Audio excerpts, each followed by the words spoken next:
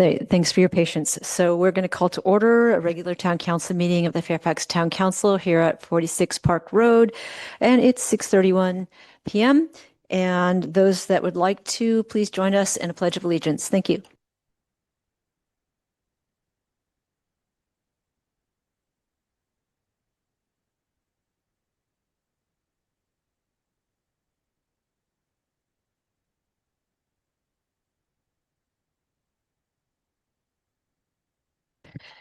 Great, thanks. And if we could have a roll call vote.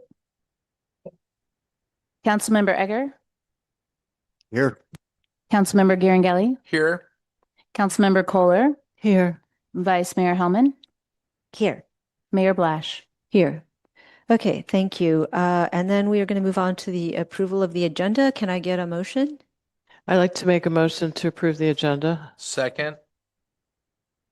Okay, so motion from Kohler and a second by Garangelli. Right. Councilmember Egger, Aye. Councilmember Garangelli, Aye. Councilmember Kohler, Aye.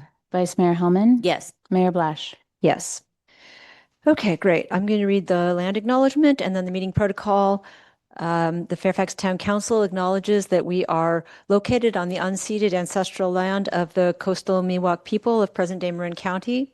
We honor with gratitude the land itself and all of its ancestors, past, present, and emerging.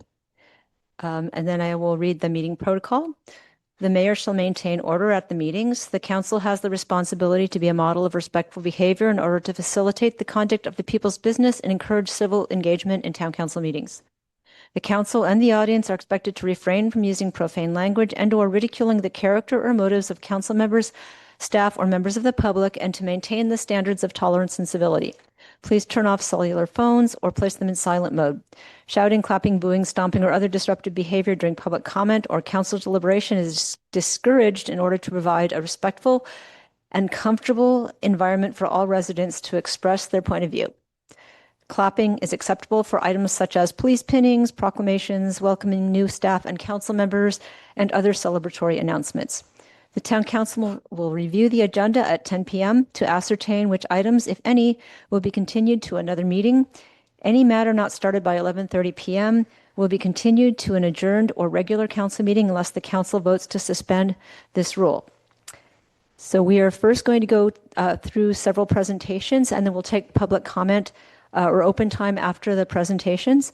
And our first presentation is to present Peace Officer Standards and Training, otherwise Post-Executive Certificate, to our Chief Tabaranza.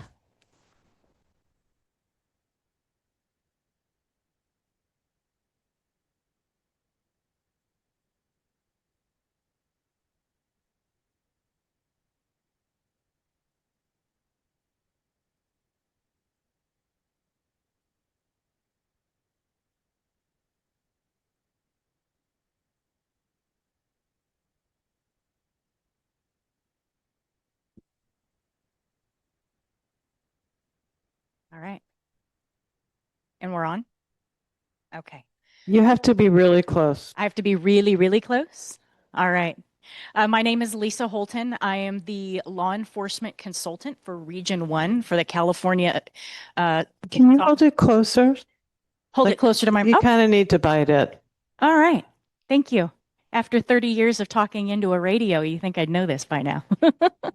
I am the regional consultant for the California Peace Officers and Standards and Training, and I'm here to present Chief Rico Tabaranza with his post-executive certificate. So the executive certificate is conferred upon a chief of police who has been the department head for at least 2 years and has attained the requisite amount of training and education required for the certificate. So Chief Tabaranza was appointed as a peace officer in the town of Fairfax, January of 2010. He promoted through the ranks to sergeant in 2014, lieutenant in 2016, and then was the acting chief and then the permanent chief beginning in August of 2021. He comes to Fairfax with a bachelor's degree from CSU Sacramento and a Master of Public Administration from my alma mater, University of San Francisco. So please congratulate Chief Tabaranza for his post-executive certificate.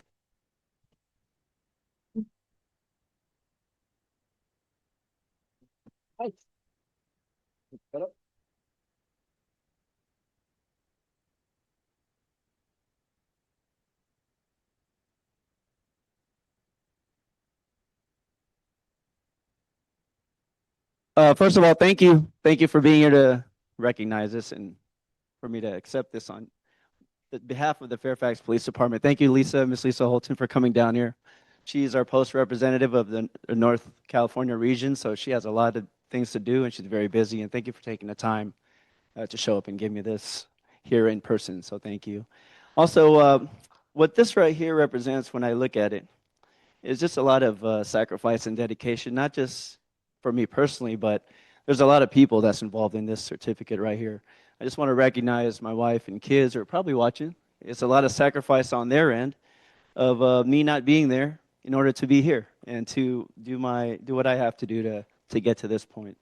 Also, just the support of all the former council members, current council members, mayors and vice mayors, the town manager and the former managers, former chiefs, Police Chief Morin and also Chief Hughes, and the men and women of the Fairfax Police Department. It's just a great team and a great place to work for. And this win is not just for me, it's for everyone. So I accept it on behalf of everyone. And again, thank you so much for being here. I'm grateful to be here, and thank you for the opportunity to serve this town. We strive to do our best every day. We're not perfect, but every day we're learning and trying to achieve what we can to be the best police department for the town of Fairfax. So again, thank you very much. Okay. And can we do comments from the council? Yes. Okay, great. So if people would like to make comments on if the council would like to make comments on this particular item, please do. I mean, I'll just be really brief because I know we have a lot of things to cover, but I mean, we're just so proud of Chief Tabaranza. He's been such an amazing resource to our community. He's been a really great leader for our police department, and I've just been amazed by his willingness to always continue to learn more skills, to push himself to be the absolute best that he can be for our community. And so congratulations. Other council members? Councilmember Kohler.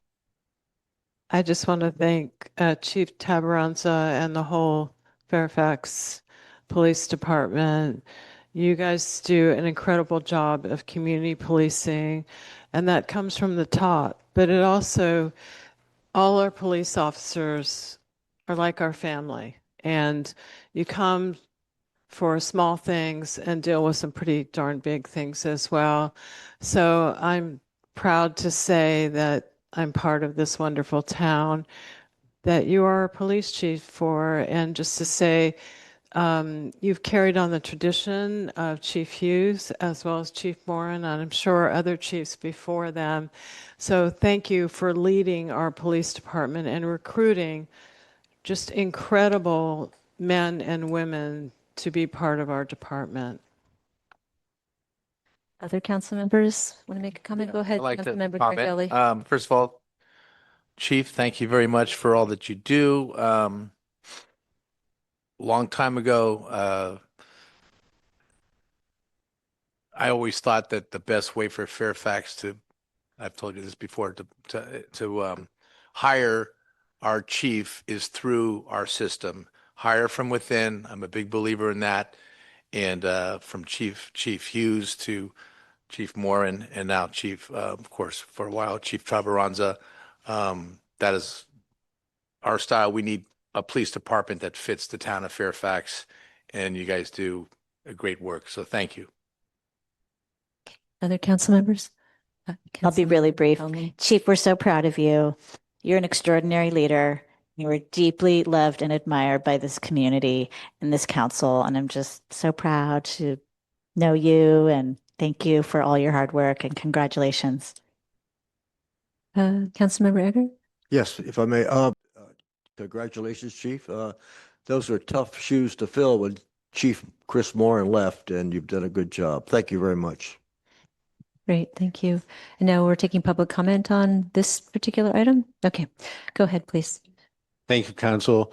As somebody who's interacted with probably all the police department over the last few years and seeing Rico come up over the last 15 plus years.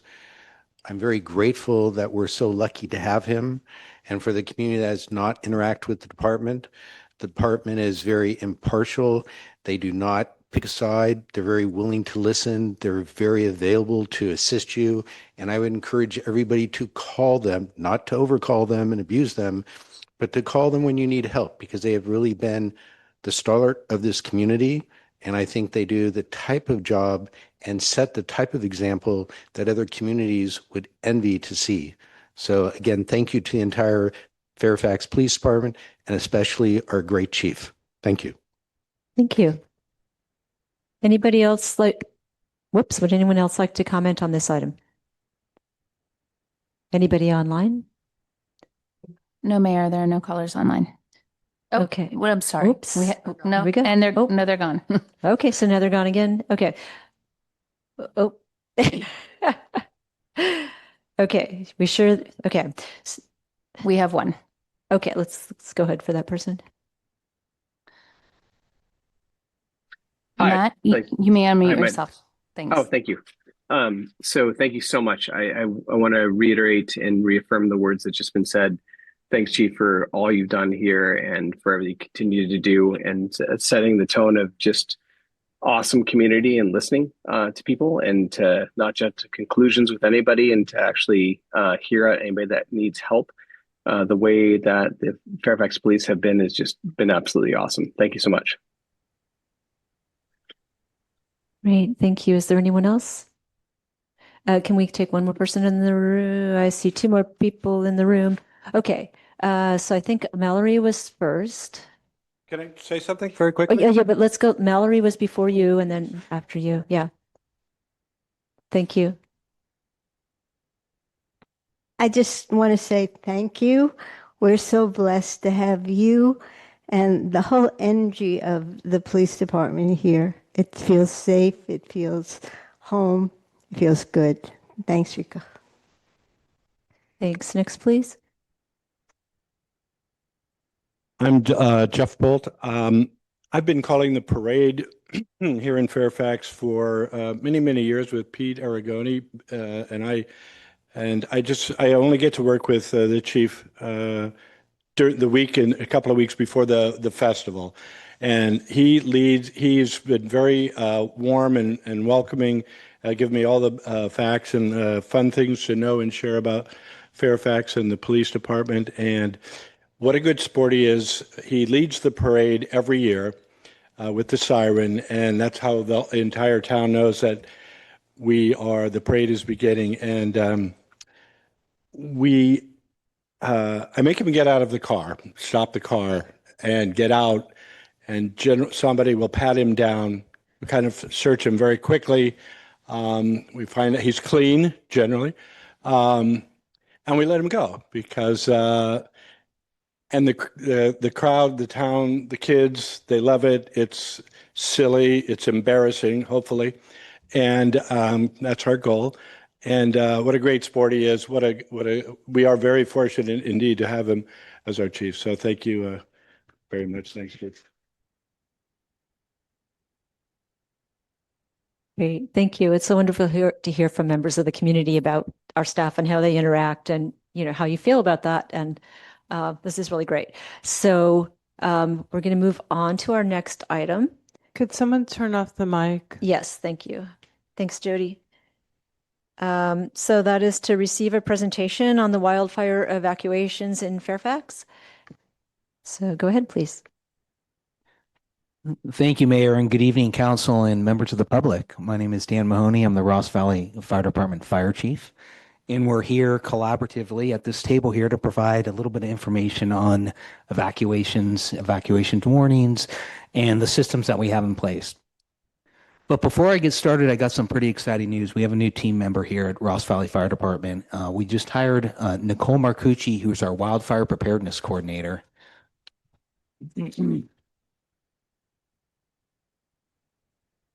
Nicole's position is funded through the MWPA, which is Measure C, the tax measure that was passed back in 2020.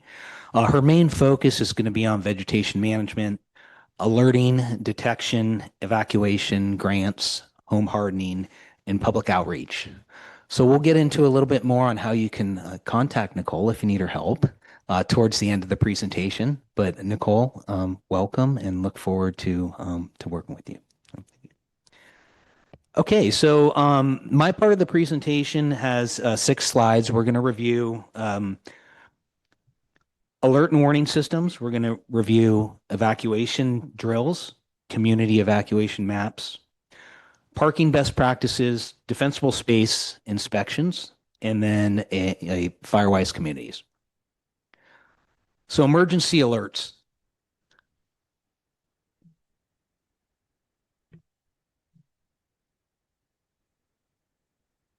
It can sometimes take a minute to load. Okay, Apologies. I'll speak slow. Emergency alerts.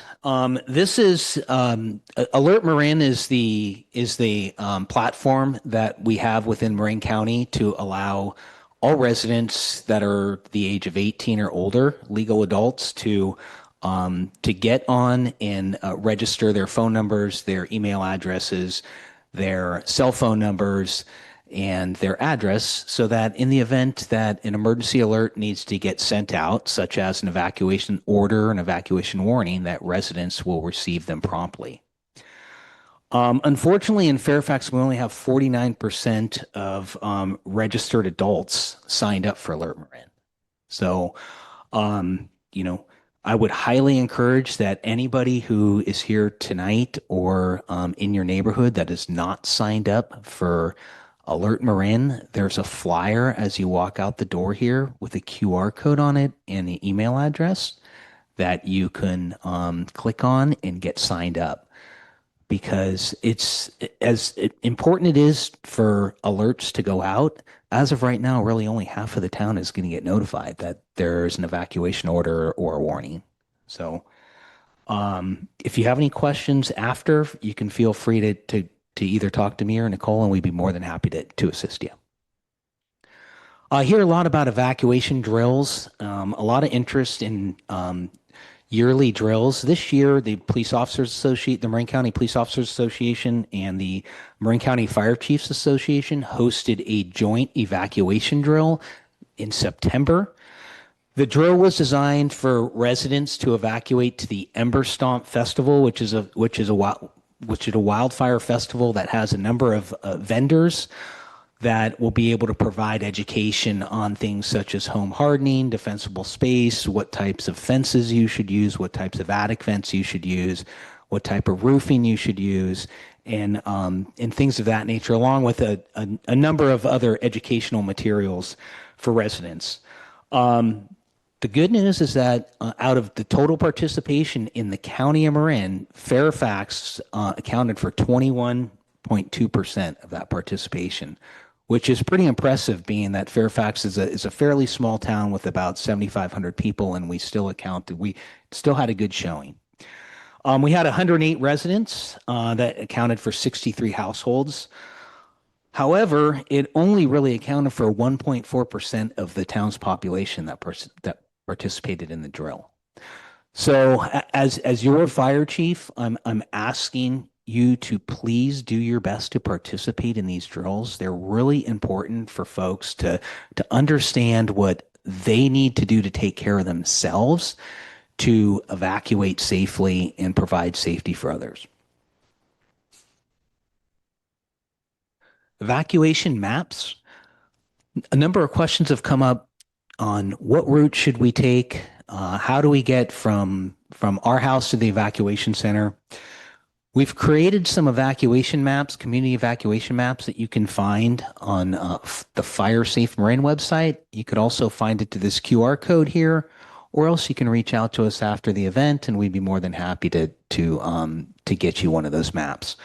These maps were designed really to just give residents a brief overview of evacuation routes. You'll find that we do not identify one singular evacuation route because fire is dynamic. And if you have a mindset of always wanting to travel down the same road, anytime anything happens, if fire is crossing that road or impeding that road, or there's a vehicle accident that won't allow you to get down that road, you need to have some different evacuation routes and be aware of those routes.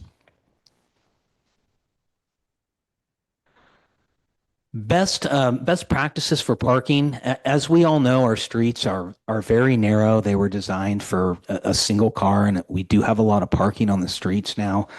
People don't tend to park in their driveways or in their garages anymore. They tend to choose parking on the street, which is okay, but you have to make sure that you provide that adequate clearance for the fire engine to get through. So what we're asking is that you keep the fire lanes clear at all times, which they're usually marked red. And if there isn't red marking paint on the street or on the curb, make sure that when you park, you have 12 feet of roadway so that the fire engine can pass you. And also maintaining that vegetation clearance off your roadway. All residents are required to maintain that vegetation from the roadway. We're asking for that vegetation to be cleared 10 feet off the roadway and 13 feet 6 inches vertically, and that'll allow the fire engine to get through. Most of you, if you're property owners here or a renter and live in town, have probably had somebody come knock on your door over the last couple of years to provide you with a defensible space inspection. In 2025, we did 3,245 defensible space inspections. However, only 52.05% of the residents opened their defensible space inspection. So if anybody has had a defensible space inspection over the last year and hasn't opened it, I highly recommend that you open the report and look at it. If you're having troubles opening it, you can reach out to us and we will help walk you through how to open your report and how to read your report. The report has identified two main items, and we classify them as defensible space issues, which are not code violations, but they're things such as recommendations like patio furniture cushions too close to your house, combustible doormats, and other combustible material next to the structure. We identified 789 issues, and through a reinspection process, we only found that 173 residents actually fixed those issues. We did identify 7,179 defensible space violations, which are things such as grass growing up against the house, trees too close to your house, things of that nature, which are actual code violations. When we went back to do the re-inspections, we only found that about 33% of people actually fixed those violations. So I guess what I'm trying to display here in this slide is we are trying to do our best to provide residents with education and put our tax dollars to work to help make this a better community. And we need the residents to help us. So we are more than happy to come out after that defensible space inspection and to help walk you through, to help you understand it, and to help get you get you to a point where you can fix some of those violations. We do have some available resources that can help the residents out. There's a number of grants that are offered through the Marine Wildfire Prevention Authority. Like I mentioned before, this is one of the things that Nicole is going to be helping the community out with, identifying if you qualify for those grants. And if we can help you get some funding so that you can help mitigate some of the issues in your defensible space report. We've also offered chipper days. They're offered 6 times a year. For those of you who aren't aware of what a chipper day is, you can cut all the vegetation you want off of your property. You can stack it out front in the roadway. You can call a number and a company will come by and chip all of your vegetation and for free, 6 times a year. In case you need any help with any of these, you can reach out to our wildfire preparedness coordinator, Nicole, with the phone number down below. And if you can't remember that phone number, you can just email preparedness@rossvalleyfire.org. One of the other ways that we're asking the community to get together and help support our wildfire threat here is creating a Firewise community. I am proud to say that our residents, 56% of our homes are part of a Firewise community, which is pretty impressive compared to some of the other towns in Marin. However, if you look at the next slide, I'm really hoping that in the next year, when I'm asked to come and do another evacuation presentation, that I can see a little bit more purple on that map with a couple more Firewise communities created. It's a great way to collaborate with your neighbors in your neighboring Firewise communities to help provide for a better fire safe community.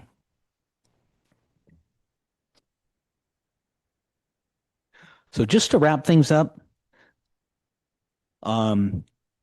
sign up for Alert Marin. I'm hoping we can get this 49% to about 75% by next year. It's a really easy thing to do. Everything you enter is confidential.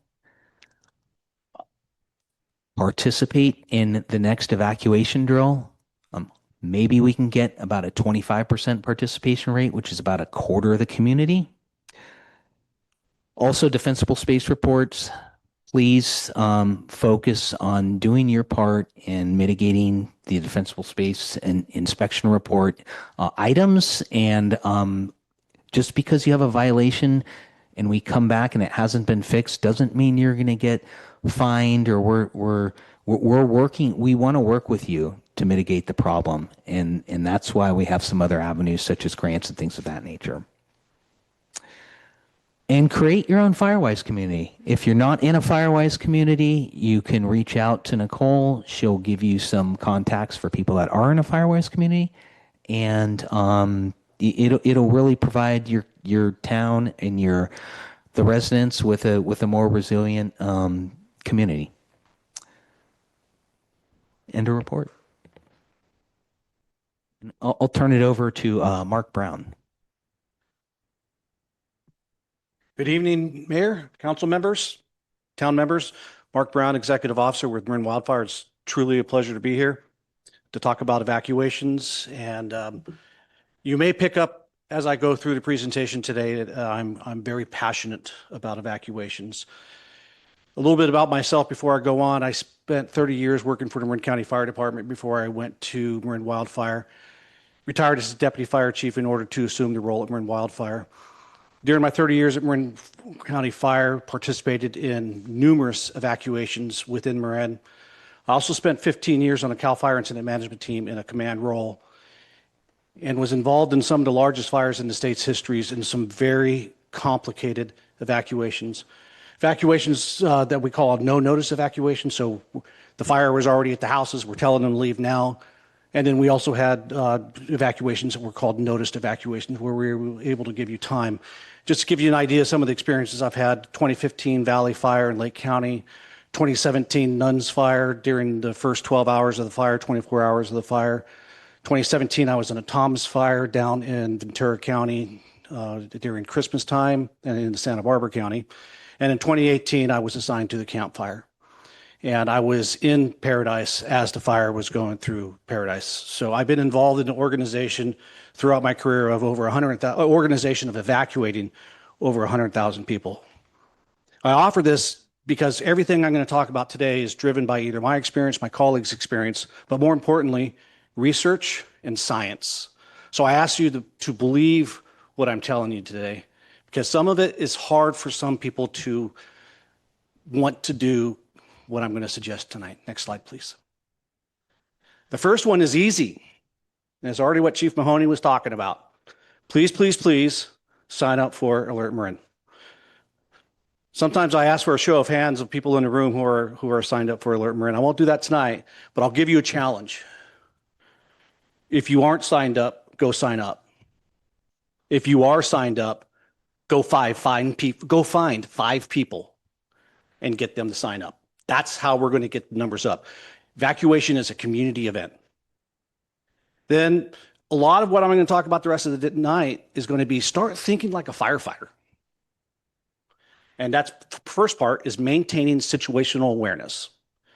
And for a resident, The biggest part is understand when we have a red flag warning. And it's really easy to sign up for alerts to become for red flag warnings. Most of our catastrophic fires, 99.9% of our catastrophic fires, happen on a red flag day. If they don't happen on a red flag day, it's already because a large fire had already been burning and it still had the potential to expand. So you need to know when there's large fires burning in your neighborhood. On a red flag day, that's a great time to double check your go bag. Either have your go bag by the front door, or maybe your go bag's even in your car. Make sure your car's fueled up or charged up. And really smart people back their cars into their driveway, so when they need to pull into the street, they don't have to back into the street. They can pull out into the street. And then understand some of the terminology that you're going to hear out of Director Torrance's office. Evacuation warning is when we're saying in up to 2 hours, we may be telling you you need to evacuate. So that's a great time to pack up your car. If you are in a particularly dangerous area, long road in and out, only one way in and out, maybe you evacuate during the evacuation warning rather than wait for the order. Or maybe you have access and functional needs. Evacuation orders where we are saying we want you to leave now. Grab your bag, get in the car, evacuate. Then there's shelter in place. And I think that is some terminology that's not used often enough. Shelter in place is when we are advising the residents, and it's usually going to be in the very early stages in the fire, where the fire hasn't generated a lot of energy yet, where your house is going to afford you tremendous protection. And so we want you to stay in your house for 2 reasons. You'll be safe there, and we're trying to get resources up to your neighborhood to fight that fire. I think in 2018, 2019, we had a structure fire up in the hills here in Fairfax that extended into the wildland. And I think you guys will all understand that sometimes our public messaging out of the fire department cannot beat social media. And on that night, social media beat us. And there was a next door feed going on telling everyone to evacuate because of the structure fire that had extended into 1/8 of an acre of grass. Fire department and law enforcement did not want people to evacuate that night. We wanted you to shelter in place, but the next door network got going faster than we could. The people evacuated impeded the progress of the fire engines to get up to that house. Funny story is someone actually had time to load up their TV, put it in their trunk, and didn't close the trunk. And so engine 21, as they were going up the hill, had to stop, pick up the TV, move it out of the way, and then get to the house. So shelter in place is a valuable action. And when there's a fire, people want to take action. And sometimes shelter in place doesn't feel like you're taking action, but trust me, it is taking action. And the last one is the evacuation cancellation or notice to repopulate. And I can tell you from experience, my house has been evacuated twice. My family's been evacuated. I've had fires burn through my neighborhood and managed many, many evacuations. The first question that comes out of everybody's mouth after they've been evacuated and they got into a safe area, when can we come home? And so this is the when you can come home. Next slide, please. And then the number one thing that we're going to ask you to do is leave early. Please don't delay. But again, it might be that shelter in place as part of that leave early. Kind of speaking of leaving early and going back to red flags, the National Weather Service is who is in charge of identifying when we're going to have a red flag warning. And following LA's National Weather Service in LA, all of the weather services are starting to follow what is a new moniker called a potentially dangerous situation. Not all red flags are the same. Not all hurricane warnings are the same, right? We have category 1 through 5 hurricanes. We're starting to get to that in red flags. So now we're starting to have a red flag with a PDS, a particularly dangerous situation. And perhaps if you have access and functional needs, challenges, you live on a very dangerous road, long way in and out, and if you have family outside of a high fire danger area, maybe that would be a good night or a good day to go visit your family. So that's part of leaving early. And again, though, leaving early may be sheltering in place until we ask you to evacuate to help our fire resources to get in and to start suppressing the fire, get the engines in there, and then start bringing the people out. And that's where the battalion chief and a law enforcement officer standing side by side, patch to patch at the same vehicle, putting their plans together, putting their suppression plans together, and putting their evacuation plans together so it's seamless between the two. This is the one that some people have a lot of trouble with. We are asking you to go downhill, even if the fire is below you.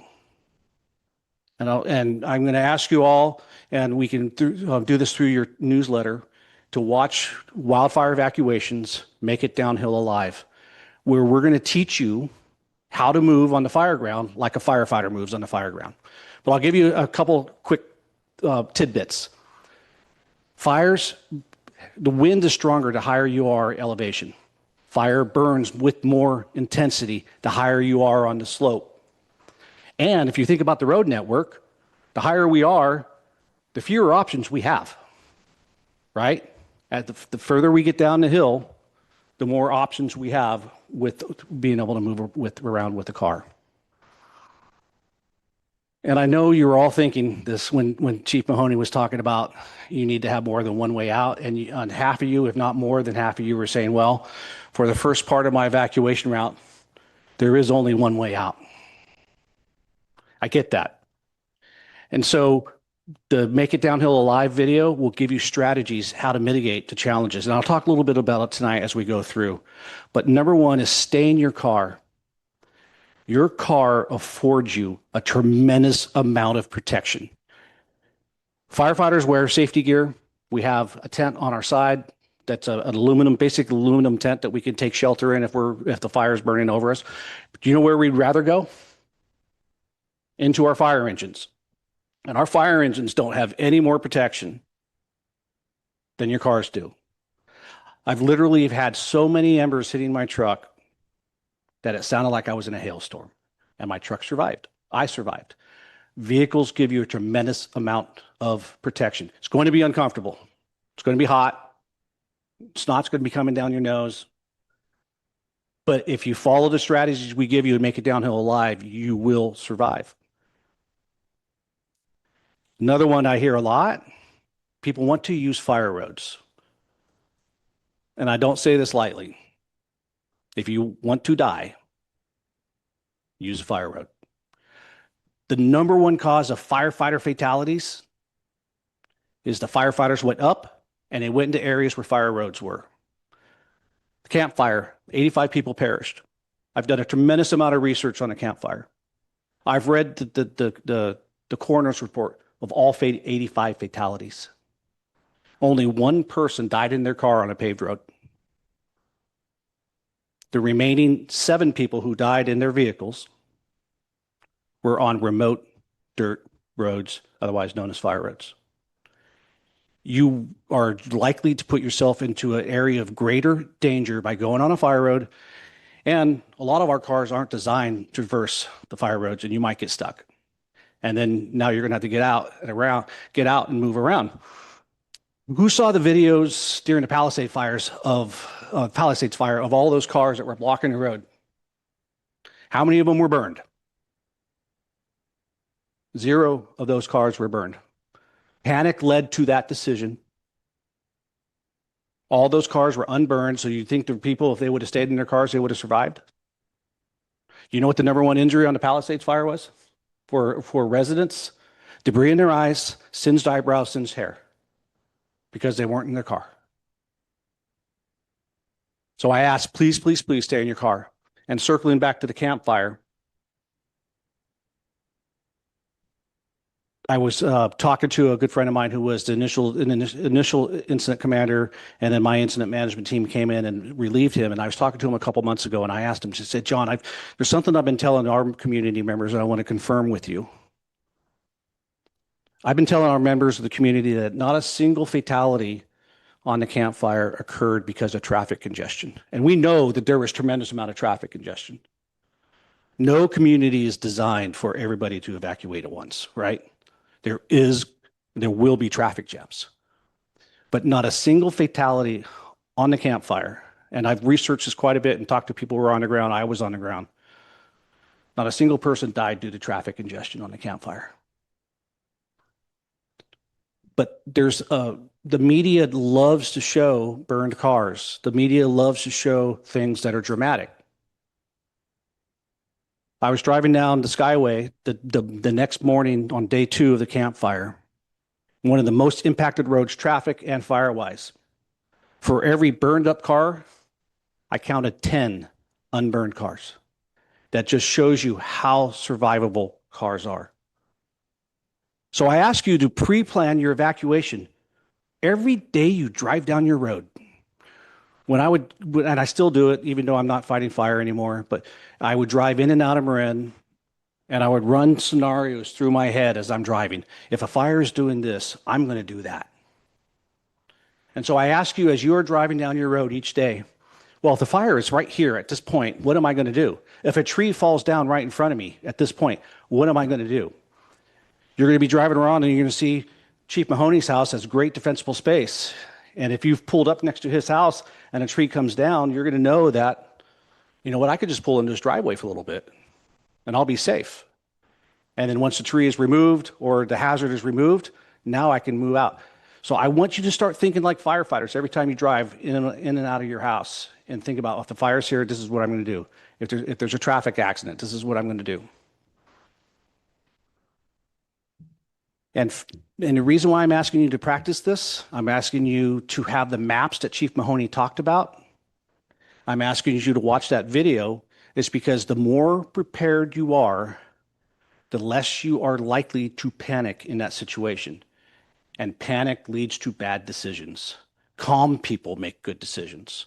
It's going to be hard to be calm, I get it. But the more you think about it, the more you pre-plan, the more it is likely that you're going to be calm.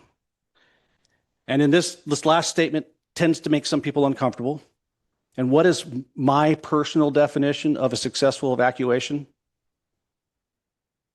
It's that everybody got out uninjured.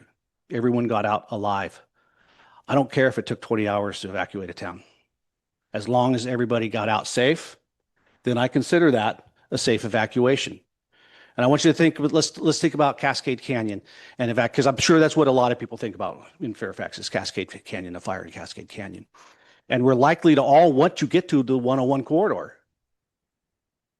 But it might be best if half the people make a left-hand turn on Sir Francis Drake, go out in the West Marin, take the Castro Valley to Lucas Valley to 101, and half the people get on Sir Francis Drake and go west, or east, excuse me. I know my directions, go east.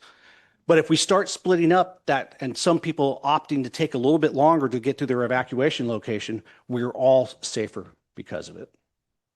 So those are the strategies. Now I want to provide some of the support that Marin Wildfire is providing for law enforcement and fire and emergency management. One of them is Ladris AI. It's an artificial intelligence traffic modeling tool. And I picked the same area. I forgot to mention our downhill evacuation video is Cascade Canyon. We chose that location as the location for the video just because it had so many of the features that we were looking for to be able to teach people how to move in and out of a fire area. So I did an evacuation in that same area. And what Ladris AI, we can put in a whole bunch of different features. It helps us for planning, but it also helps us during the emergency. And so on this, there were 462 addresses that we selected to evacuate. On average, about 1.5 cars are evacuating. We do ask that you make it 1 car per house. But the reality is on average 1.5. And then we estimate about 89 heavy vehicles. Again, we would like to see that number smaller. And evacuation time is going to be 2 hours and 25 minutes. That's pretty good. Some of the nuances that you'll see in there is that some people are well prepared. They're going to hop in their car and drive away. Some people are going to be in denial. That's not going to happen to us. They're overreacting. And then when they start seeing the smoke and flames, they'll leave. Or some people just aren't prepared and it takes some time to start packing up their bags. But this is a powerful tool because, first of all, we could see the amount of time that's being estimated, but then we also can, when we run this during the incident, we can see where the traffic congestion points are. And that's where OEM can give feedback to the command post. You know, a lot more people are going down center. Maybe we need to shunt some of the people to Sir Francis Drake. Or maybe we need to send some people west. So this is the type of a tool that we could use live time to start increasing the efficiency of our evacuations. And then the last one I wanted to share as far as some of the support that we've been providing, we call this our Fire Resilient Roadways Map. Instead of our residents trusting the subject matter expert opinions that cars are safe, we actually wanted to do a scientific analysis of our roadways and to determine which roadways are resilient while in a car. And so after quite a bit of research, we determined that if the rate of rise of temperature is less than 3 degrees Fahrenheit per minute while you're sitting in your car, that roadway is survivable. 90% of the roads in Marin are resilient, meaning 90% of those roadways, you're safe in your car, even if there's fire on both sides of it. We wanted to show scientifically that that is a fact, that you can stay in your car. And as you can see, if you zoom in on this map, and I can't, I'm sorry, but most of the non-resilient areas are higher up in the slopes for the exact same reasons as I told you before. The good news about the non-resilient areas, if there's fire there, they're only non-resilient for 10 to 20 minutes. Because once all that fuel burns out, guess what? Now it's a safe spot. So that one way in, one way out evacuation route that we talked about, and you came up on a turn and you saw that there's fire in that turn and you should not go through that turn, but you saw Chief Mahoney's house, pull into Chief Mahoney's house for 10 to 20 minutes, it's going to be uncomfortable, but then the fire is going to burn out and then you're going to be able to proceed on your way for an evacuation. And then just for some closing thoughts, and I mentioned it once before, and I'll share a personal example. Evacuation is a community event. Over 250,000 people live in Marin. We have 250 public safety officials working each day. We're outnumbered. We don't have enough vehicles to make sure that there's a law enforcement officer or fire engine to support the evacuation of every single resident. So you need to know your community. You need to know so-and-so, my neighbor isn't technologically connected. They may not get that evacuation notification. My neighbors behind me, my neighbor in front of me are going to be, after my family's safe, those are the next 2 doors I'm going to, because I know that they may not get the evacuation notification. In 2017, when the Tubbs and Nuns fires were burning, I was up on the Nuns fire and then ended up leaving, and my wife and I were on our 25th wedding anniversary, and my adult children were at home, but they're boys, so 18 and older, but consider 18-year-old boys. And they had clear and distinct evacuation process training. The go bags were at the doors. They were ready to go. Evacuation notification occurred while my wife and I were on vacation. My neighbors knew that Mr. and Mrs. Brown were not home. When I watched the video of the front door, I see a Santa Rosa police officer pounding on the door. I see my son opening the door. They close the door, and then I see my neighbor pounding on the door and making sure that the Brown boys were safe and the Brown boys were evacuating. And then I watched the video, and I watched them load up the car, and I watched them evacuate. So that's, to me, how we prepare and how we evacuate as a community. And when it's time, I'm ready to take questions. Can I make one comment? First, I better have enough room at my house for everybody to pull in the driveway. But secondly, that fire road resilient map that Mark showed, these are the database decisions that we're making in Nicole is putting a plan together for the town's MWPA funds to really focus on those areas, so that orange certain areas that were not resilient will be resilient in the future. Great.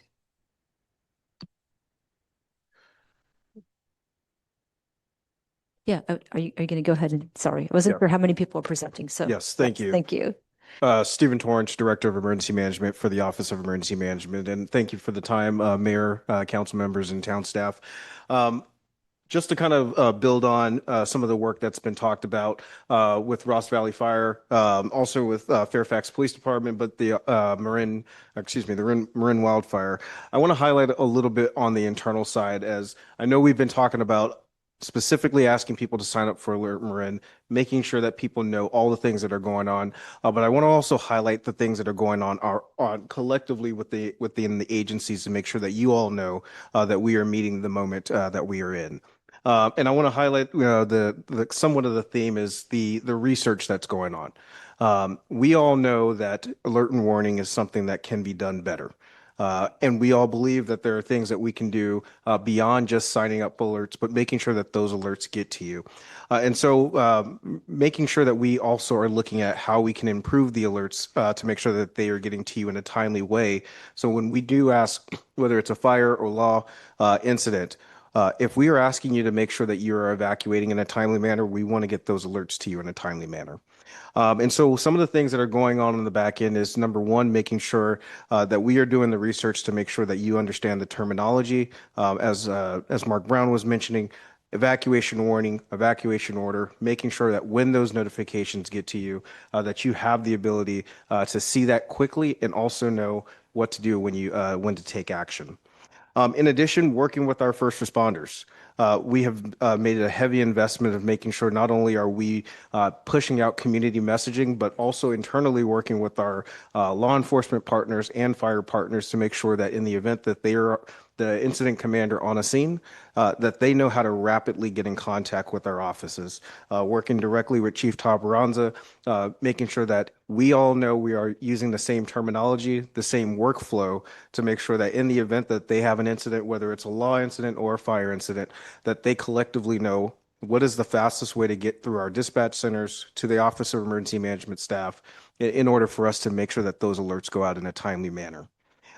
In addition, we know that sometimes one of the challenges that has happened across the United States is, what does that message say and how should we say it? And so we've invested in the amount of time in working with our partners across all fire agencies and law enforcement agencies to develop over 90 templates that are ready to go that help us expedite those alerts getting to you. That is one of the most critical things that we've seen on a number of fires, whether in Los Angeles, also throughout the rest of the United States, is sometimes people get those emergency notifications and they're unclear. If we have that one moment to get a notification to you, we want to make sure that they are clear. We want to make sure that the information that's getting to you is concise, but also you have the ability to know where the fire is, where the incident is occurring generally, and then also where to go. That is one of the biggest components to make sure that we can help with fire evacuations in this space, to make sure that not only is our goal to get the message to you, but you know what actions to take. The other component is also, as Mark was mentioning about working with the National Weather Service, is within our office, we have consistently collaborated with the National Weather Service to ensure that their alerts and our alerts work together.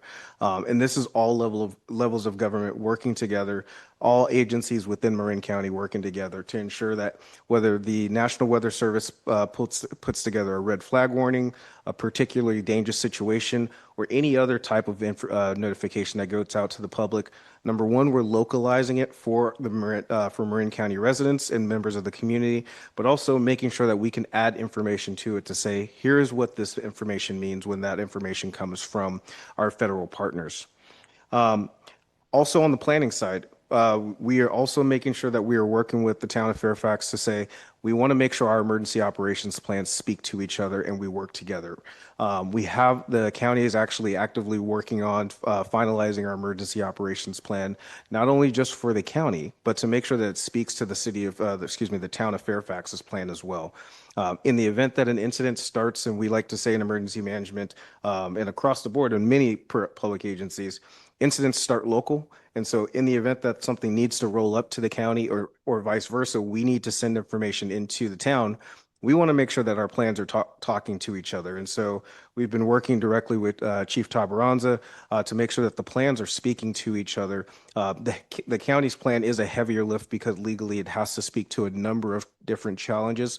And so with that, we are making sure that we're working in in tandem with the police department to ensure that not only are we having a plan, but the plan also helps us implement the evacuation components that we need to speak to as well. I do want to close out on just talking about some of the improvements because we talked about a lot about signing up for Alert Marin. And when I first started with the county, I've been doing emergency management and emergency alerting for over 12 years. And one of the things that we've always heard was it's too hard to sign up for Alert Marin. And with that, I understand. We understand in our office, we've heard from our public safety partners, we've heard from members of the community, and we've heard the number of barriers, whether or not I have access to an email, whether or not I know about a username and password, or I'm just not tech savvy. We took all of that and then also started to hear it takes 10 to 15 minutes for certain people. With those barriers, we've made some strategic changes to make sure that we can remove those non-essential barriers to allow people to sign up as quick as possible. And so not only am I echoing the call to sign up, but I want to let people know now it takes under 2 minutes for people to sign up.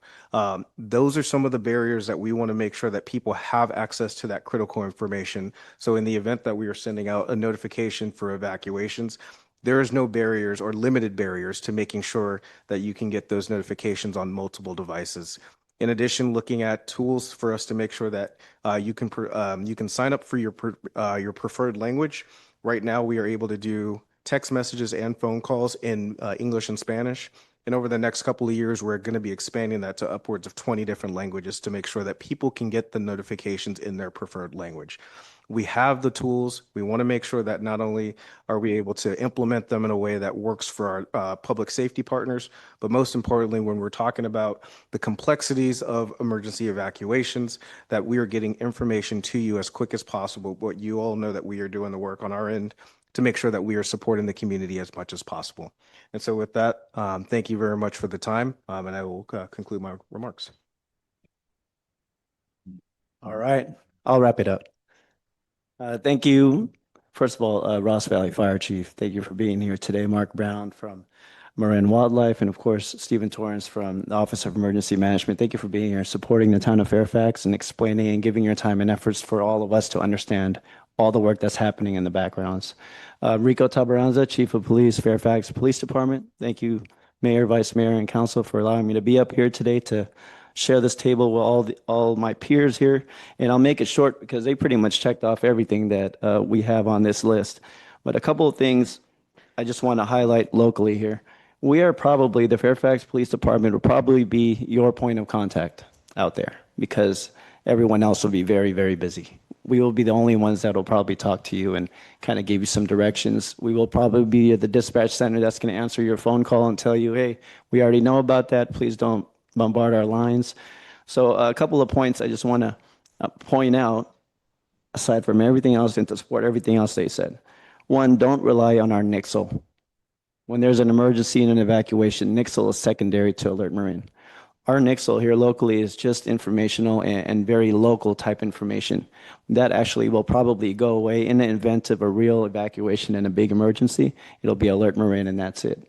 If we have time, we'll probably take that information and put it on our Nixle, but it'll be the exact same wording because we want to be consistent and we don't want to say the wrong messages and conflicting messages out there for everyone to see because, you know, we get it a lot. The feedback from Nixle is that, you know, a lot of people expect the instructions on Nixle to be very specific to them. And if it's every resident that feels that way, no one's ever going to be happy with our messaging.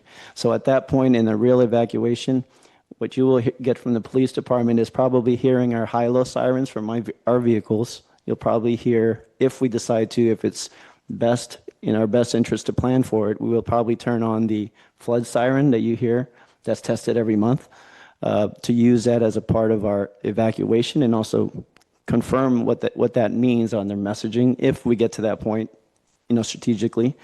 But just know that our goal is to get the resources in and to get evacuation efficiently out without bottlenecking our tight streets and our small streets or creating an environment where there's a lot of questions in the middle of an area that could cause more problems. So we're just trying to get things going, either whether that's stay in place for this neighborhood now and we're evacuating this area first, We just ask that you comply with our directions when that time comes. If that time comes, hopefully never, that we have a plan in place that you may not see that we've been working on for a long time, where we can try to use not just the AI that you're seeing up here, but the years and years of professional service and planning and experience this table shares right here to get everyone out as safely as possible so that we can get the resources in and save our community. So that's it. That's all I wanted to say is just know that we have a plan. A couple things to remember is to be prepared. Keep that 12-foot of clearance in all, especially the hills. And if you see cars that are coming into our neighborhoods that are not from the area and don't know about the 12-foot clearance, please call that in. Our graveyard officers know to check the hills in the middle of the night to make sure that those are clear, but we may miss a car here and there.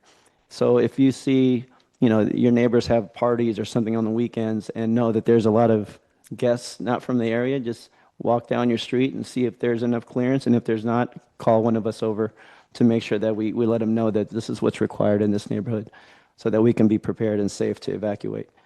And evacuation tags. So we have evacuation tags at our police department, at our front lobby, and we also have some at the fire department. Have some with you at your homes.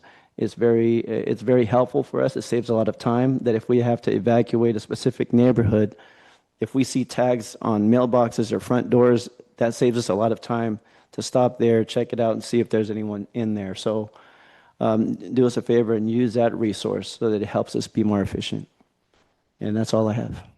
And we're open to any questions you may have. Thank you. Okay, so I wanted to thank you all because this has been a really great and in-depth presentation that covers a lot of issues that I think are of great concern to the community. And, I just wanted to reiterate what Chief Tabaranza just said, which is, we really want to assure the community that there is a plan and that there's been a huge amount of work put into that plan that's been ongoing for quite a long time.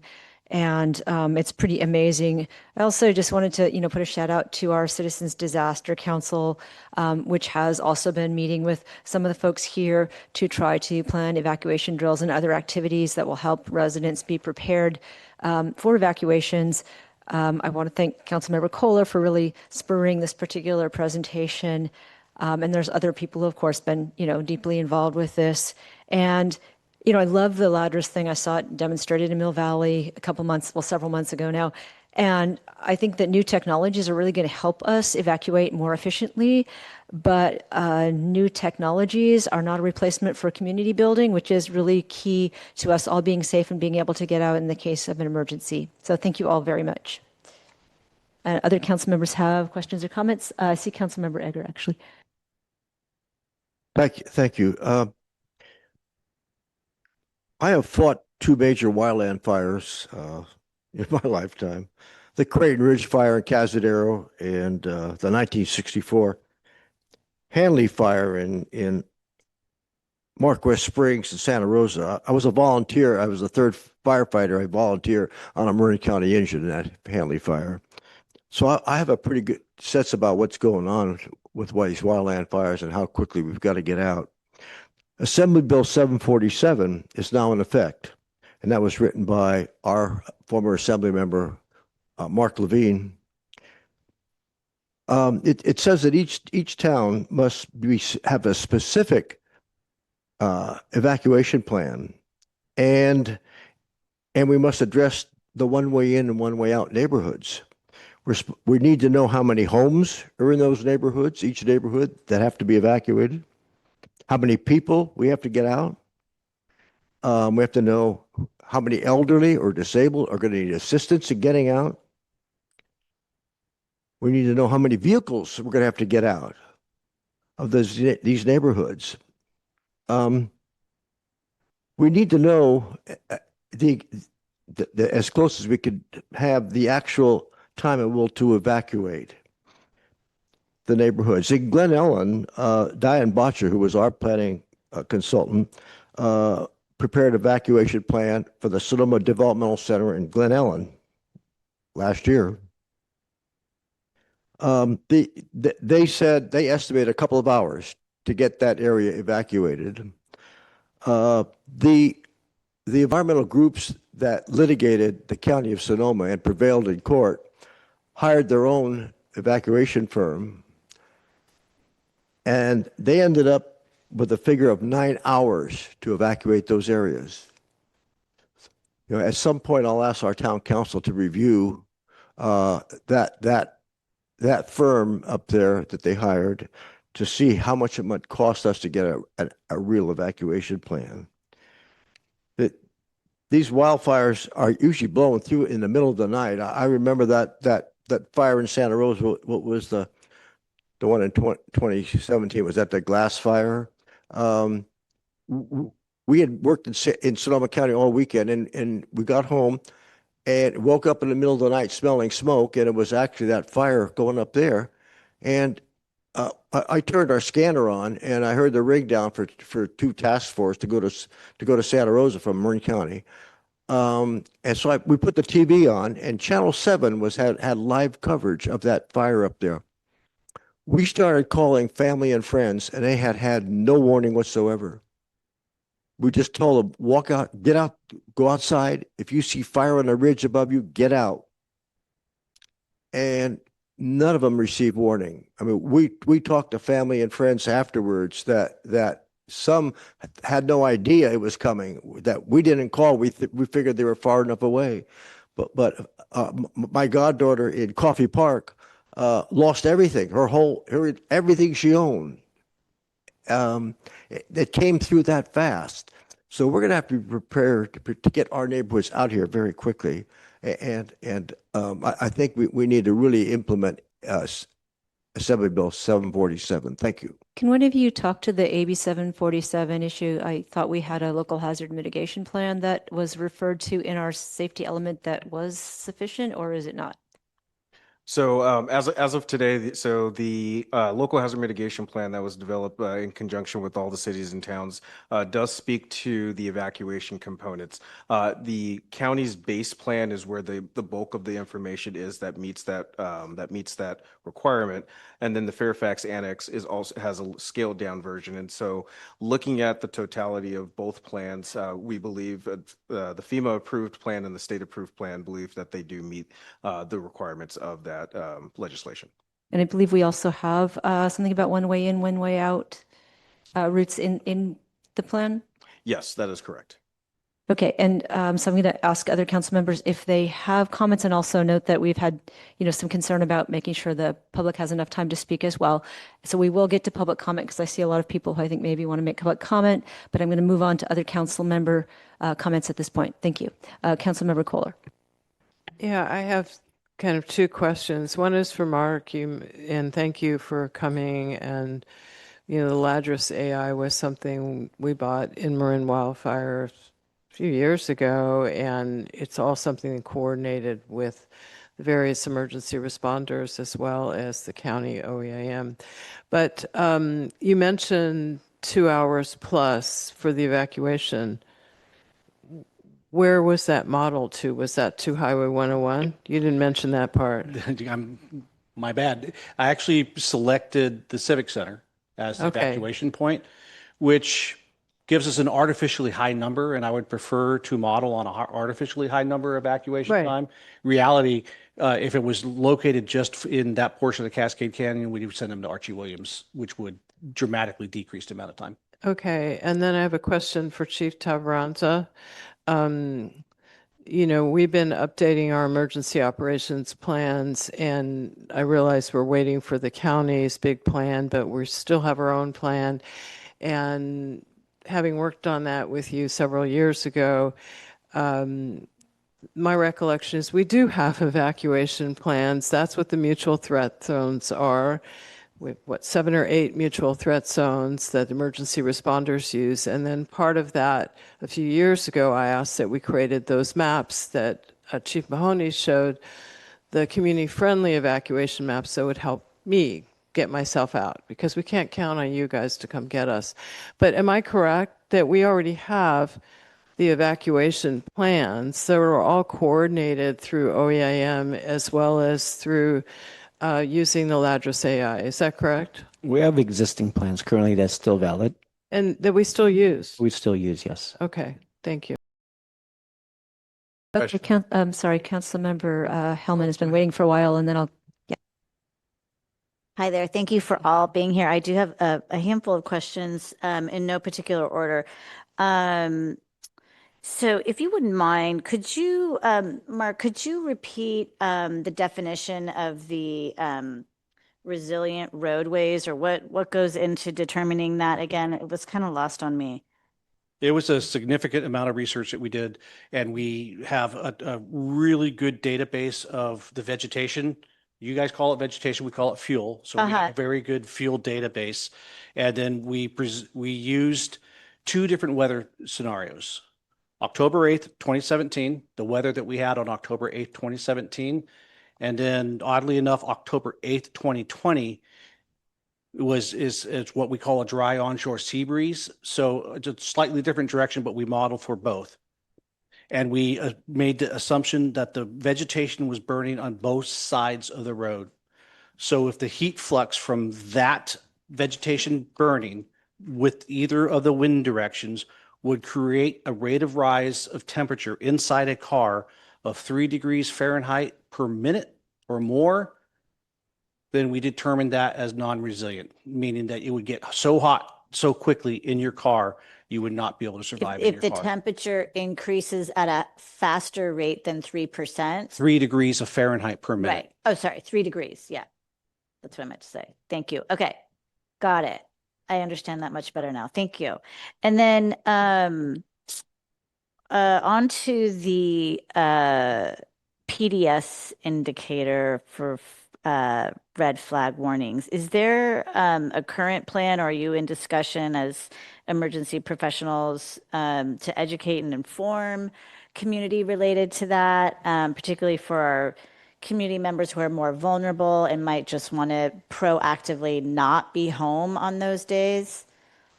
So I'll go ahead and take that. So with it being such a new terminology, we are actively working with the National Weather Service down in Monterey. Our office has been working with their lead alert and warning meteorologist to localize the information for the community as determined in Los Angeles. The public information that went out when they changed that terminology was not proliferated enough. And so we are working with our local office to be able to make sure that we have accurate materials that can be rolled out. And then we'll also work with Ross Valley to make sure that that is also built out to the community. Okay. But just like in the last, I don't know, 5 years, what percentage of red flag days were PDS? I don't even know if I'm saying it right. PDF. So last year the county had two red flag events. Neither one of them met that threshold. For the state of California, the first event that we did see hit that was the Los Angeles fire. So it is very rare, but when it does happen, it is something that is truly dangerous. Okay, that's really helpful. Thank you. And it is likely that October 8th, 2017 would have met the parameters of a PDS. Okay.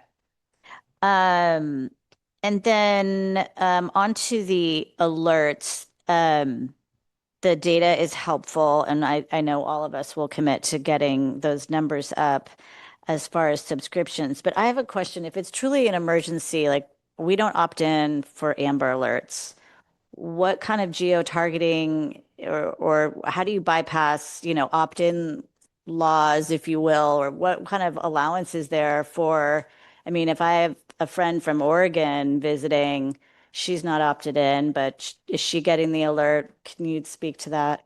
Absolutely. And so the Alert Marin system is very dynamic. We do have the mechanism to be able to send out the what you referred to as the Amber Alert style messaging that will be geo-targeted. The reason that we also want to make sure that people are signed up for Alert Marin is because the characters that we are able to send out through the what is referred to as WIA is actually very limited. In addition, you must have a smartphone that actually can receive that. And so we want to make sure that people not only are receiving it on that cellular device, but also for people who do not have cellular devices, signing up that way. And so in the event that we are sending out notifications for an evacuation, we will be using, in addition to, as Chief Tabaranza mentioned, door knocks, sirens, and more. We will be using those phone numbers as well. The most important part, one of the important parts, should I say, is making sure those follow-up notifications are also sent out. So as Mark was mentioning, how do we know when to repopulate? When people are outside of that geo-targeted area, we want to make sure that we are sending them the updates to let them know when they are also able to repopulate. And so we do have emergency data, which is limited. We have limitations on when it can be used. And so most notably during the 2024 tsunami notification, that was the last time that we used our emergency data where nearly over 1 million points of contact were actually hit with that notification to let people know for clarification what was happening with that tsunami notification. Thank you. That was helpful. Okay, last question.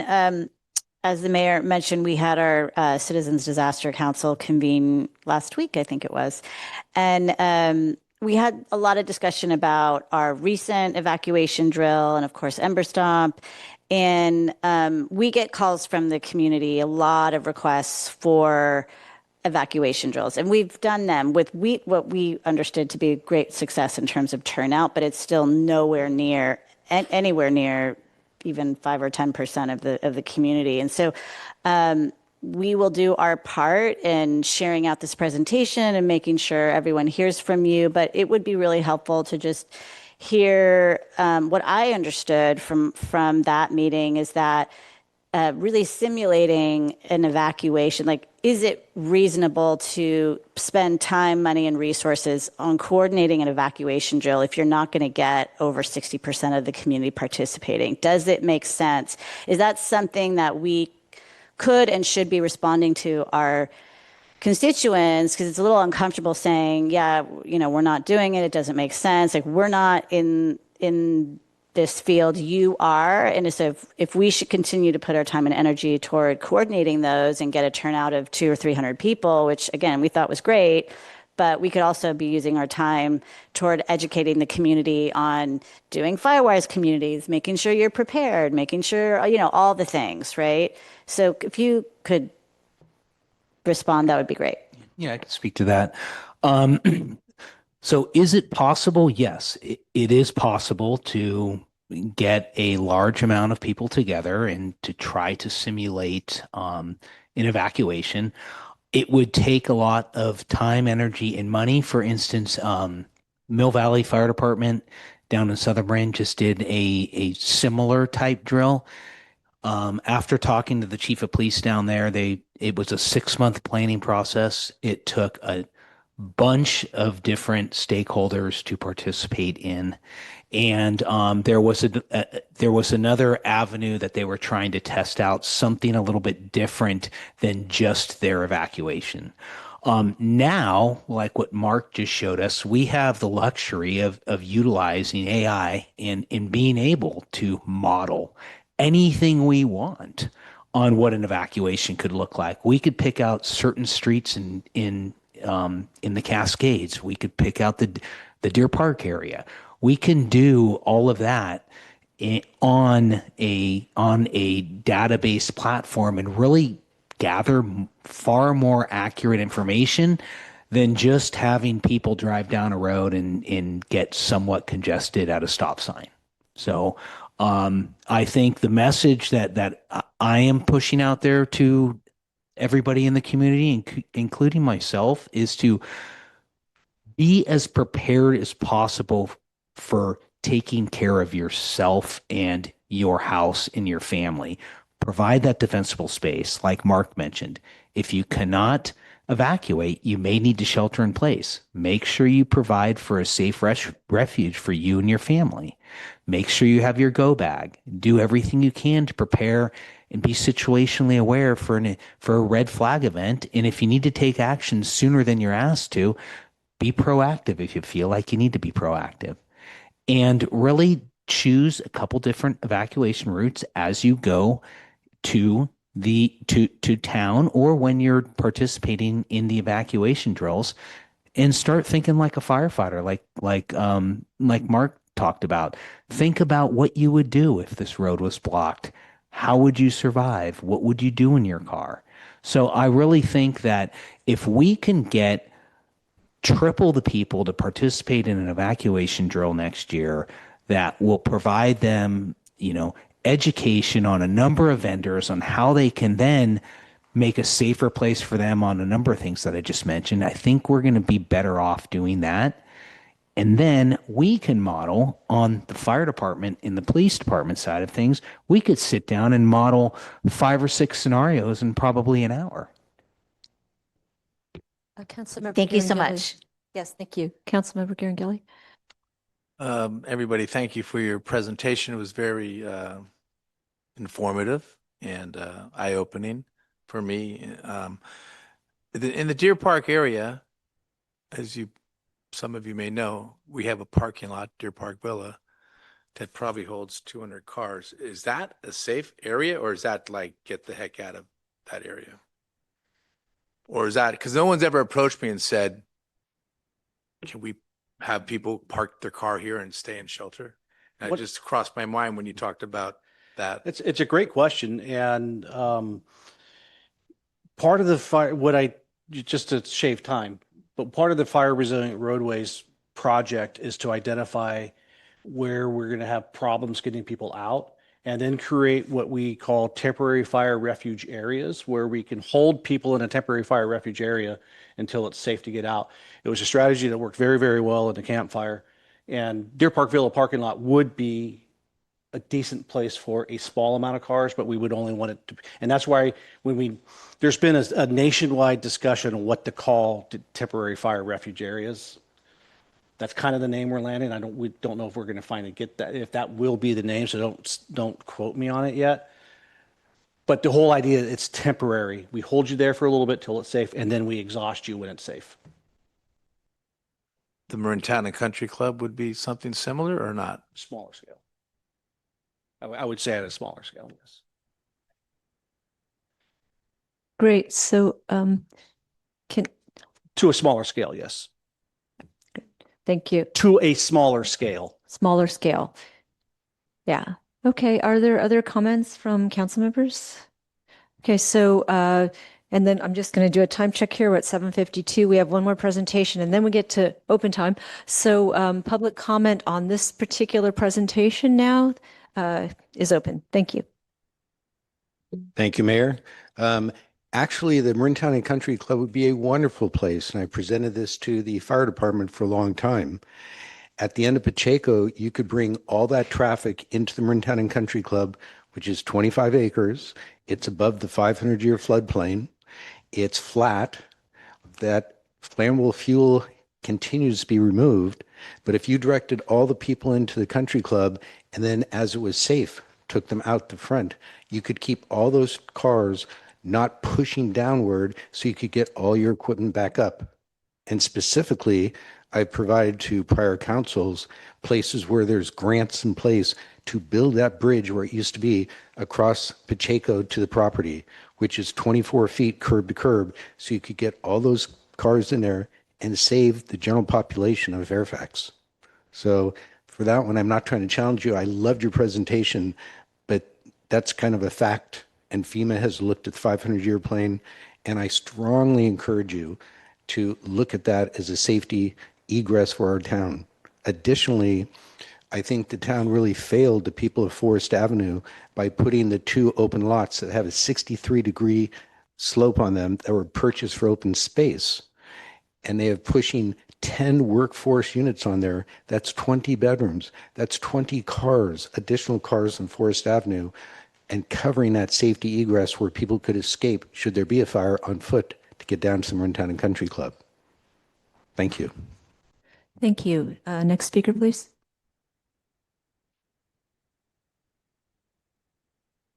Good evening. My name is Andrew Newell. Thank you, everyone, for the presentation. I learned a lot about concerns that are going on and the safety aspect. I have a couple of questions. One about Alert Marin. Using some of these apps that people have when it kind of alert notifications, sometimes you think it's working, but it's not. And I found a couple of times I've had friends who their phone alerts them to something, and I'm signed up for the same thing and nothing happens. And so I was wondering with Alert Marin, is there a way of testing to, although you've provided your information, that it is actually working, that your email or whether your text number has been registered. So in the future, you know that you are up to date Is that a consideration, something that could be done in the future? We try to respond to questions after public comment. Okay, all right. And the second question then is about the safety aspect of just trees and bushes around houses. And I've had a report done in my place. The struggle I always find is that there are things which are pointed out which could be a danger, which are flammable. And yet the biggest issue is being large trees, either shuttering the house or the yard or whatever else, no one can touch. And you can go to tree committee, you can remove small branches of 2-3 inches, don't know what it is, but beyond that, you're not allowed to do anything. So I really appreciate all these concerns. And I've had photographs sent of everything going on around our house, but it's the big trees behind us, which are actually over the house, which are the danger should a fire reach that area. Thank you, everyone. Great, thank you. And we can get to those after we hear public comment. Next, please. Since we have all the right guys here tonight, if I may ask, if you could answer the question, does new development through the mitigation practices and new development codes that you're proposing tonight and adopting tonight, does that reduce the threat of wildfire on the community? Thank you. Thank you. Next, please. Valerie Guiding, Fairfax.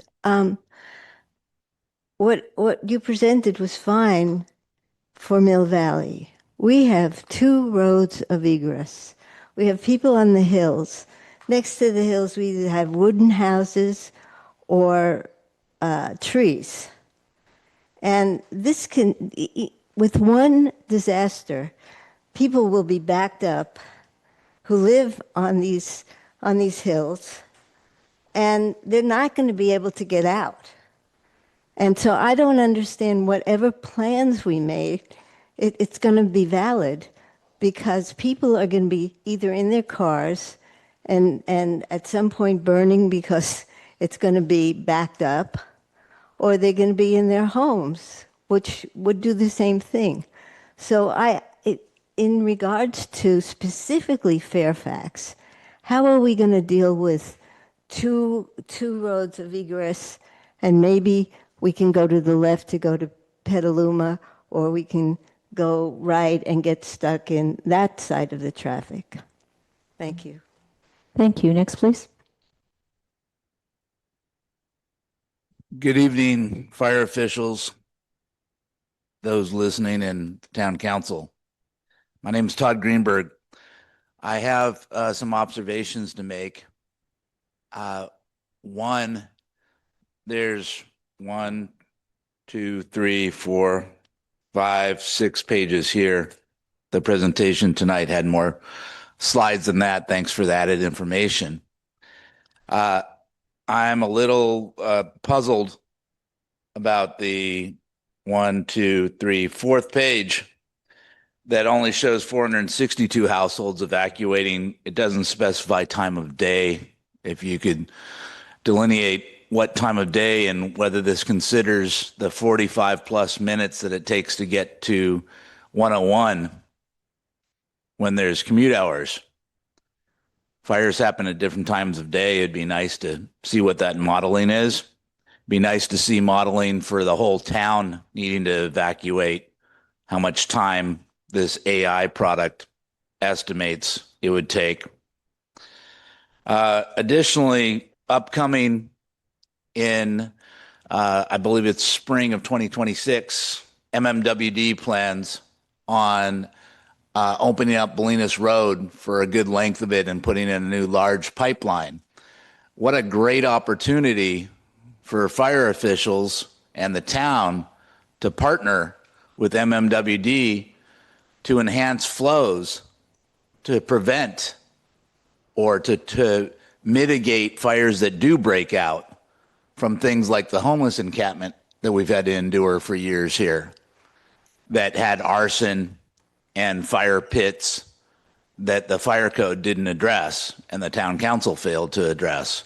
Can you please explore partnering with MMWD to upgrade without charge and without monthly service charges, all of the existing fire, I'm sorry, I water think you're- meters. Thank you. Sorry, thank you so much. So that Next. flow is increased. Thanks. So is the bell not going off? Okay, I'll watch more closely. Thank you.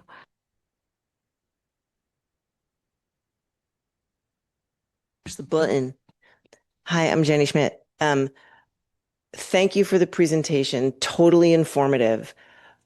One of the things that really struck me is the inability to plan for evacuation because of the inability to plan for the complex life of a fire.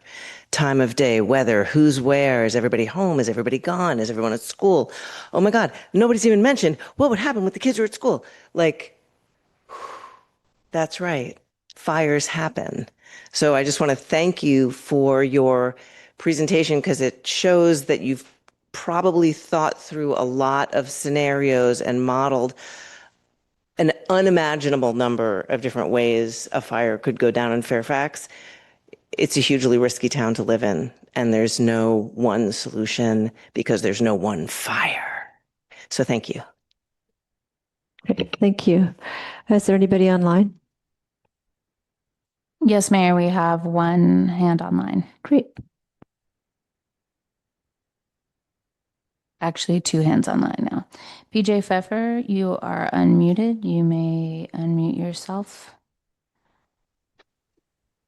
Hey, thanks for the presentation. Also agree, very informative. I liked hearing in sort of in the end the multiple systems.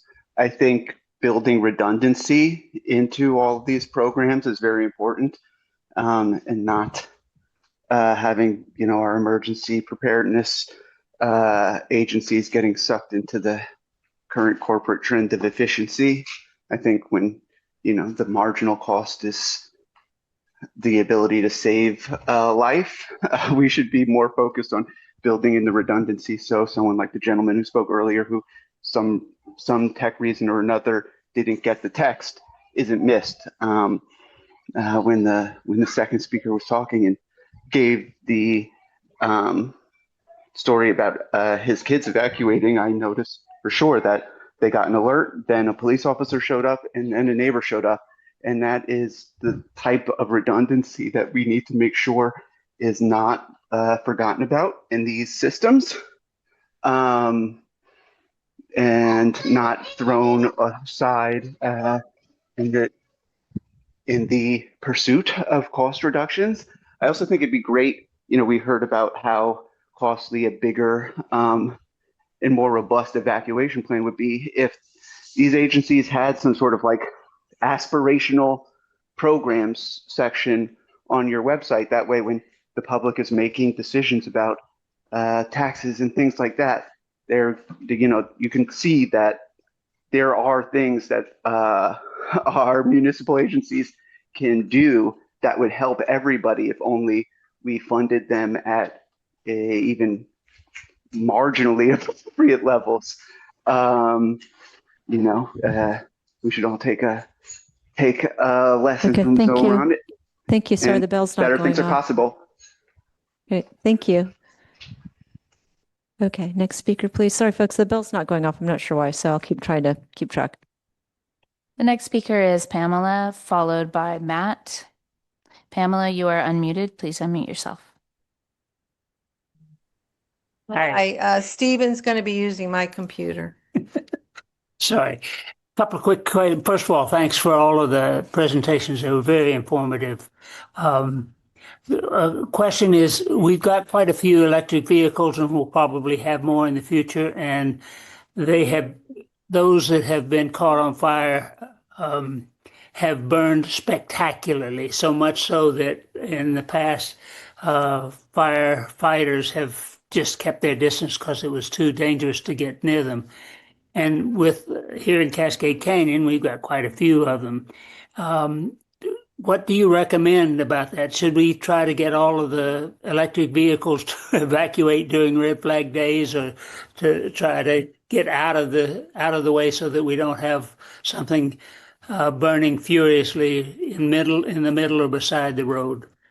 That's one. And the second is, if we're busy evacuating from Fairfax, what about San Anselmo or San Rafael, all of the Sleepy Hollow and all of the areas towards us, and Larkspur and elsewhere? If they are trying to evacuate at the same time, are your plans set up so that you are able to coordinate together with all of them, or can they block us from coming in and making their evacuations more congested? Thank you. Great, thanks. Is there anybody else? Yes, there was. we have three more speakers. Matt, you're unmuted. You may unmute yourself. You'll be followed by Richard. Okay, thank you very much. First off, I want to applaud the person that said there's no one fire. That is astute. We're not going to be able to account for every situation that ever happens in the Cascade Canyon where I live. Two, I'm just going to address the question about hot fires with battery-based cars. There's a lot of cars. Look up the Paradise fires in terms of that were not battery-based that burned to the ground. Fuel is the same thing. So it's not an added worry. We just got to basically look at the fuel reduction. Lastly, I would think that at this point in time, we should be looking at areas where we can reduce the fuel that's about to go up here. If you look at pictures of Fairfax 100 years ago, all these hills are bald. So what's grown back after the old growth has been cut is a lot of fuel. A lot of fuel in various ways too, because it was not a natural growth. So a lot of, although it was part of nature, it wasn't what was there before, and that was going through fires naturally. So I would suggest that the city council looks at, could we create a volunteer program that looks at fire safety at houses with the fire department and go through and reduce fuel at houses, maybe for people that can't afford to do it, but I'm sure we can get locals who would help out. That's all I got to say. Thank you so much. Great, thank you. Next, please.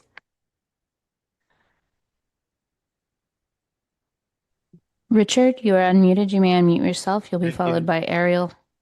Thank you. Thank you for the presentation. I came in a little bit late.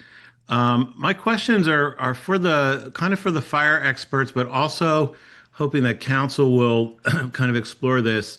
And if this has been commented on already or identified, I apologize that I missed that portion. But are there classifications of the risk factor, and like as an entire town or the neighborhoods in our town, are there sort of a rating system or something that is sort of a marker, an indicator about like what level of threat we have based on our environment, fuel load, all of that, but then also our conditions with our streets and all this comments on one-way streets and very few roads in and out and how things might congest. And I'm curious if there's sort of like classifications and you're a level 3 or you're some number 8 or whatever. And I ask it also in the future light of the ongoing, conversations about development, state laws, and things that are compelling us to do stuff, and whether or not the fire experts offer something that towns can use, lawyers can use, or whatever that speak to, increasing our threat level. Like if we're forced to do this type of development in this type of area, we've amplified our fire threat by a factor of X or whatever. So that's just generally what my question and thoughts are. Thank you. Thank you. The next speaker is Ariel. You are unmuted. You may unmute yourself. There will be no further speakers on Zoom after that. Mayor. Hi, good evening. My name is Ariel Strauss. I'm attorney at Greenfire Law, Counsel for Lewis Tremaine. Thank you for this presentation. I understand presently the safety element updated a few months ago incorporates the multi-jurisdictional local hazard mitigation plan. However, that plan does not comply with AB 747 because that bill requires that the element, quote, identify evacuation routes and their capacity, safety, and viability under a range of emergency scenarios, end quote. And that plan did not run the scenario analysis that I hear is discussed now. So it's excellent to hear that the fire experts are doing some modeling. However, it means that the safety element to become compliant with AB 747 will need to be updated to incorporate that modeling of the different scenarios that it sounds like are being discussed. Thank you. Okay, is that it? Okay. That is it. Okay, so I'm just again going to note a time check. It's 8:10. We've been here since 6:30. People have been waiting to do public comment for or open time for a really long time. But we do have some really great questions, and I'm going to try to run through them as quickly as possible and hope that other council members will remind me if I miss something. Okay, so we had some questions. What if you can't get your alert, Marin? What if it's not happening? Other people seem to be getting it. It sounds like some people feel like they're not getting alert Marin alerts. Does that sound about Yeah, right? I can cover a couple of the Alert Marin questions real quick. So first of all, people can log on to the Alert Marin portal, emergency.marincounty.gov, and check their information on there. They should also make sure when they're registering that they verify their data and all their information is correct before they hit submit. And then it's recommended that you go into the portal every 6 months to check your information, because sometimes people will change phone numbers or change email addresses, and they won't remember to go back and update their Alert Marin. And last but not least, March 2026, we'll be doing a Alert Marin test. Mayor, if I may add, Director Torrance mentioned that they've made it much easier to sign up. So I recently tested this while we were sitting in our disaster council, and it's very fast. So even if you think you're signed up, you can just go ahead and re-sign up. And I would encourage everyone to pull out their phone right now and do that. And then also in the past, we've had Chief Tabaranza describe the different levels of Nixle. So it has happened to me before where my settings on Nixle, which I chose, are that I want to get a text if it is an emergency, but if it is a traffic warning, it goes to my email, and many people are in that situation that I believe is the default, and so they will think, as I have before, that they did not get a Nixle when in fact it just went through the standard process. Okay. And then there was a question about the tree committee and trees and not being able to remove trees, just to trim them up.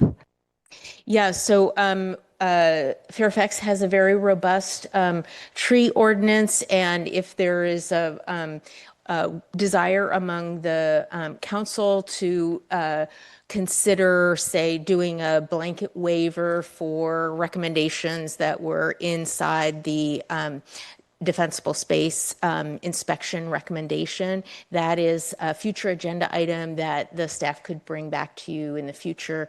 And that, is something we'd like to hear in the future agenda items section of this. Great, thank you. Okay, so I think somebody asked about developing new codes and whether the new codes we are looking at, which are actually updates of our existing codes, would reduce the threat of wildfire. I may have this wrong, but I think we're going to discuss those when we actually get to those agenda items tonight. I think there was a comment about this being fine for Mill Valley, but not for Fairfax. I think we just did Fairfax specific modeling. And in fact, that the video that looks at getting down from the hills in the case of a fire was actually what filmed in Cascade Canyon. Is that correct? That is correct. Great. Okay. Thank you. Again, there was some questions about whether or not the modeling takes into account time of day, day of week, and the conditions that might be going on there. I would assume that's so, but I don't know. So the model that I showed you on the screen today was 8 o'clock this morning during commute time in the rain. But when we did our evacuation ingress egress risk assessment, which I didn't mention tonight, it's about 3 years old, which does address Assembly Bill 747. The modeling for Assembly Bill 747 and Senate Bill 99 was all done in evacuation ingress egress risk assessment, which has been made available for the local hazard mitigation plans. When we did that risk assessment, we modeled 3 different times. We modeled in the morning, we modeled in the afternoon for picking up at the time of picking up kids for school, and then we modeled middle of the night. Great, thank you, because there's sort of an ongoing narrative that I keep hearing that we don't have a compliant safety element. That that complies with AB 747, but it sounds like it does comply with AB 747. Can I Is that just add one quick correct? thing, Mark? And I just was going to It's ask on that. that question you just asked.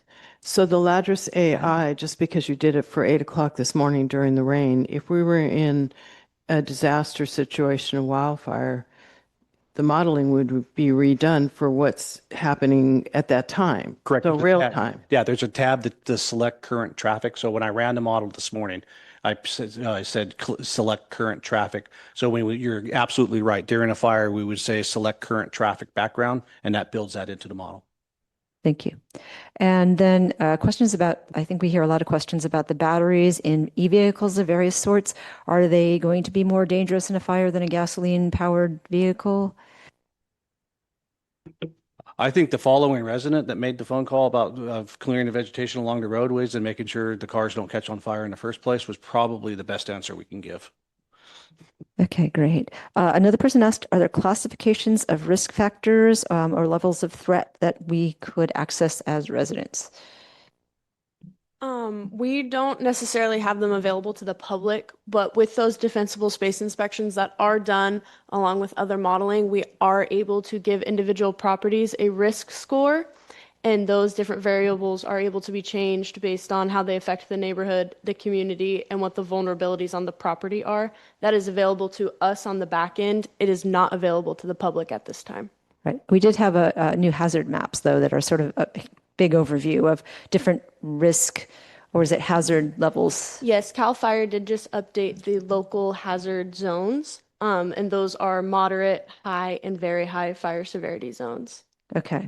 And then finally, somebody wanted to know if there's something that we can use out of what we are getting from this new modeling, I think was the question, that lawyers could basically use to challenge new development.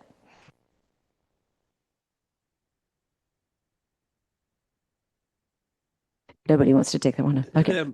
When it comes to new development and fire risk, that is part of the CEQA, or the California Environmental Quality Act process. Fire risk needs to be analyzed through the CEQA process. Okay. And then I had one more, which was the person wanted to know something about whether we're coordinating with MMWD when they lay new pipes on Bolinas Road to enhance flows to mitigate fires. Do we have a problem with water flow to mitigate fires, or?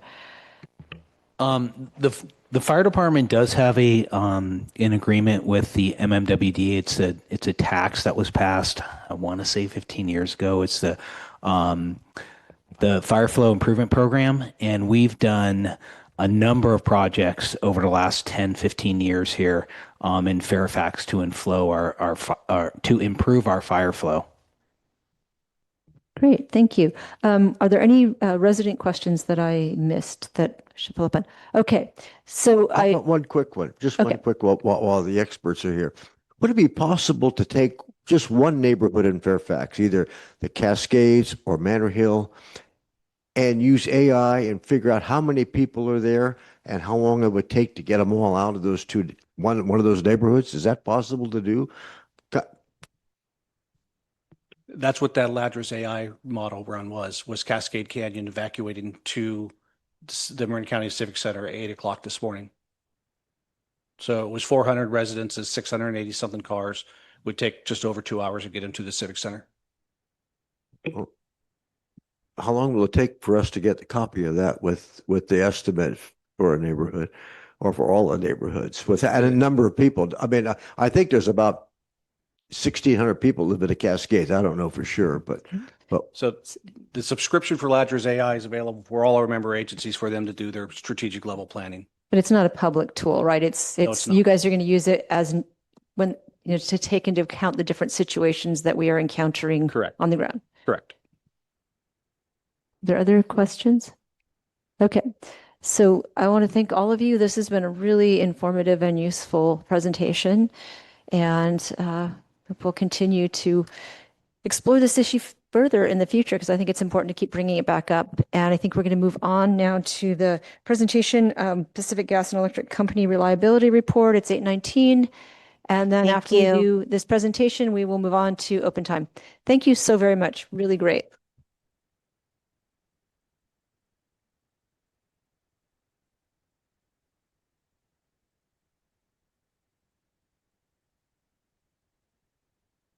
We're going to take advantage of this moment to move across the way. Yeah, great.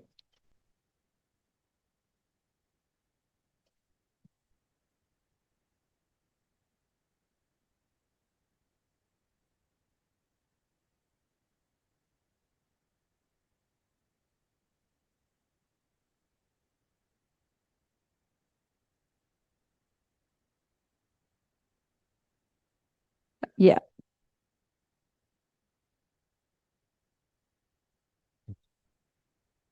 Okay.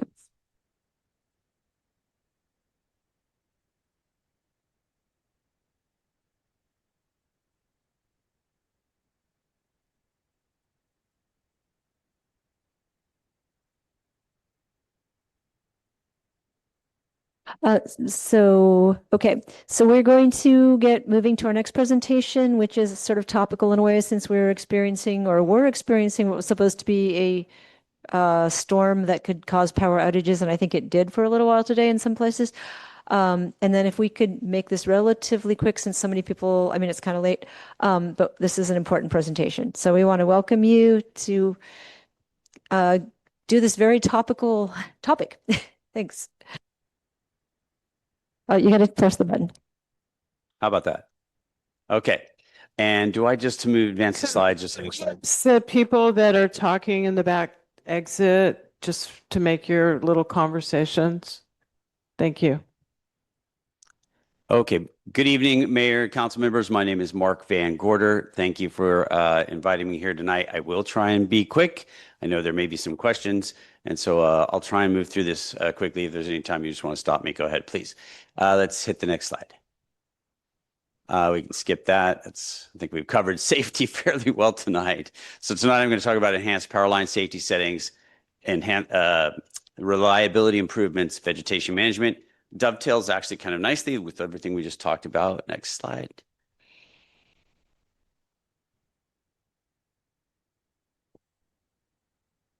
Okay. Some of this may be redundant, but it's worth noting. So this is a slide where I've called out the high fire risk areas in and around the town of Fairfax. So these orange lines that you see, and they're difficult to see here. We'll see them better in the next slides ahead. But the orange lines are overhead lines. You can see coming out from 101 through San Rafael, then as you get into San Anselmo, and then out into Fairfax, it's virtually, it's entirely covered by high fire risk area. If we can go to the next slide.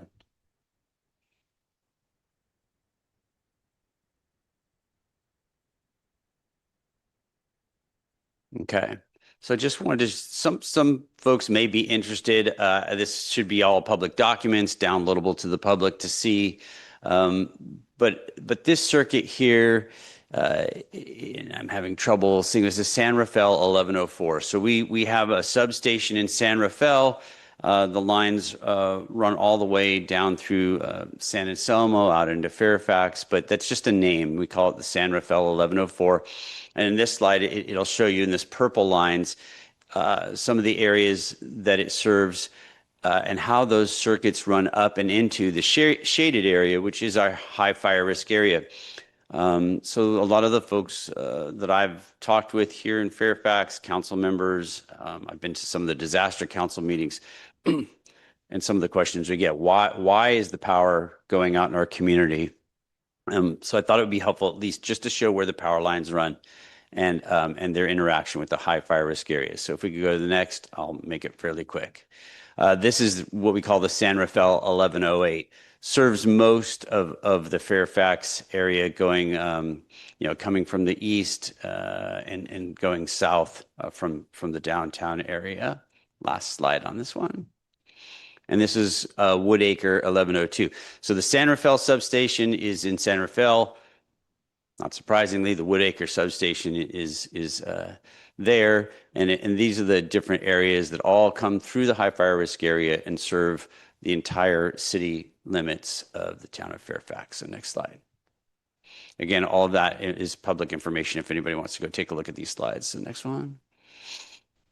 All right, let's get to enhanced power line safety settings. Fairly self-explanatory. The keynote here on this is that if anything touches the electric lines when the settings are enabled, the power turns off in about 1/10 of a second or less.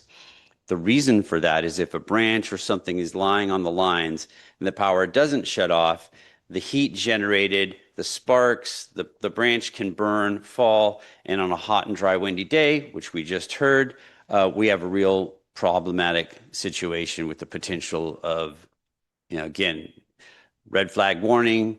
If we have a particularly dangerous situation, that's just not something that we want to see happen. So that's what we do. We have these settings enabled. Typically, these settings are going to be enabled sometime around May through about October. Thankfully, the settings have been disabled because now we've got a lot of rain, a lot of moisture, and so we're not too concerned about ignitions. So we have disabled these settings on most of our circuits in the service territory. Next slide. Customer communication. So back to the Nixle alerts, the Alert Marin, PG&E has our own notification process. We strongly encourage customers to go check their accounts online, to sign up for those notifications. And customers have a great number of choices. It can ask you for choices for emergency alerts, power outages. There's just a number of different alerts. You can set the time of day if you prefer to get an email, phone call, text message, and you can add different phone numbers. So I think I have 4 different phone numbers for our home, one for my wife, one for my kids, and you can also request alerts from family members. So if you have a mother or a father somewhere and you want to know if their power is out, you can get those alerts. Just ask them to set that up. But it all involves going online and setting up your account.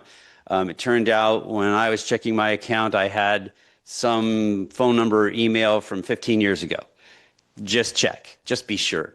Somebody else was saying I think our town manager, Heather Abrams, was saying, go make sure that you have it set up correctly with Alert Marin.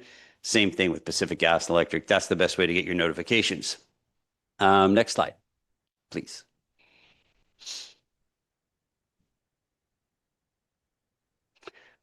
So there's a little bit of discussion about this. I thought it was worth showing. Pacific Gas and Electric also has some modeling capabilities, and they took a look at what the enhanced power safety settings did theoretically with the modeling, right, to stop a potential wildfire. So this is a picture here of the branch that came down on the electric power lines on August 9th of 2023 in Butte County. They estimated running the model, we call it a match drop model. So if you dropped a spark or something in this terrain with the fuel moistures, with the wind speeds, the humidity, all of those factors go into this Techno-Silva fire modeling. That's what they projected could have happened. 347 acres, possible 48 buildings. That's why we have the enhanced power safety settings. And so the balance is, for us, mitigation of the potential ignition and a fire that could spread quickly like this versus electric reliability. Most folks, myself included, will say, I don't want either or, I want both. I want electric reliability and I want the safety. So if we could go to the next slide. That's our goal. That's what we're working on. I've already talked about the enhanced power safety settings. People do ask the difference about a public safety power shutoff. Thankfully, Marin County hasn't really had a public safety power shutoff since 2019. Hopefully that won't happen again. Just going back, I believe 2018 was the first time we really tried that, and it was a blunt instrument. We have become much more surgical and precise. We, without getting into all the details, we have thousands of weather stations now monitoring down to, I think, the 4-kilometer, chunks. I mean, we can really get granular and identify exactly where we need to shut off electric lines. I'll say to a neighborhood, to a section of town versus a county. So that was a great frustration. Hopefully, we won't have to do that again. But the difference: enhanced power safety line settings. A bird, something flying, something crawling, a bird's nest, a branch, mylar balloons, anything that touches the lines is going to shut that off. And then we have to patrol it, but there's no notification in advance. Customers will be notified afterwards. Public safety power shutoff is usually weather driven, and we will get 2 to 3 days notice. So that's the major difference between the two, is people will get a lot of notice about that. And they'll be getting red flag warning notices, and you'll be hearing a lot more chatter from city council members and from some of the same officials. We partner with the County Office of Emergency Services, and in those events, especially if there's fire danger, we're all coordinating and partnering together in advance. So next slide, please. All right, reliability, probably the number one question. Anyone who's paying attention is going to have a real good question when we get through these slides, which doesn't look like things are improving, and the numbers are improving over time. But so if you look, 2022, 7 outages, 3 hours, 2,280 customers impacted. So let's say that we start there. Theoretically, you would expect total outages would go down, number of hours would go down, customers impacted would go down. That's the ideal. That's what we're striving for. As I asked our teams to pull the data. The data is the data. It fluctuates. And all I can say is that if we look over the next 3 to 5 years, we should continue to see the downward trend. But people want to know, well, how many outages are there? How long are they? What are the outage causes? So here we can see it's virtually almost a third of animals, vegetation, and we have unidentified. So our crews will always go out and patrol. If a branch hits a line and the power goes out and the branch falls, it's difficult for our crews to know, or a bird or an animal, what exactly. They'll go out and patrol the whole thing, and they just can't necessarily see it. Mylar balloons are helpful because they're very shiny, and it's pretty clear that those might be the cause. If we could go to the next slide. I don't encourage people to get Mylar balloons. Very problematic. So again, 2023, things are looking better. 2 outages, 3 hours, and lower customer numbers. So it's looking better in 2023. If we go to 24, in the next slide, also good. But in 2025, we had more, and I think we have a 2025 reliability summary here. Yeah. So we had 5 outages, 2.5, and we're back up to 2,786 customers. Why? I can't answer the question. We had a lot of vegetation outages, a lot of third-party and animal outages. We're going to have some off years, but all I can say is that we're continuing to remove vegetation from around the electric lines. That is the number one cause, because that's where you're going to have branches falling, birds' nests falling, animals, squirrels jumping.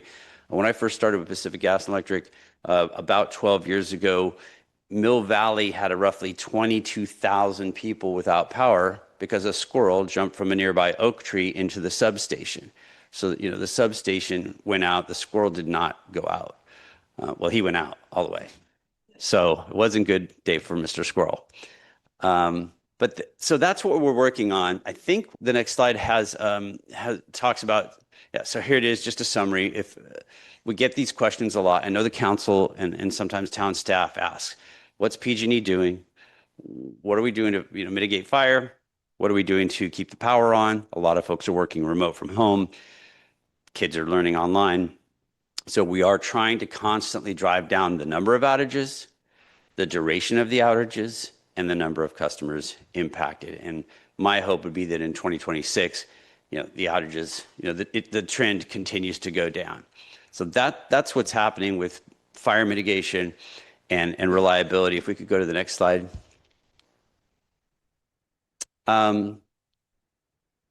So basically, and I'll try and keep this short, but we have a lot of devices that we're installing that will tell us more quickly where was the power outage.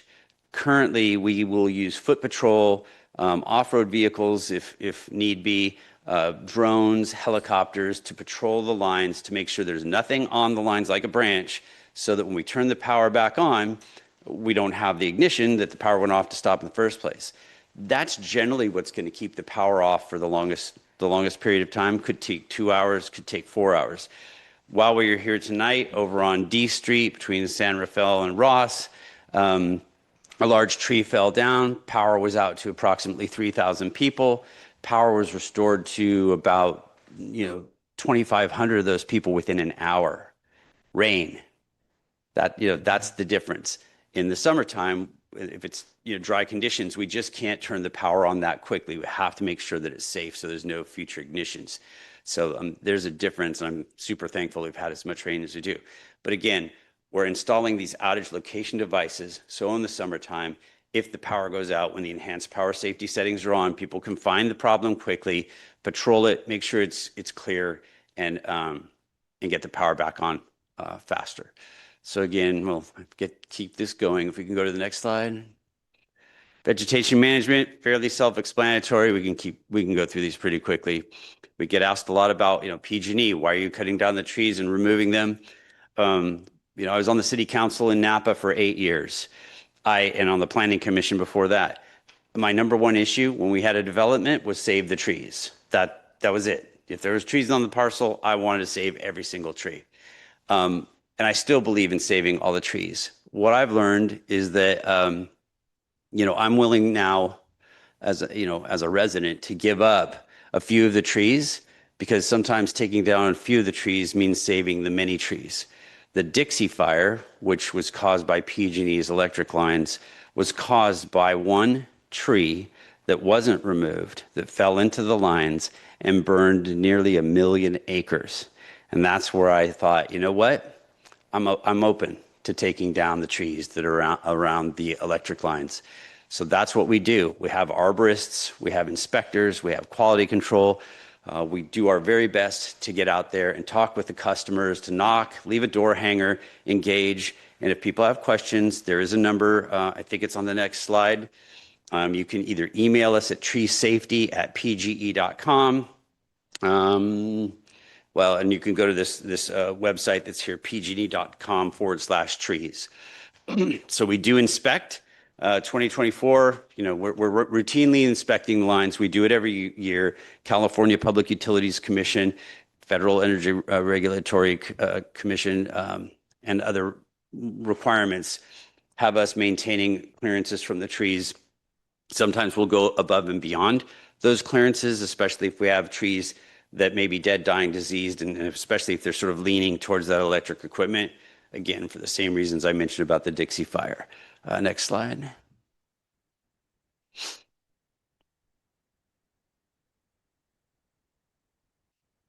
So I just mentioned this. We try and contact the customers. We inspect the lines.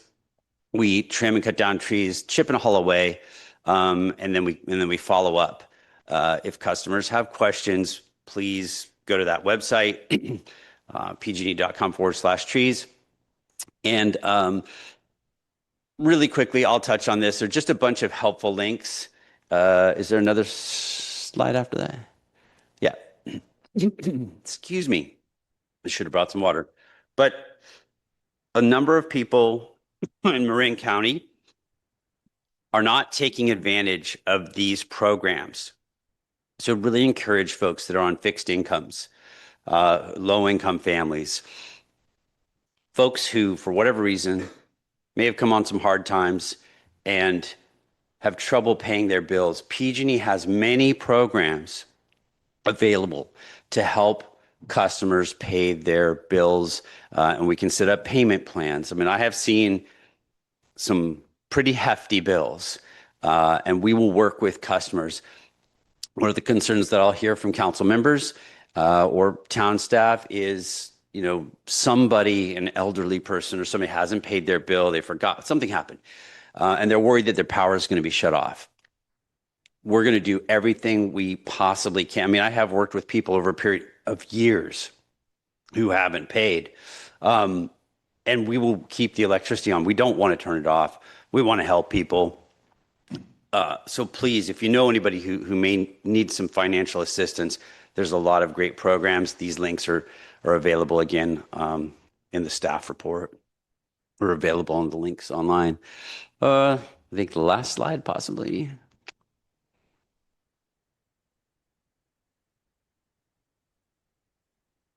Custom resources and support for outages. I won't go into this. Just good, helpful links to be prepared. We also work with the Centers for Independent Living here in Marin Center for Independent Living. Very helpful for folks who have, access and functional needs. Last slide. I think we're close. Same stuff. Helpful information. Just put it in here. I think we're at the end.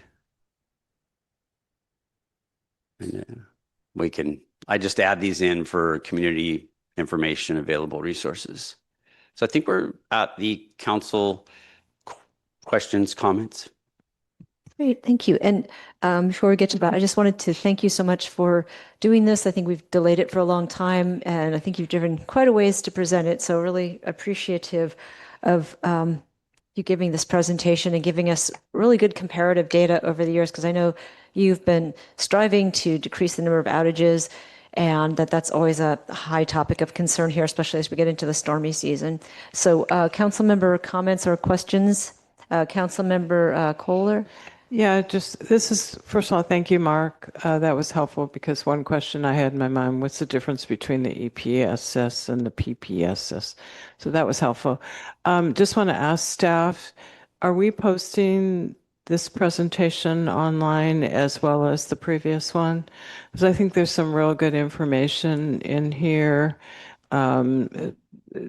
I think the comparative data, but also I think about the various programs. I think your low-income program for the 1,000 payment at MC, we call it a arrearage program. So I think it's similar, but I think that is really helpful, particularly in these times when so many people are struggling. So thank you for providing that, and just want to remind folks, the stuff will be online if you need it. Thank you.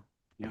Thank you. Other council members? Councilmember Garanghelli. Just have one comment. First of all, thanks for the presentation. I think one of the number one reasons why, one reason that people end up having the power shut off is for inadvertently, in many cases, for different reasons, not paying the bill.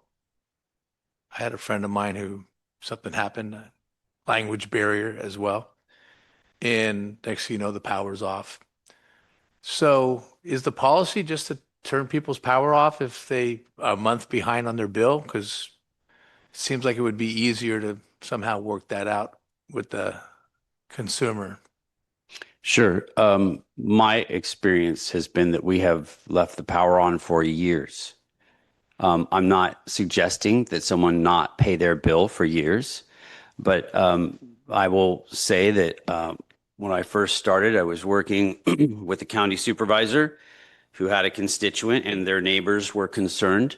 That constituent had not paid the electric bill for a couple of years. The sheriff's department went out there. I contacted them. I said, something's not right. PG&E isn't.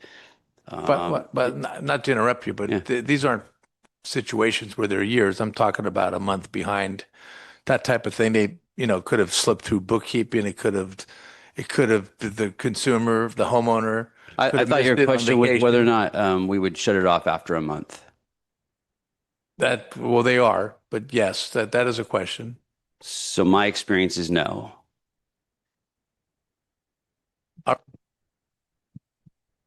You might want to look into it further, but thank you. We'll talk later about it. Contact me, and that's my role. So my role, for anybody who's, I'm local government affairs for Pacific Gas and Electric. I'm here to work with the town manager and council and support any constituent requests. I don't generally work directly with customers, but in that particular case, I had a county supervisor who was very concerned, legitimately so. We worked on that one for 6 months. That individual refused to have electricity in her home. Period. Nobody understood why, but that was her choice. Thank you. And Thank you. Council Member Egger, I think, had his. Oh, yep. Council Member Egger. I thought you had something to say, or did you? Yeah, I have a question or comment. A comment. It seems after wildland fires, the utility companies get blamed all the time for starting a fire. I mean, it's happened in Northern California, happened in Pacific Palisades. I mean, constantly the utility companies being blamed. At one time, we used to do a lot of undergrounding of our utility lines here in Fairfax, but we haven't done it in a while. We get Rule 28 money every year from PG&E, and it goes into a fund. I'm not sure how much we have now, but do you have any? If we were to exercise the use of those Rule 28 funds, do you have any ideas of specific lines that are at risk where we ought to underground them here in town? The answer to your question is no, I don't. I'd have to check with some of our folks to see if they have studies. We have taken a look at our electric distribution lines throughout our service territory that run through the high fire risk areas that I just mapped out. And there are tens of thousands of 50% of our service territory, which is approximately 2/3 of the state of California, runs through high fire risk area. Our CEO, Patty Poppy, who's been with the company now 5 years, made a declaration that we will underground 10,000 miles of lines. But it's a great number. It's more than any other company in the United States. And we're trying to get to that goal, but it's just a fraction. So to answer your question, no, I don't know which specific lines in the town of Fairfax would be the priority lines. I can ask and see if anybody's tried to identify those risks. I will say that the California Public Utilities Commission governs whether or not Pacific Gas and Electric Company can underground those lines. So our CEO agrees. She said 5 years ago, we're going to do that in the highest of the high fire risk areas. Because of course you have high fire risk areas and then you have the highest and then you get down to certain areas that are lower. As we get out a little bit further to the coast, those numbers go down because you have fuel moistures and it's not as high a fire risk.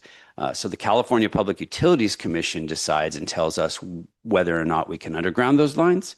And we're waiting for a decision from them soon, hopefully this year, to tell us whether we can continue that program or not. And hopefully in the future, we may have some more miles here in Marin.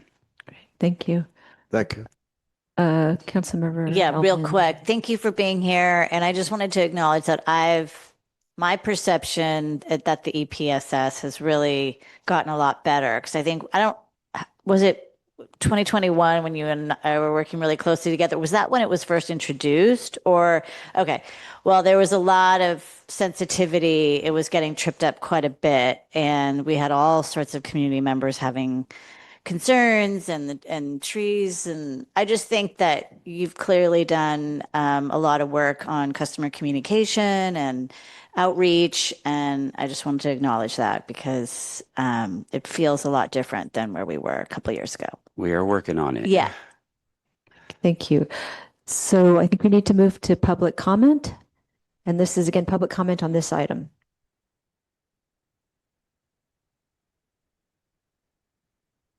Hello, Council, and to share with our presenter from PG&E.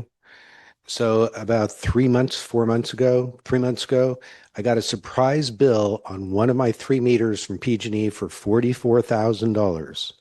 And when I said, what is this bill for $44,000? They said, oh, when we put in a smart meter, which shouldn't be in Fairfax, we didn't bill you enough. We underbilled you. And I said, I don't have to pay that.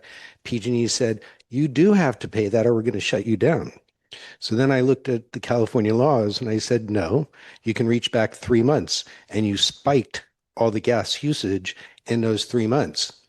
Going back and forth, I got a 15-day notice, then I got a 5-day notice, and finally I negotiated with PG&E that I'd only pay $12,000, and I advanced them $6,000 until the following month when I paid it off. So as a $44,000 bill surprised me, and I didn't find any considerations from PG&E outside of what the law protected me with. Thank you. Thank you. Next, please. Thank you. As you know, I live out in Sleepy Hollow, and we are participants in a new EPSS circuit out there.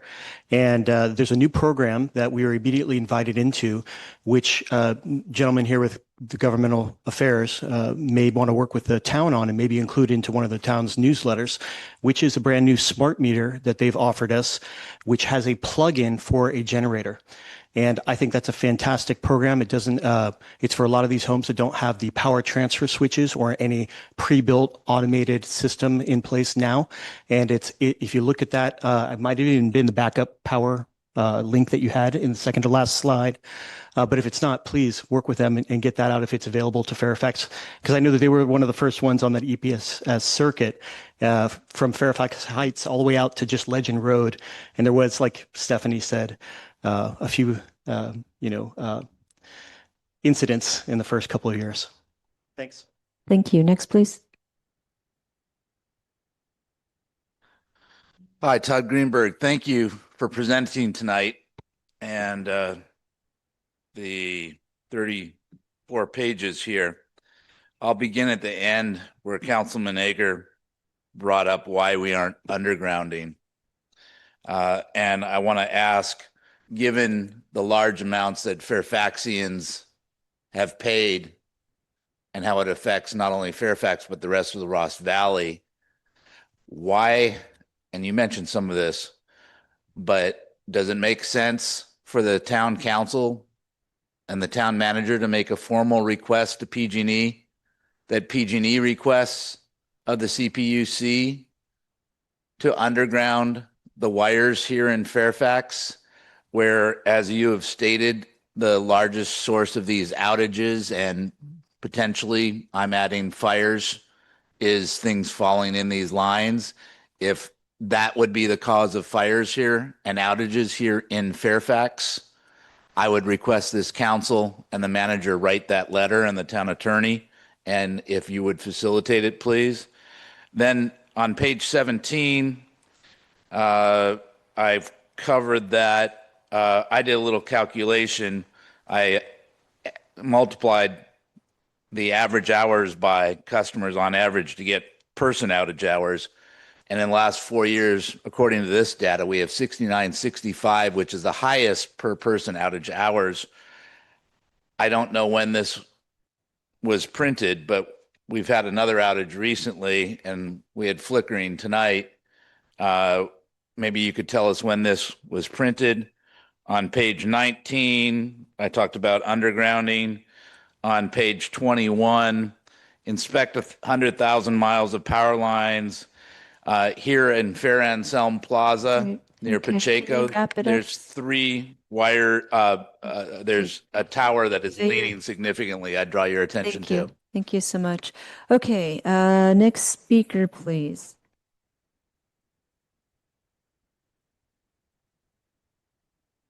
Hi, John Fitzpatrick. Can you lean a little closer to the microphone? Pull it up. It's kind of bendy, so we can actually hear you. Thank you so much. John Fitzpatrick, and I worked for PG&E for 5 years. And when I left, I was a serviceman, and I've never worked with such an honest company. And the way they go out of their way to help people, it's unbelievable. And I think it's just a great job you guys are doing, and I appreciate it. Great. Thank you so much. And is there anybody else online? Okay, I see another person in person, and then we're going to move to online. Thank you. Yeah, thanks for being here, and thanks, Frank, for bringing up the undergrounding, and Todd as well. I understand that there is the question, there's undergrounding, and then I understand that there's another possibility where the wires are sort of on the ground in some kind of tube or something. Is that a thing? And is that cheaper, or is it not a thing? So I see you smiling, so yeah, thank you. Okay, is there anyone online? Mayor, we have one speaker online. Great. Ariel, you're unmuted. You may unmute yourself.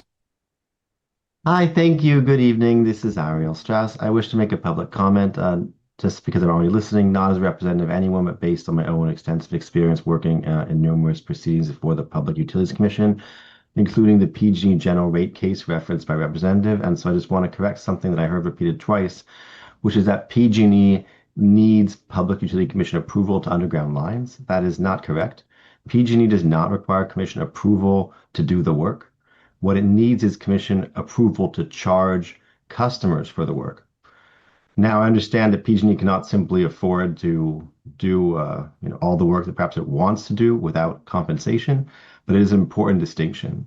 So it's simply a matter of the commission approval to charge customers for the work, but it is PG&E's own discretionary activity if it wishes to do additional work without compensation from the ratepayers and rather have that covered by the shareholders instead, or some other source of financing. Thank you. Thank you. Is there anyone else online? Yes, Mayor. The next speaker will be Dee Lee. You are unmuted. You may unmute yourself.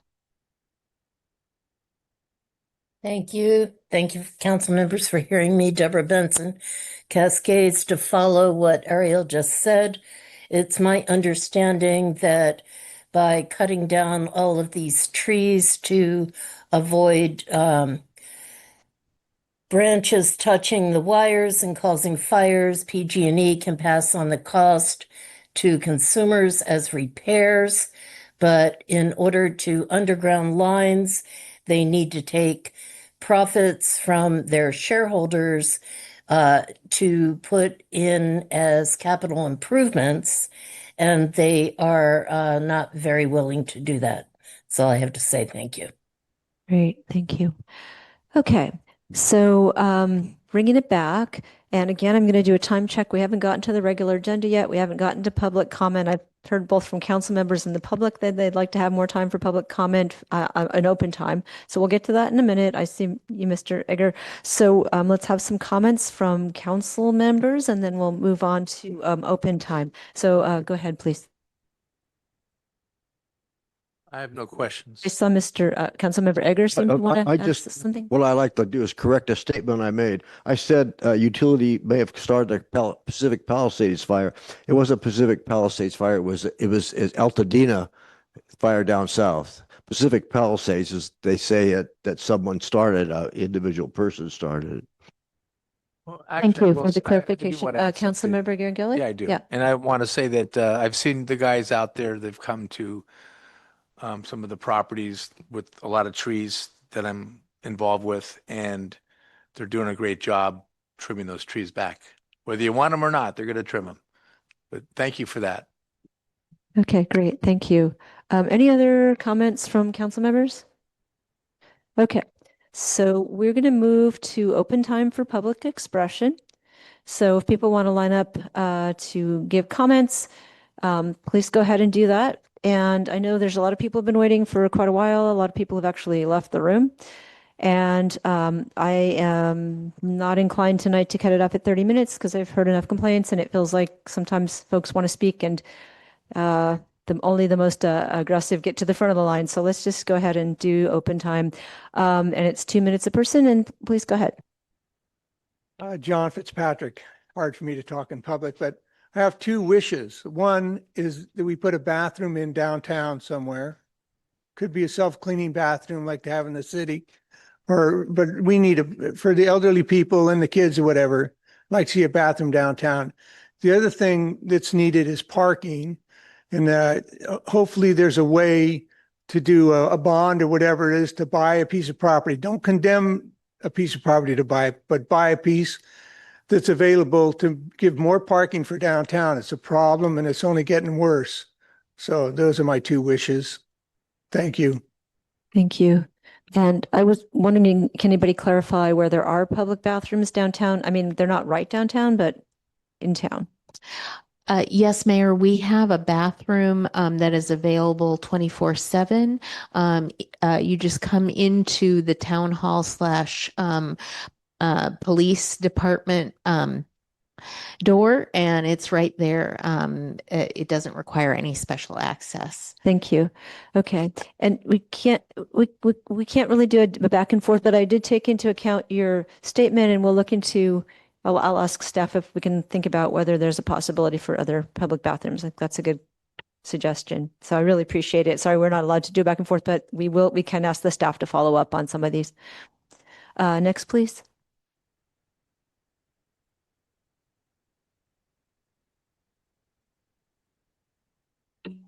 Good evening, Ricky Hertz on Sir Francis Drake, and I'm here to comment on the School Street Plaza dispensary moving to Sir Francis Drake, which hasn't happened yet because I haven't let them.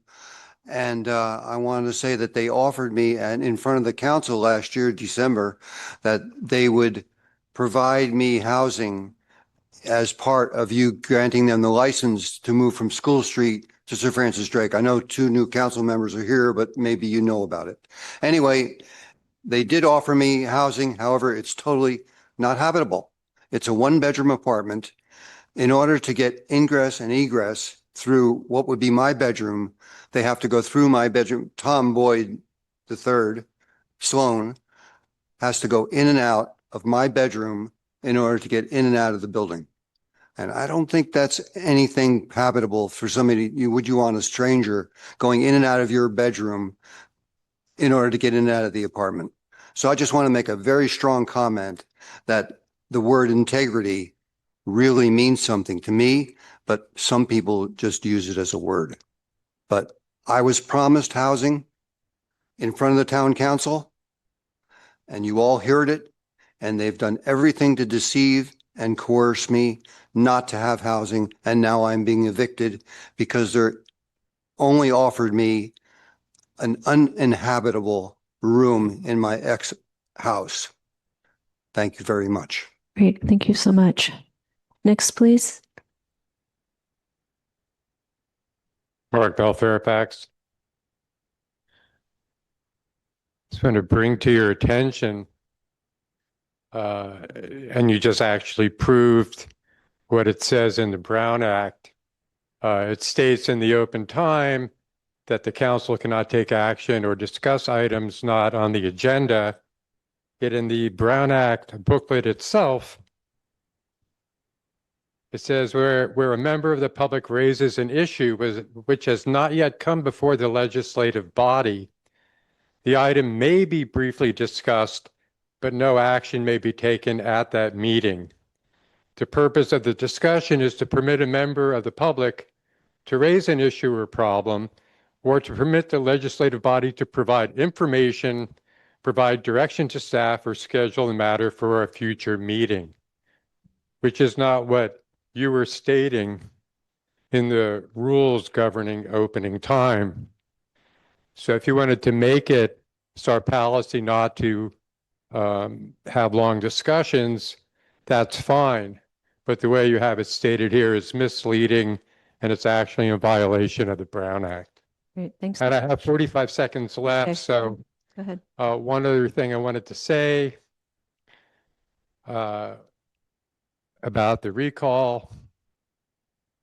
When the euphoria dies or the despair goes away, I think both sides need to look at the campaigns that they conducted, because it looks like about 45% of the people in Fairfax did not weigh in on the issue.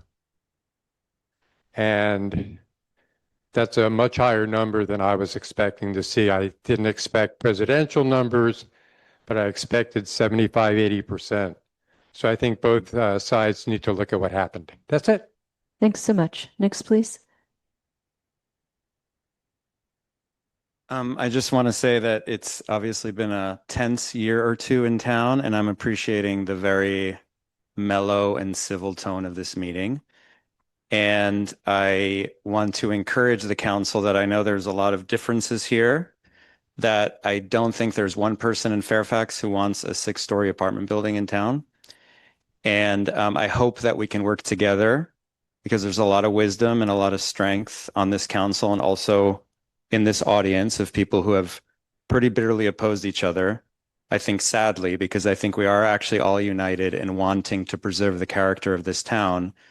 And I hope, I really do, I think we've wasted a lot of time fighting each other, that we can lean on the wisdom and the strength that we all have when we work together to, I would say personally, oppose some of these draconian state housing mandates. And maybe Damon Conley would be open to discussing that with us, and doing development in Fairfax in a way that makes sense for Fairfax.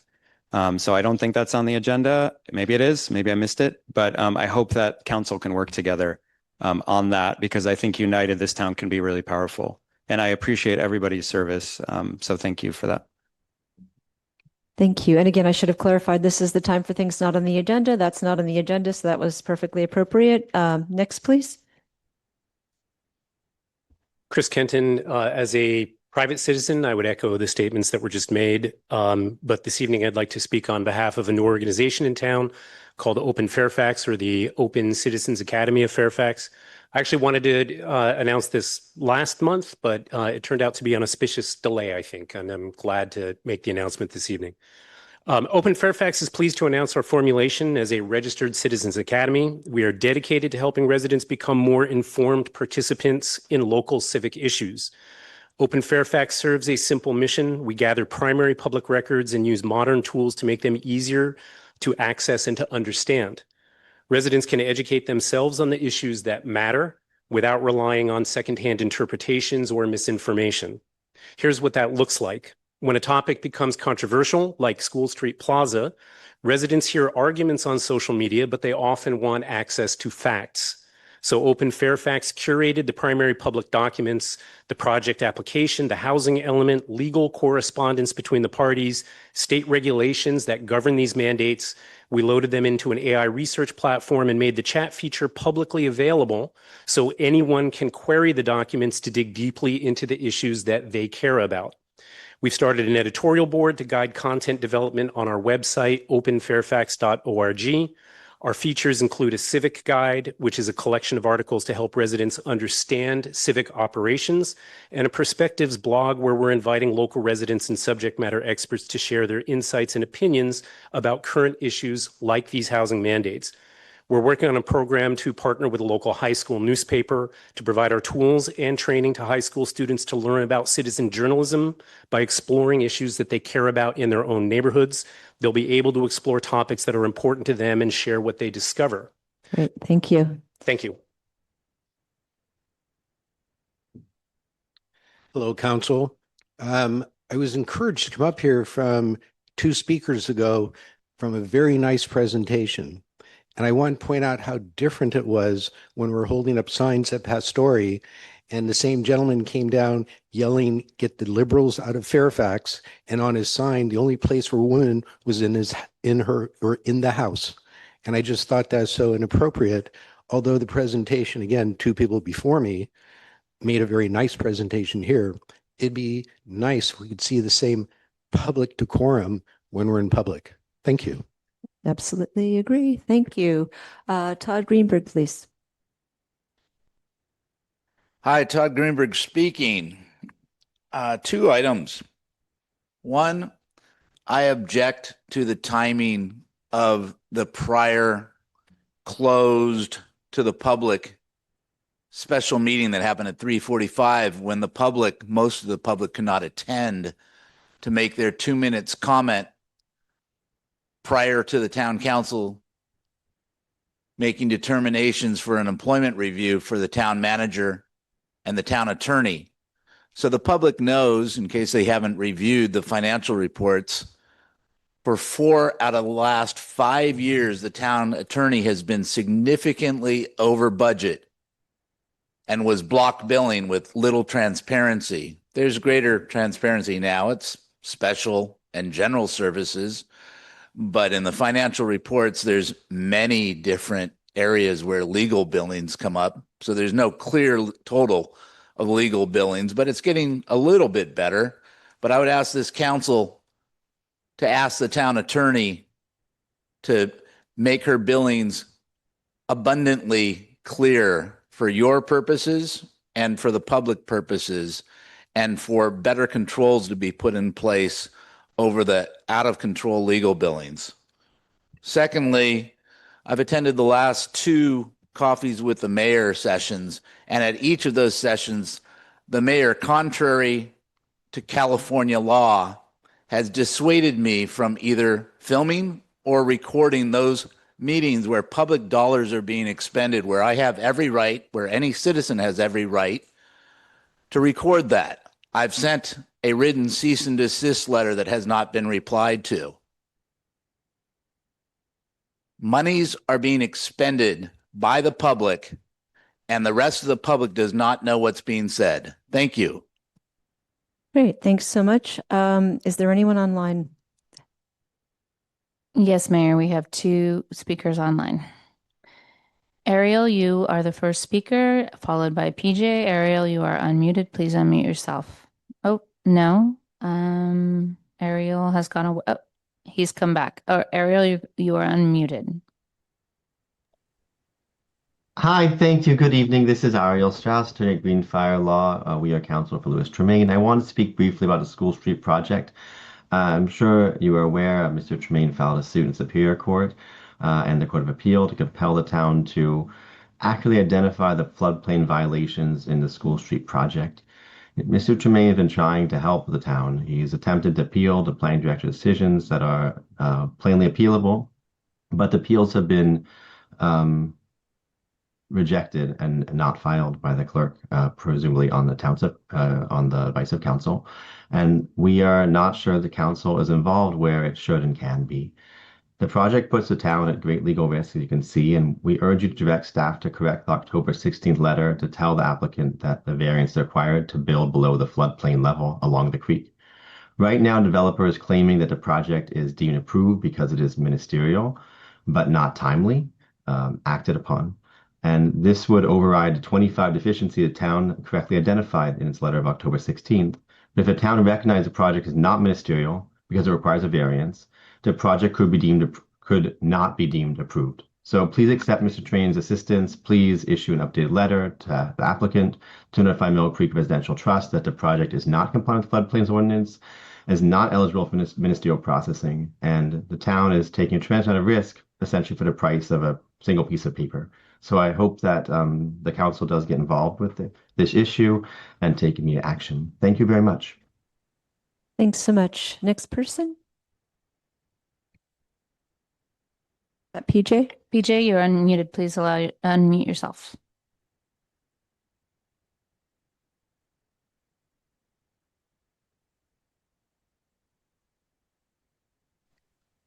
Hello? We can hear you.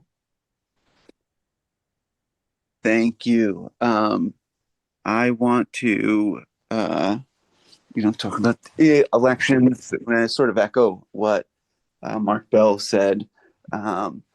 We're not just Fairfax, but the country failing at a basic tenet of democracy.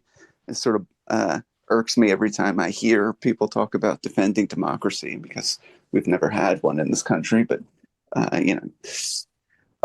it's something we can still strive for. This voter turnout, I'm sure, we'd all love to see higher, still high on average for a special election. But,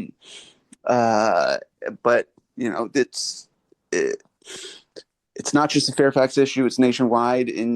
As we saw for Prop 50, there's no easy fixes. Even with Prop 50, Democratic voters in California will still be underrepresented because of the anti-democratic Senate. We are affected in California with poorly funded local agencies because of the anti-democratic rules on raising taxes. The fact that, less than 10 million people total voting over 50 years ago could make it so that 40 million people voting in favor of raising revenue for the state would lose. It's absurd to suggest that we're living in anything approximating a democracy, but hopefully we can all get more informed and push to have a government that represents us. Thank you. Thank you. Is there anyone else online? Yes, Mayor, there are 2 more speakers online. Okay, great. Thank you. Cindy? And I'm just going to mention before we get them started, I'm sorry, can we set the timer back for that person? I apologize. So after we do this last bit of public comment, we're going to take like a 5 or 10 minute break, and then we're going to come back and do the regular agenda. Okay, great. Thanks. Thanks for your patience, person online. Cindy, you're unmuted. You may unmute yourself. You'll be followed by Naomi. Hi, good evening. This is Cindy Ross. And I just, on Monday, it's Veterans Day, and I wanted to say thank you to the town of Fairfax. I've noticed that there are some banners that salute our veterans. And it's making me feel really emotional. I wanted to say a few words about my mother, Dr. Paula Meersand Ross, who was a veteran. She was born in Vienna, Austria, and fought in the Nazi resistance. My mother, her sister, and my grandparents were fortunate enough to survive the Holocaust. Not many other family members were able to do it, but they were fortunate enough to come to the United States. And my mom was so grateful that she was able to be freed and be able to come to the United States, that as soon as she became a citizen, she joined the Women's Army Corps and became a German interpreter.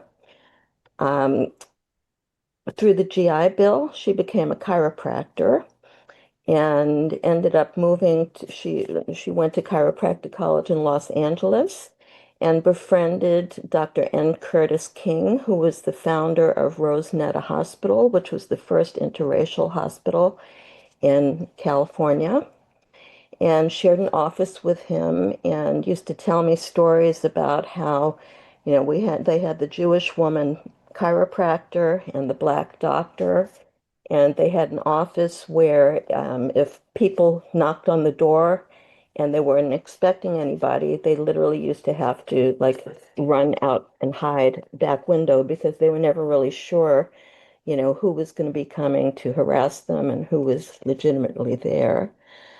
Um, let's see, Thank you. all right, I thank think that's it. We're not having the bell's not going off tonight for some reason, but thank you for that lovely story. Can we? Naomi, you're unmuted. You may unmute yourself. Good evening, Mayor and council members. I'm Naomi Schultz. Thank you for being there. A special thank you to Mayor Blash and Vice Mayor Hellman for continuing to show up despite everything you've had to deal with over the past year. I and many Fairfaxians appreciate your dedication. I'm here to talk about a related issue. It's hard to speak about this because I have no wish to continue the antipathy that's troubled our town. Yet I feel I must speak up because we cannot allow rhetoric to spiral into dangerous actions. On Friday evening before the Halloween parade, the owner of a business in the heart of downtown put up a large display in their parklet area that featured 2 gravestones marked with Mayor Blash and Vice Mayor Hellman's names spelled backward. Next to the gravestones sat 2 skeletons intended to resemble the mayor and vice mayor. Around them were signs listing the causes of their demise. You all should have the photo I sent to you this morning. This is not the first time this business has used the public right-of-way to negatively campaign against political opponents, but this time it went to a dangerous place by fantasizing the death of our public servants. Council members, I ask you to publicly make it clear that this is an unacceptable way of engaging in politics in our town. I also urge you to revisit the parklet rules to determine whether this display crossed lines specified in the parklet ordinance. Please look at section 5.58.070, which says that a parklet must not be detrimental to the public health, safety, or general welfare. Also look at section 5.58.100, which says that a permit may be revoked if it creates a nuisance. Use of a parklet in the public right-of-way in the heart of our town is a privilege. Dangerous, inflammatory actions by those holding such privileges should not be allowed to continue unchecked. Thank you. Thank you. Is there anyone else? No, Mayor, there are no more speakers online. Great. Let's take like a 5 or 10 minute, probably 5-minute bio break, and then we'll come back for the regular agenda. Thanks for everyone who spoke. And we do listen. We are actually concerned about what you say. We sometimes can't do a back and forth, but I write it all down and we try to take it into account. Thank you. Okay, so now we're going to move on to the regular agenda, which is a number of code updates. And I think as we mentioned last time, we did discuss these items in depth at the last meeting.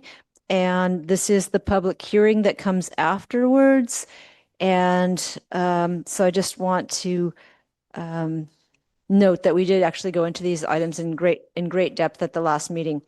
So I'm going to, I think I opened the public hearing now. So If council members could calm down, we are going to conduct a public hearing and adopt ordinance 899 to amend chapter 8.04 of the Fairfax Town Code and adopt the 2025 California Fire Code, portions of the 2024 International Fire Code, and certain local amendments and additions.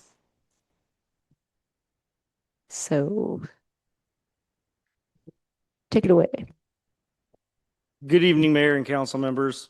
At the October 15th meeting, the Town Council introduced Ordinance 899 to adopt the 25 edition of the California Fire Code and the 2024 International Fire Code, along with the town's local amendments. Adopting these codes ensures the town remains compliant with state fire and building standards. The Building Standards Commission updates the model codes every 3 years, and local agencies have 180 days to review and adopt the amendments based on local, climatic, geographic, and topographic conditions. The town must complete this process by January 1st, 2026. Marin County Fire Prevention officers have long collaborated on these reviews, providing a consistent countywide approach to fire safety that simplifies compliance for contractors, developers, and property owners. All previously adopted local amendments are being carried forward and are supported by the findings outlined in Exhibit A.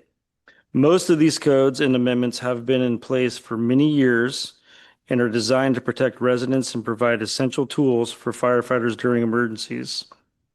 In addition to updated code section references, there are 3 proposed changes.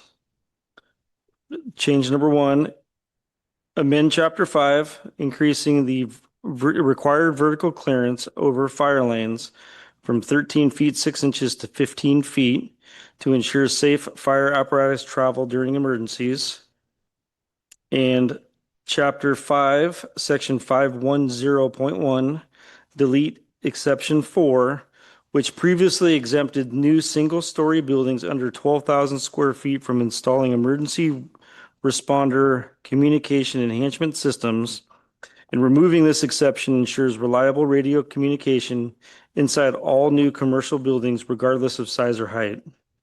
And the third one was adopt Appendix D, the fire apparatus access roads, which establishes county-wide consistency for development standards and emergency response requirements.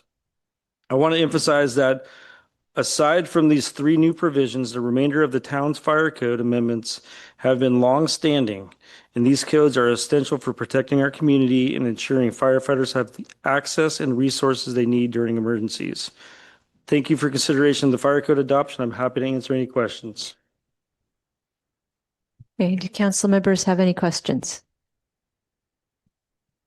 Well, Councilmember Egger. Just a quick question on roads and streets. I've driven some of our upper hillside roads and it's really tight with a large pickup. So I'm wondering, have we run an engine up to see if there's some areas where we should have maybe some better enforcement for clearance from our police department or the town crews do some work up there? You know, Manor Hill is really tough.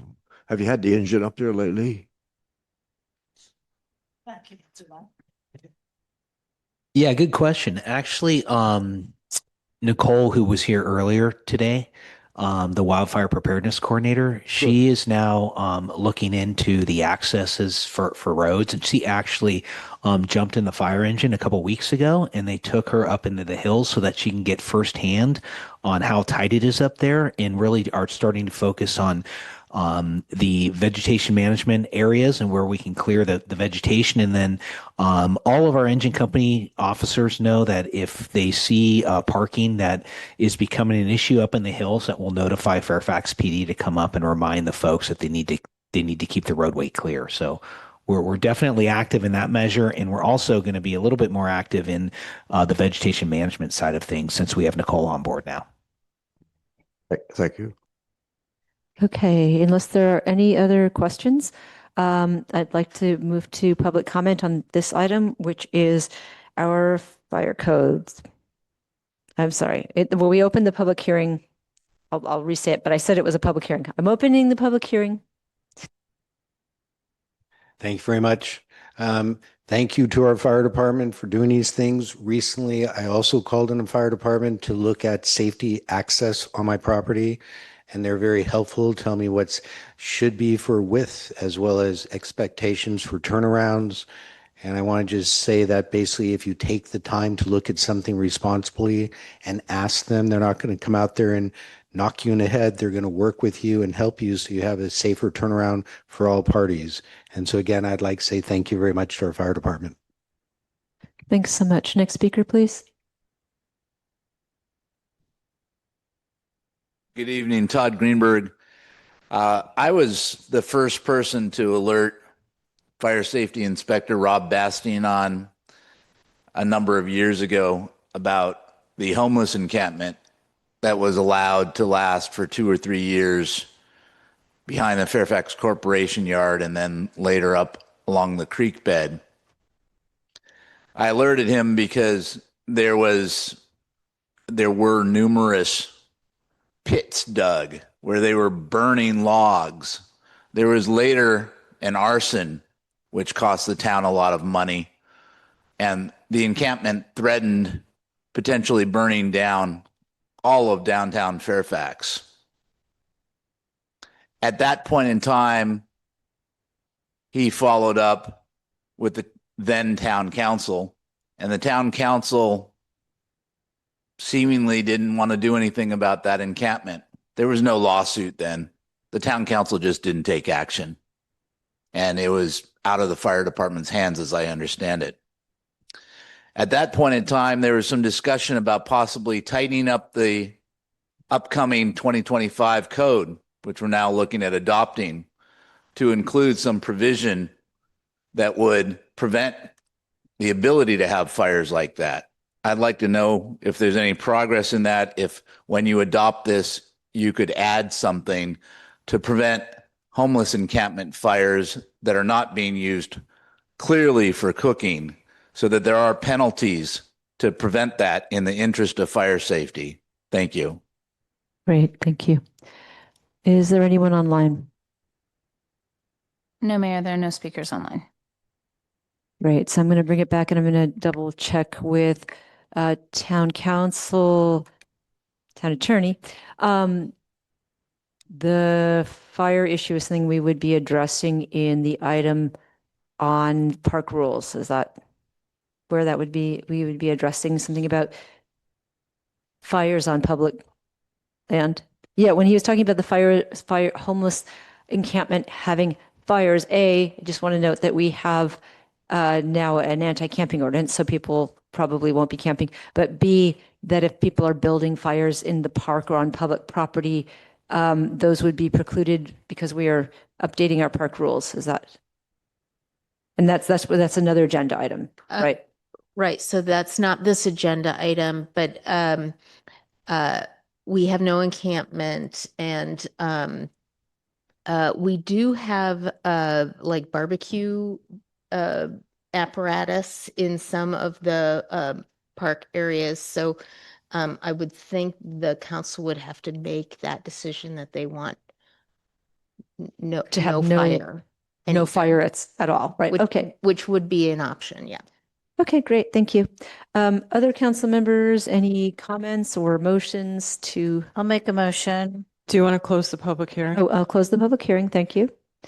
Okay, so I hear a motion from Council Member Hellman. I'll move to adopt Ordinance 899 to amend Chapter 8.04 of the Fairfax Town Code and adopt the 2025 California Fire Code, portions of the 2024 International Fire Code with certain local amendments and additions. Second. Okay. We have a motion from Councilmember Hellman with a second from Councilmember Garangelli. Councilmember Egger? Aye. Councilmember Garangelli?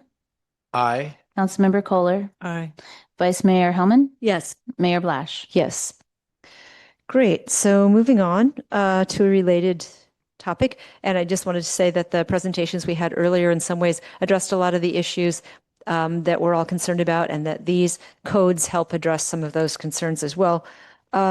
We're going to open the public hearing and we're going to conduct a public hearing and adopt Ordinance 900 to amend Chapter 8.06 of the Fairfax Town Code and adopt the 2025 edition of the California Wildland Urban Interface Code and 2024 International Wildland Urban Interface Code with certain local amendments and additions. So, thank you. Thank you, Mayor. Sorry. At the October 15th meeting, the town council introduced Ordinance 900 to amend the town code and adopt the 25 California Wildland Urban Interface Code and the 2024 International Wildland Urban Interface Code with local amendments known locally as the WUI Code. The new WUI Code is a combination of both fire and building construction codes that pertain to designated fire hazard severity zones and wildland urban interface areas. The WUI Code is being adopted separately in two sections of the town's municipal code, Chapter 8, Health and Safety, and Chapter 15, Buildings and Construction. Like the fire code, the adoption ensures the town stays compliant with state fire and building standards specific to wildfire risk areas. Fairfax has 180 days to make the amendments before the codes take effect January 1st. The previous local amendments pertaining to the WUI areas in the 2022 Fire Code and the 2007 WUI Code are carried forward into the new WUI Code, supported by the proposed findings in Exhibit A, and these findings are necessary because of the local climatic, geographic, and topographic conditions. And most of these codes and amendments have been in place for many years and are designed to protect the residents and to provide tools for our firefighters during emergencies. In addition to the updated code section references, there are 3 proposed new changes. The first is to amend Chapter 4, Section 403.1.3, raising the imposed fire lane design load to 75,000 pounds. And this guarantees a uniform countywide standard for roadway design meeting countywide emergency apparatus requirements. The next is to amend Chapter 6, 602.3.1, requiring the location of emergency water supplies included in the fire protection plans. And this provides additional details for pre-fire plans for our first responders. Also in Chapter 6, 602.3.2, requiring the location of fire protection systems or equipment and power sources, meters, and shutdowns to fire protection plans. And again, provides additional details in an emergency. And I want to emphasize again, aside from these 3 new provisions, the remainder of the town's WUI Code amendments have been long-standing, and these are essential for the protecting of our community and ensuring firefighters have the access and resources they need during emergencies. And thanks for your consideration. I'm happy to answer any questions. Okay, do council members have any questions at this time? Okay, I see Councilmember Garangelli. I don't. Oh, thank you. Okay. So seeing no questions at this point, it's time to open this up to public comment.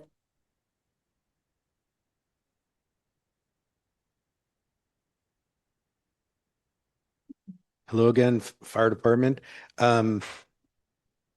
If I may, and go through the council, how much what is the weight, gross weight of the larger fire trucks that the department currently has or assumes to acquire? And I ask this just because of ratings to bridges as well as my own. And so if I could get an answer to that, I would be interested in that. Thank you. Great. I think that's something for everybody in the town, so I think it might be a good response. Great, thank you. Thank you. Does anyone else have public comment in the room? Okay.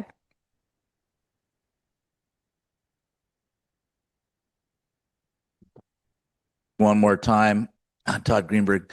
I mentioned this earlier, and I'm not sure exactly where it fits in, but I'd ask the professionals here and the council, if we're talking about water supply, if MMWD is upgrading its pipeline, is there some reason why we can't cooperate with MMWD to upsize all of the private meters without additional ongoing charges or charges so that they can more easily fight fires at each residence rather than, or residents could put out fires before they are required to become a response. To me, not being a fireman or a trained fire professional, this is an opportunity to do it at low cost. I'd like to ask that the council and the fire department explore that with MMWD. Thank you. Great, thanks. Is there anyone online? No, Mayor, no speakers online. Okay, so I'm going to bring it back. Really quick question. How much does the fire truck weigh? I don't have the specifics on every engine in the county-wide that could respond or statewide, but it is the stopping force of our apparatus is what's at issue. And that is at the 75, it's about 72 to 75,000 pounds, and it meets Caltrans standards for roadway designs. Great, thank you. And I think we talked earlier about the water supply issue with MMWD, but I think we had a clarification here that he was talking about private meters, not fire hydrants. I'm not sure how to address that question or if anybody has. Yeah, I can answer that. Similarly to my answer a little earlier is every resident in Marin pays a tax on their property tax bill that is designated for fire flow improvement, and it's tied directly into MMWD. So I believe it was a 20-year tax that's due 2028. So the fire chiefs, Todd, to answer your question, the fire chiefs are now starting to put together a plan on the renewal of that tax and how we would like to see the support of the fire chiefs support that tax. And then once we make a decision on that, then the fire chiefs will have they'll have a chance to discuss with MMWD certain areas within their jurisdictions that are low flow and get them on the project planning. Great, thanks. That's very interesting. Okay, so bringing it back, are there comments or is there a motion? I'd like to make a motion to adopt ordinance 900 to amend chapter 8.06 of the Fairfax Town Code and adopt the 2025 edition of the California Wildland Urban Interface Code and 2024 International Wildland Urban Interface Code with certain local amendments and additions. I'll second. If I may comment, please. Okay, so yeah, we started the process, but go ahead and make a comment. Between the October meeting and this meeting, our homeowner's fire insurance was canceled. It's real interesting because they said our roof is not fire resistant. Our roof is Class A, the best fire resistant roof you can buy in Santa Fe. So I've got to take samples and mail them to them and photos and send them. I don't know if they've photographed someone else's roof from aerial shot or what, but anyway, it's real interesting having my insurance canceled. I should say it's canceled. They're not rewriting it. They said they're not rewriting because my roof is not fire resistant. It's crazy. So I got to deal with that. But just a quick note, on that page, on that one page where it talks about the roof portion of any, remove that portion of any tree which extends within 10 feet of the chimney, roof surface, or roof gutters. So my neighbors' homes have trees that extend, over my place. And when I talked to them, they said, well, you cut all limbs off at your side. And I said, well, that's not good because the trees will become unbalanced and it's going to fall down and you're going to sue me. But so I wonder about the issue when it's someone else's, your neighbor's tree that's hanging over your place. How should I deal with that? I would recommend that you go online onto our website at rossvalleyfire.org and submit a hazard complaint if you feel it's a hazard, and we'll follow up from there on the individual hazard. Thank you. Thanks. Are there, okay, so where's a motion? Yeah. So maybe we could take a vote. We have a motion from Councilmember Kohler and a second from Councilmember Hellman. Councilmember Egger? Aye. Councilmember Gearangelli? Yes. Councilmember Kohler? Yes. Vice Mayor Hellman? Yes. Mayor Blash? Yes. Okay, so now we are going to move on to conduct a public hearing. And okay, we're going to open the public hearing, conduct a public hearing, and adopt ordinance 901, adopting the 2025 California Building Standards Code, California Code of Regulations, Title 24, including the 2025 California Administrative Code, the 2025 California Building Code, the 2025 California Residential Code, the 2025 California Electrical Code, the 2025 California Mechanical Code, the 2025 California Plumbing Code, the 2025 California Energy Code, the 2025 California Historical Building Code, the 2025 California Existing Building Code. The other one is the Historical Code, sorry. The 2025 California Green Building Standards Code, and the 2025 edition of the International Property Maintenance Code supplemental. And then we also have a supplement. So anyway, there you go. And who's presenting on that? Mark Lockaby is going to be presenting that. Thank you. He's right there. I was looking over here in the mail, empty seat. There you are. Thank you. Good evening, Mayor and Council. Tonight, the Council will conduct the second reading and consider adoption of ordinance number 901, adopting the 2025 California Building Standard Codes. Every 3 years, the state updates its building codes, and local jurisdictions are required to adopt them. Fairfax last adopted the 2022 codes along with its Tier 1 REACH codes and Flexible Compliance FlexPath program. Under Assembly Bill 130, there is now a moratorium on new residential amendments until 2031, except for those in effect by September 30, 2025, or those meeting specific exemptions. Fairfax's REACH code amendments qualify because they are substantially similar to those adopted in 2022. Staff has coordinated with the County of Marin and conducted community outreach. The updated REACH codes include hardship exemptions where compliance would be infeasible, unsafe, or conflict with historic preservation or state standards. The Fire Code and Wildland Urban Interface Code will be adopted separately under Chapter 8 of the Municipal Code. The Ross Valley Fire Department recommends updates to ensure WUI standards apply to new construction additions and exterior alterations. A few clerical corrections have been made and are included in the supplemental packet. This action has no fiscal impact beyond minimal staff time from Building and Climate Action Divisions. Staff recommends Town Council adopt Ordinance 901 as presented. And I'm available for questions. And is Bridget online also? Yes, Bridget's online. And I'm sorry, who's Richard? Bridget. Okay, good. I was like, wow, Richard. Okay, thank you. And let's have any questions from council members? Questions? Okay. So my question is about the septic systems.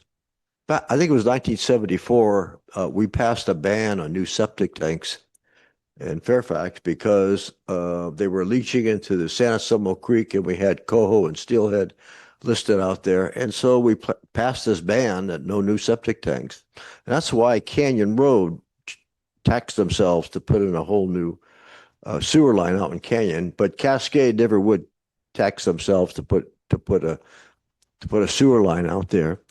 How does this ordinance affect Fairfax's ban on installing septic tanks? I don't think Fairfax ever removed that ban from the town code. I'll have to go through and look. But if it's still in the town code, does this in effect override that? I don't believe that there's a ban on septic systems. It was a ban that if you were within a certain distance, I don't know the exact distance, but I believe that it's 400 feet, that if you were further away than 400 feet from the sewer system, then you can still put in a septic system, because there is a new home on Cascade that the county approved the septic system for it. So this I actually voted against the ordinance. It passed 4-1 in Fairfax. I voted against it because at the time we had large lot zoning in some of the hillside areas, and I thought folks up there should have the right to put a septic system in because there was no sewer in the hillside areas. But I'll try to dig up that ordinance. So this code doesn't address septic, right? It doesn't address septic as, I believe Okay. there is a section in here okay, on this particular thing about the ban. Okay, thank you.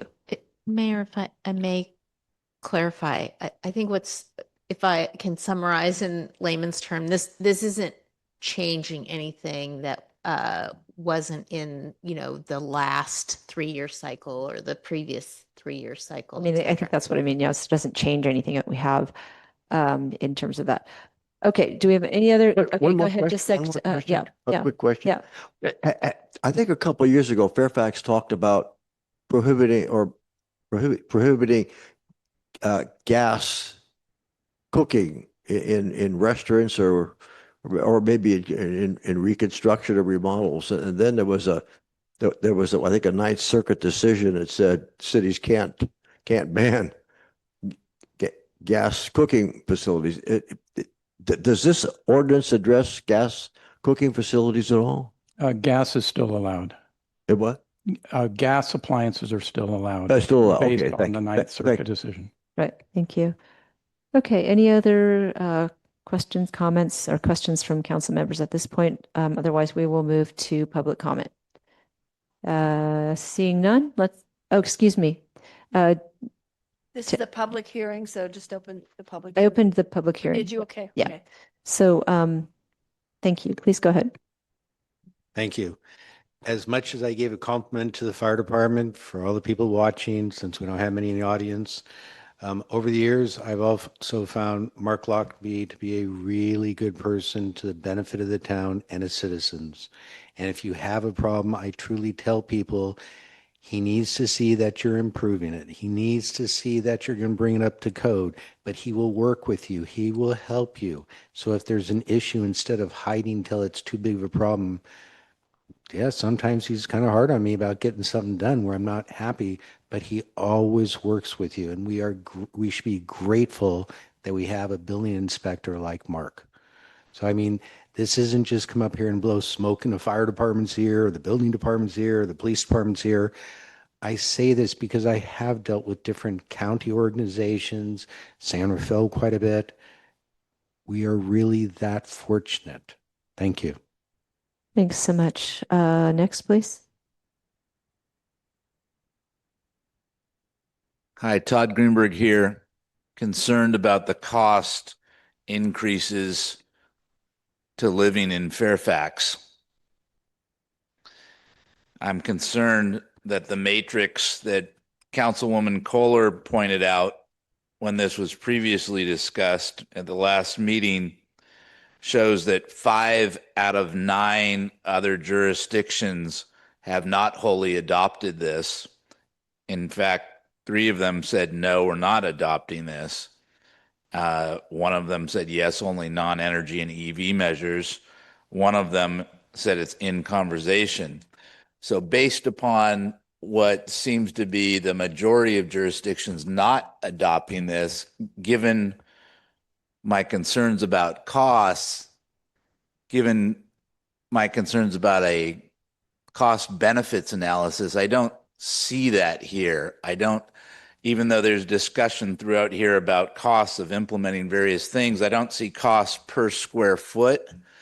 And if Fairfax is going to be friendly to young families that are looking to have more kids, as we see many strollers around as our population ages, applying this to 200 square feet, if that's where it begins, seems rather small if one needs to provide for a growing family. My personal suggestion is that this gets increased from 200 square feet to an appropriate level, maybe 350 or 400 square feet, and that before adopting it, a cost increase per square foot is calculated for what these changes amount to, so that you know whether we're driving towards $1,200 per square foot, like what was mentioned by planning director in San Anselmo as being what she thinks the average cost to build is now. Thank you. Great, thanks. Is there anyone else online that would like to speak? Yes, Mayor, we have one speaker online. Dee Lee, you may unmute yourself. You are unmuted. Hello, thank you for hearing me, Deborah Benson Cascades. I want to echo what Michael McIntosh said about Mark Lockaby. He is one of the most valuable employees we have in the town. He responds quickly, more quickly, and consistently than anyone else I've contacted. He interacts with PG&E. He interacts with residents. He's a treasure, and I think we should treat him very well. So thank you. That's all I have to say. Thank you. Is there anyone else online? No, Mayor, there are no more speakers online. Great. And I can't remember, but last time we discussed this, which we went into in great depth, did we talk about whether we've had this in place for 3 years, right? Basically in pretty much the same form that it's in now, or is that not? Yeah. It's pretty much the same, but Bridget can follow up with that. Okay. Just wondering if we've had issues or complaints from residents or how that's worked out during the time that we've had this in place. I haven't had any, no. We asked that last hearing. Just following up Yeah. and to reiterate, thank you. Are you ready for a motion? Yep. Let's do it. Okay, let's do it. I move to adopt ordinance 901, adopting the 2025 California Building Standards Codes, California Code of Regulations Title 24, including the 2025 California Administrative Code, the 2025 California Building Code, the 2025 California Residential Code, the 2025 California Electrical Code, the 2025 California Mechanical Code, the 2025 California Plumbing Code, the 2025 California Energy Code, the 2025 California Historical Building Code, the 2025 California Existing Building Code, the 2025 California Green Building Standards Code, and the 2025 California Reference Standards Codes with local amendments, and the 2024 edition of the International Property Maintenance Code. And I would do friendly amendment, including the supplement. I have to mention that I forgot to close the public hearing. So the public hearing is closed. We're moving on. So Okay. including the supplement. Yeah. And I'll second. Great. We have a motion from Councilmember Vice Mayor Hellman and a second by Councilmember Kohler. Councilmember Egger. Aye. Councilmember Garangali. I have a question for staff before I give my vote. The hot topic in Marin and Fairfax has been about affordable housing, the affordability of housing.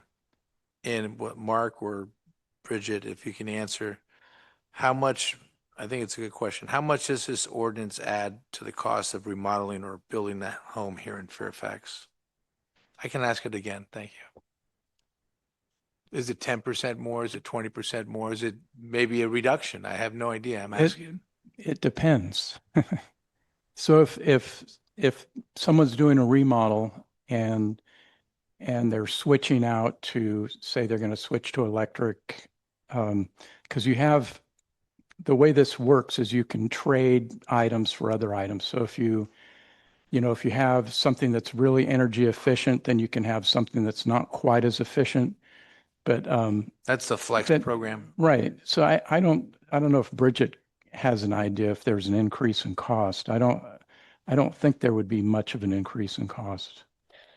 I can jump in. In terms of added costs, like Mark said, not a big one, especially because all of these codes that are being updated, the ones that do have a cost associated with them and a larger cost at that, residents are able to choose from a menu, like Mark said, and work with Mark and work with their own budget to see, and their own project.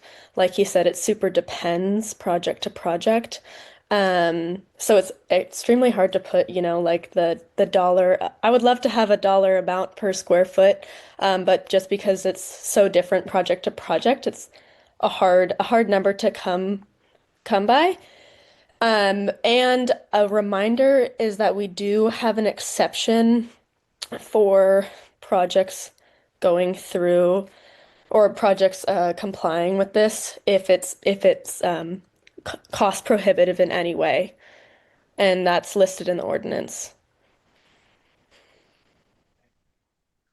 Aye. Councilmember Kohler, Yes. Vice Mayor Hellman, Yes. Mayor Blash. Yes. Okay. It is now 10:05. I'll make a motion to waive the 10 o'clock rule. Thank you. Second.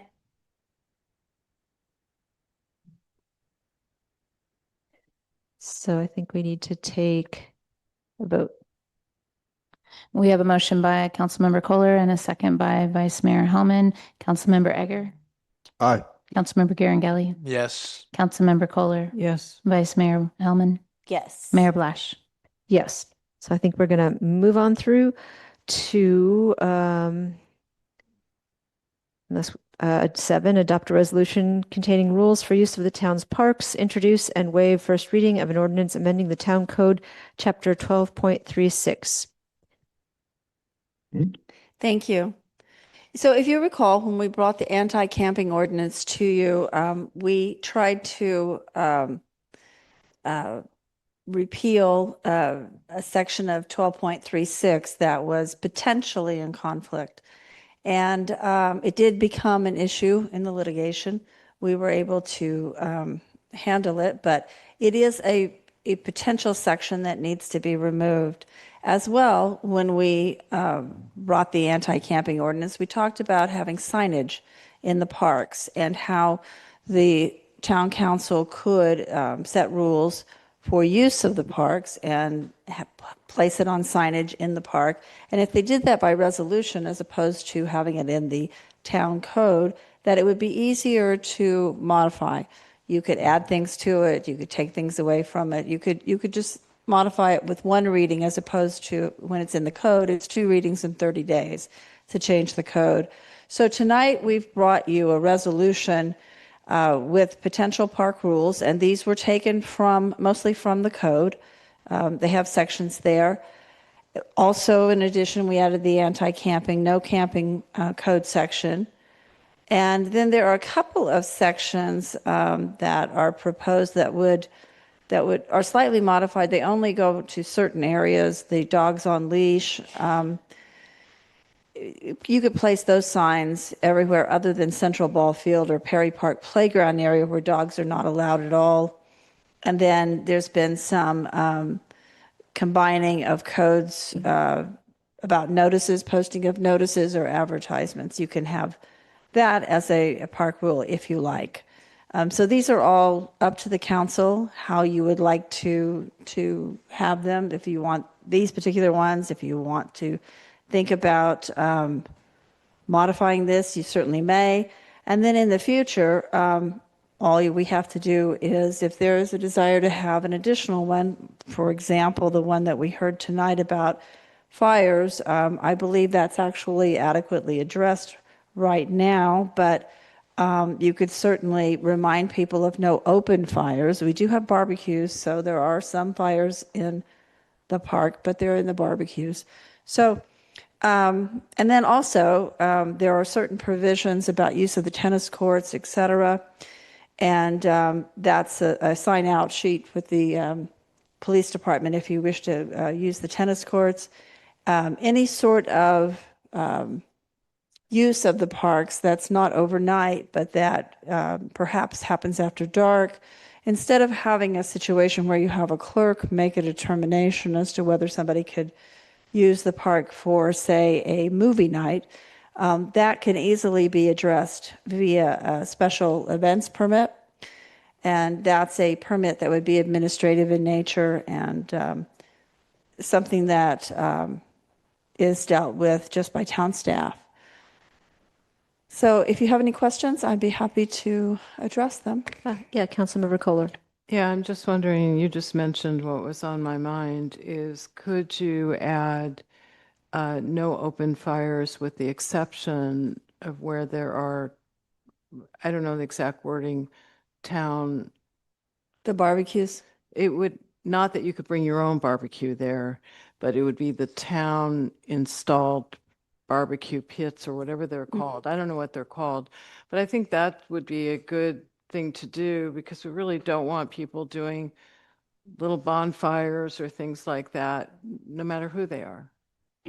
I think the advantage of this is that you could actually do a first reading adoption of this ordinance and resolution today. And then at a future meeting, we could bring back a resolution that adds that specific language Why easily. couldn't we just do it tonight? It's not. You could certainly it's do just a that. I couple just don't know if words. the attorney is ready to have that exact I language. could read it into where it's necessary. I mean, I'm not talking about massive changes, but that seems like rather than put something off, it seems like that's a simple thing that we could do because I think what Attorney Colson was trying to do was really do the bare minimum, you know, and it just seems like this is another piece of that pie. Yes, I can see that we're prepared to take notes on that. And then also, I just wanted to add, as far as a permit process, I think that would be greatly improved by having that reviewed by both PD and fire so that we make sure and avoid any potential issues in the future with events. So you're suggesting that the preclusion of open fires other than barbecues be reviewed by PD and fire? No, sorry, I'm town just making a installed mention that I would institute, I'm looking forward to instituting a event permit system that would really communicate better between the different departments to make sure that we're prepared for any events that are coming up. Great, thank you. Question. So yes, Councilmember Egger. Yes, thank you.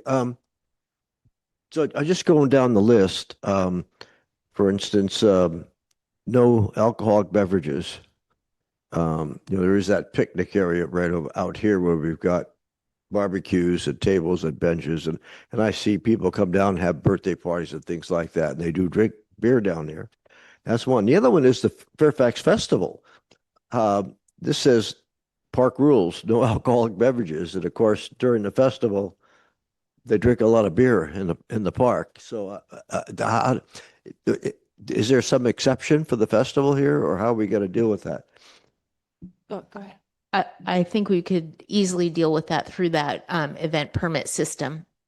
Yeah, so I don't anticipate a problem. It's not an issue? No. Okay, then coming down to dogs on leashes. So, but no dogs in a central ball field or Perry Park playground area. And I see, parents with a stroller and a little dog and they don't like to leave the dog outside and they take the dog in. How's that going to work? Have we put notices up to let people know that we're going to prohibit dogs in there? I could understand big dogs are trouble, but is there? Well, we're not prohibiting dogs, it's just they have to be on a leash. Except that in the code already, all of these. It says Perry Park Playground? Is it? Yeah, all of these come from the code already, and Oh, there is. they're already banned in the Perry Yeah, Park. I mean, Oh, stuff is in it's 6.16.020, Central Ball Playing Field and Perry Park Playground area. No dogs are allowed in those two specific areas. And okay. then dogs on leash everywhere else in the parks. Then there's number 8 says post no notices or advertisements. Around the ball field, there's 4x8 signs for the different people that help sponsor Little League. Is that considered a notice or advertisement? No, there are definitions then there of a notice or an advertisement. We're having a lot of trouble with stickers and the like being placed on signs, stop signs and whatnot. All over town. I know that's Yeah. that's trouble. Yeah, defacing public property. Yeah, exactly. But so they can't say that you can't have an advertisement on the ball field. Is that how we're going to say it? I mean, Post no notices or advertisements that are not permitted, that are not, you don't have permission to do. So for example, on the ball field, if there is a sponsor They can put All the way- their, all the way around their yeah, signs. yeah, they can put, that's Okay. not what we're talking about here. Okay. Then on the tennis courts, I see kids skateboarding on the tennis courts. You know, one of these days we're gonna resurface them. Should we? Are they prohibited from skateboarding on the tennis courts? Yeah, you're just supposed to play tennis on the tennis courts. You're not supposed to skateboard on the tennis courts. But that is something if you want to have a specific sign, you know, if you want to have a park rule or a tennis court rule, you know, for the sign that goes up at the tennis courts, if you want to have something specific with no skateboards on the courts. I think if we spend 40,000 or so resurfacing the tennis courts, we're not going to want them skateboarding on them. Okay. I would suggest either add a rule at that time, or you could do it now specific to tennis courts that says tennis only on tennis courts, because we do see other activities that could be detrimental to that surface. And so rather than listing all the things that you could do wrong, just the one thing that you want to do, I think might be simpler, which is play tennis on the tennis courts. Yeah. Okay. Well, On the deposit, or when somebody gets a key for the tennis courts, well, what's the system? I think we used to give well, I'm not sure what money, or, I mean, how do you make sure the key comes back? I believe you always leave your ID, and so you're highly incentivized to, you know, go get your driver's license just the way you would for the key to this building. Is there an age limit on who gets the key? Like a 10-year-old can't, 12-year-old can't go play tennis on the courts? I'm not aware of any age limit. Are you, Rico? You will need to provide a state certified identification. So normally if you're not, you know, you don't have a driver's license or anything like that, you wouldn't be able to check it out. So you have to have some collateral there for us that we can hold. Thank you. So I do like the idea that I think Frank brought up, and I think you proposed a good thing, saying tennis only on the town's tennis courts. Add that as to the list. And I think that's a simple change. Okay, so far it seems like there's two possible changes, which is tennis only on the tennis court and no open fires except for in the town's town provided barbecue pits. Okay, and I'm sorry, Councilmember Egger, did you have more to say?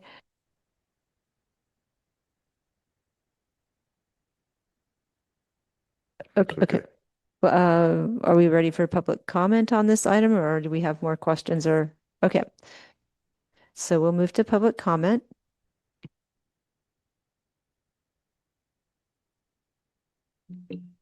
Well, to a quick point to the tennis only on the tennis courts, you do have pickleball, so you can be too restrictive, and you need to look at the uses of those. But the staff report does not identify the town parks that come under this. So we have neighborhood parks.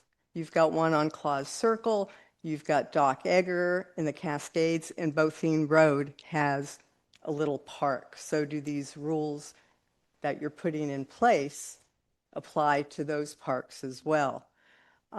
It's not clear from the staff report that it includes all the parks in town. And when I look at the list of signage, you've got number 7 on the list that states all parks, with the exception of Perry Park Playground and the ball field, must have dogs on leash. And it's stated as dogs must be leashed, assistance dogs accepted. I don't know what an assistance dog is. It's not defined. And it reads that every dog must be on leash, the way I read it, except assistance dogs. Are you trying to get to the point of allowing service dogs with specific training in these areas? It doesn't say that. There's also a section 6 or a code chapter 6 that talks about animals, and it has a section on dogs in the park.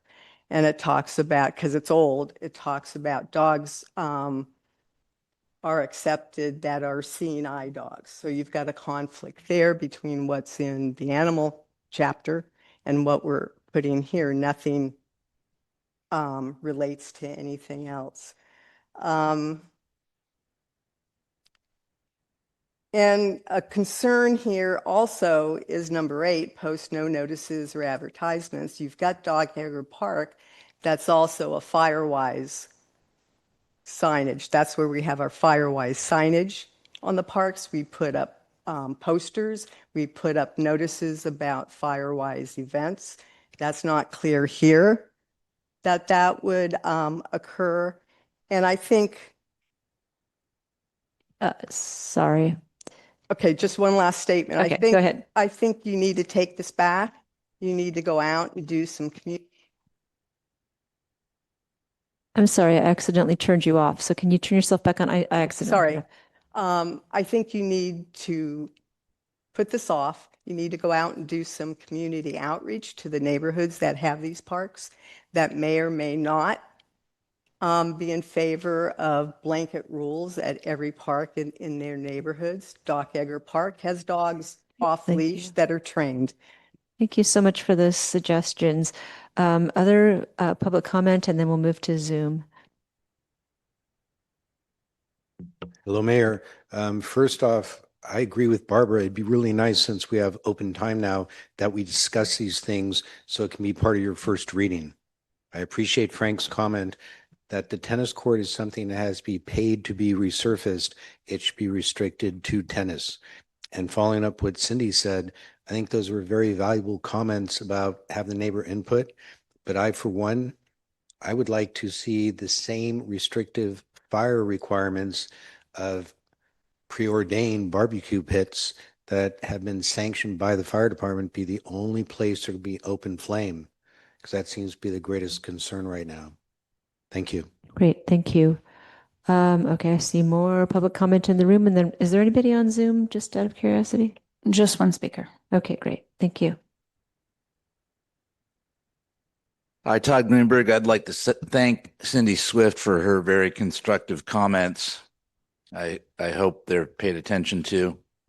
The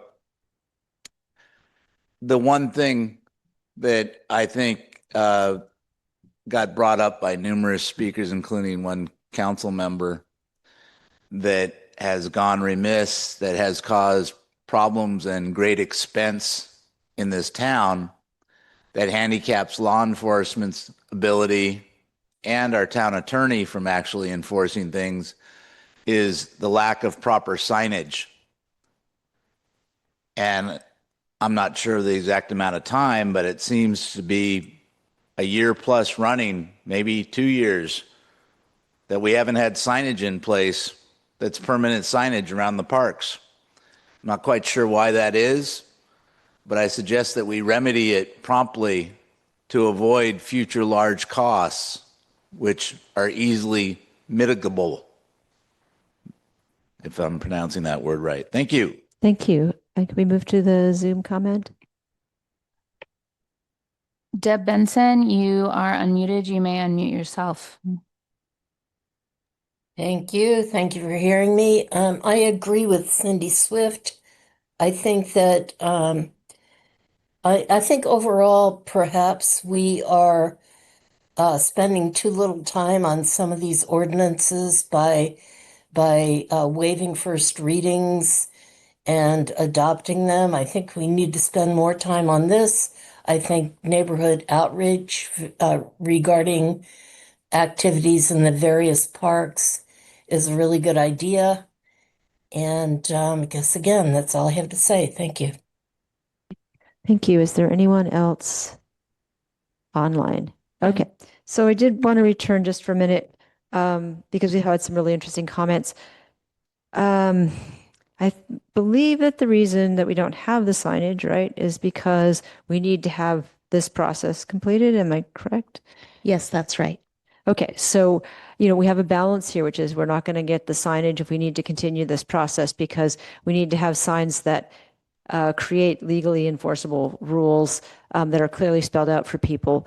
And so, that's just the process we're trying to go through. And I know that we have been asked repeatedly by various members of the community to get the signs in as fast as possible. And yet at the same time, we're trying to make sure that the signs are actually sufficient for what we want them to be, which is enforcing park rules. And so, I'm just going to put that balance out there. So I'm going to come back to council member comments or questions on on public comment or whatever else you want to talk about with this. Thank you, Councilmember. Yeah, Cole. I hear what Cindy Swift talked about. I think what's been hanging is our ability to have these rules in place. And I think they're relatively simple.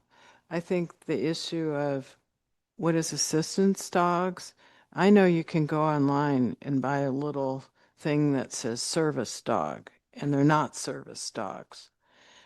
So I'd like to see if we could refine that a little bit so it's more clear to real service dogs. I'm not sure what assistance dogs means, but otherwise, I feel like it's time to put these in place. And I think we have some bare minimum rules. And our town manager has been waiting to order official signs. And I think what this is about is all our parks.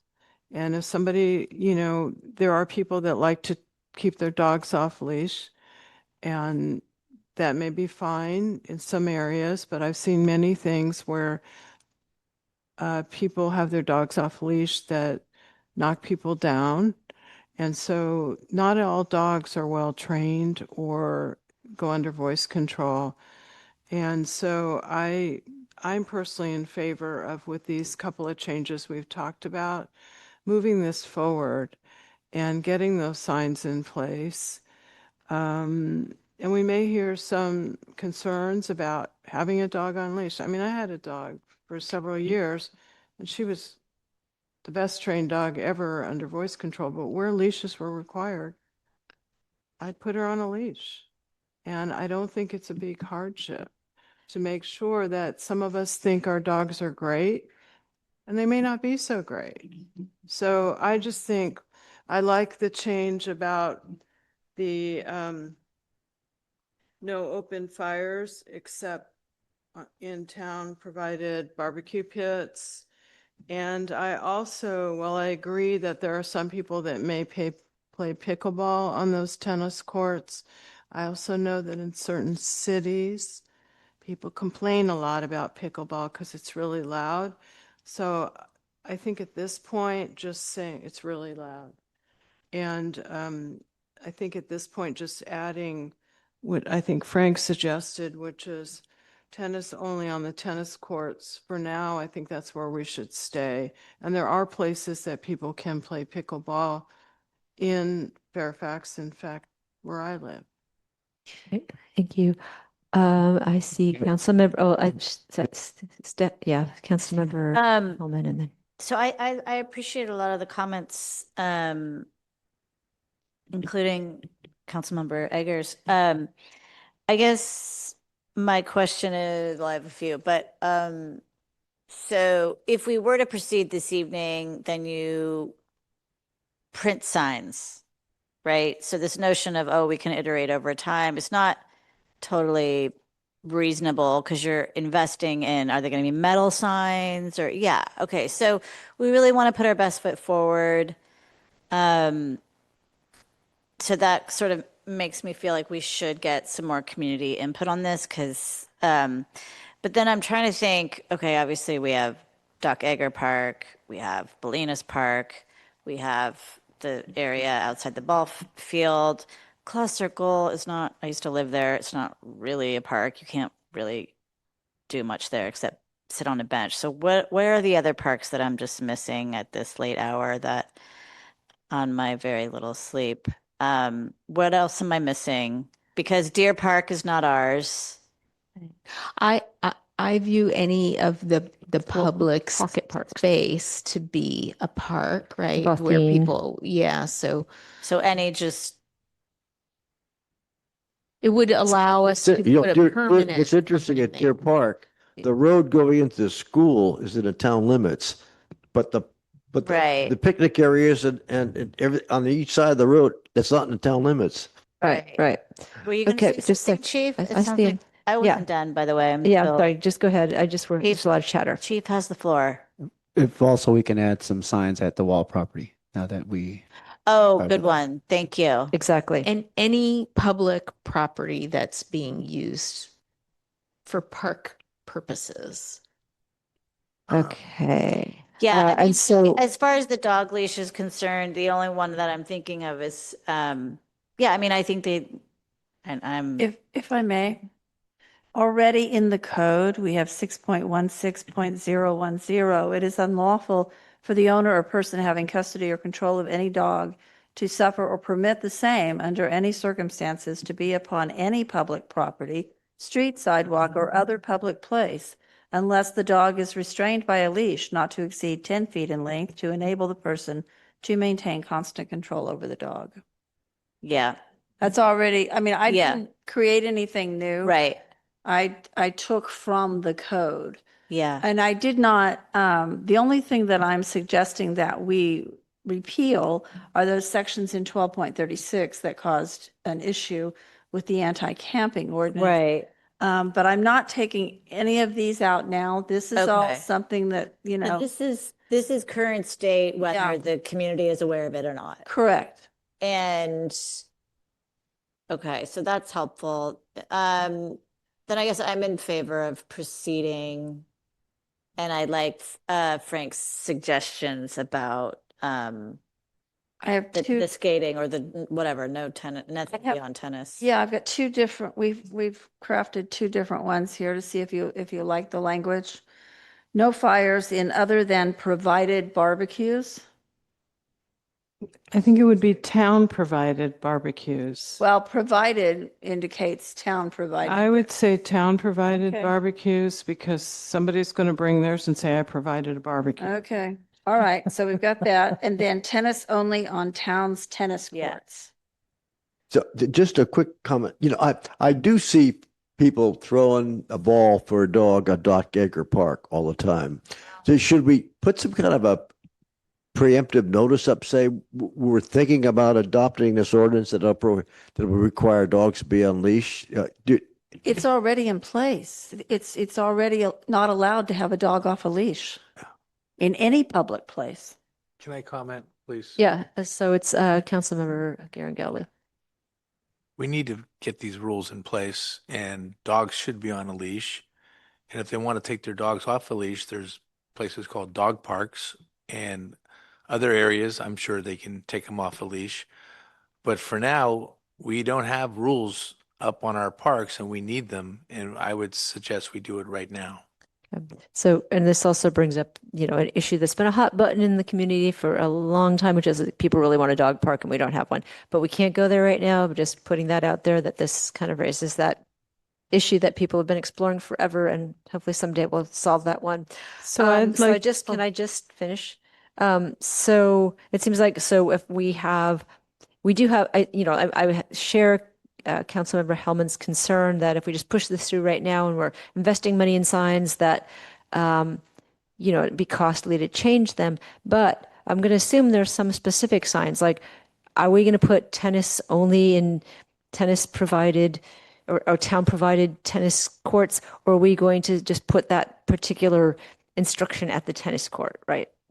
Right. Okay. So there can be some signs that are more specific to specific areas. So should we decide to change something in the future where we say you can throw a ball for your dog in Doc Edgar Park, we could change the signage there. It would cost money, but we could do it, and we could easily, with this being a resolution driven process, right? It's easier to do that than through an ordinance. So that is a possibility. We don't like the idea of having to spend money on signs and then throw them away and get a new sign. I've sometimes seen people actually add things to the bottom with a little clip-on thing. But it is possible that in the future, if we decide there's a different use we want for a park that's a little different from the others, we could change it by resolution and change the signs in specific areas. So I just wanted to double check on that. I do want to make sure that the wording on the tennis only on town, I mean, doesn't the tennis court belong to the school district? The land belongs to the school district, but the town has exclusive use and maintenance.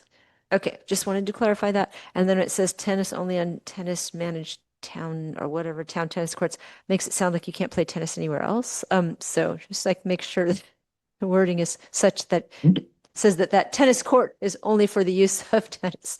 I'm open to any suggestions there. I would just say we'll just put that on the tennis court and then I don't think it will lead people to imagine it just applies say to any other area. Tennis only on town's tennis courts, period. We don't Excellent. have any other ones. I know, but you know, we have I'm ready very to make a creative motion. people in town, and they'll look at that and go, "Wait a minute." So you can make a motion. Just wanted to point Before that you out. do, I just want to make sure that Yes, thank you. there's Yeah, there's the get the missing language. language here.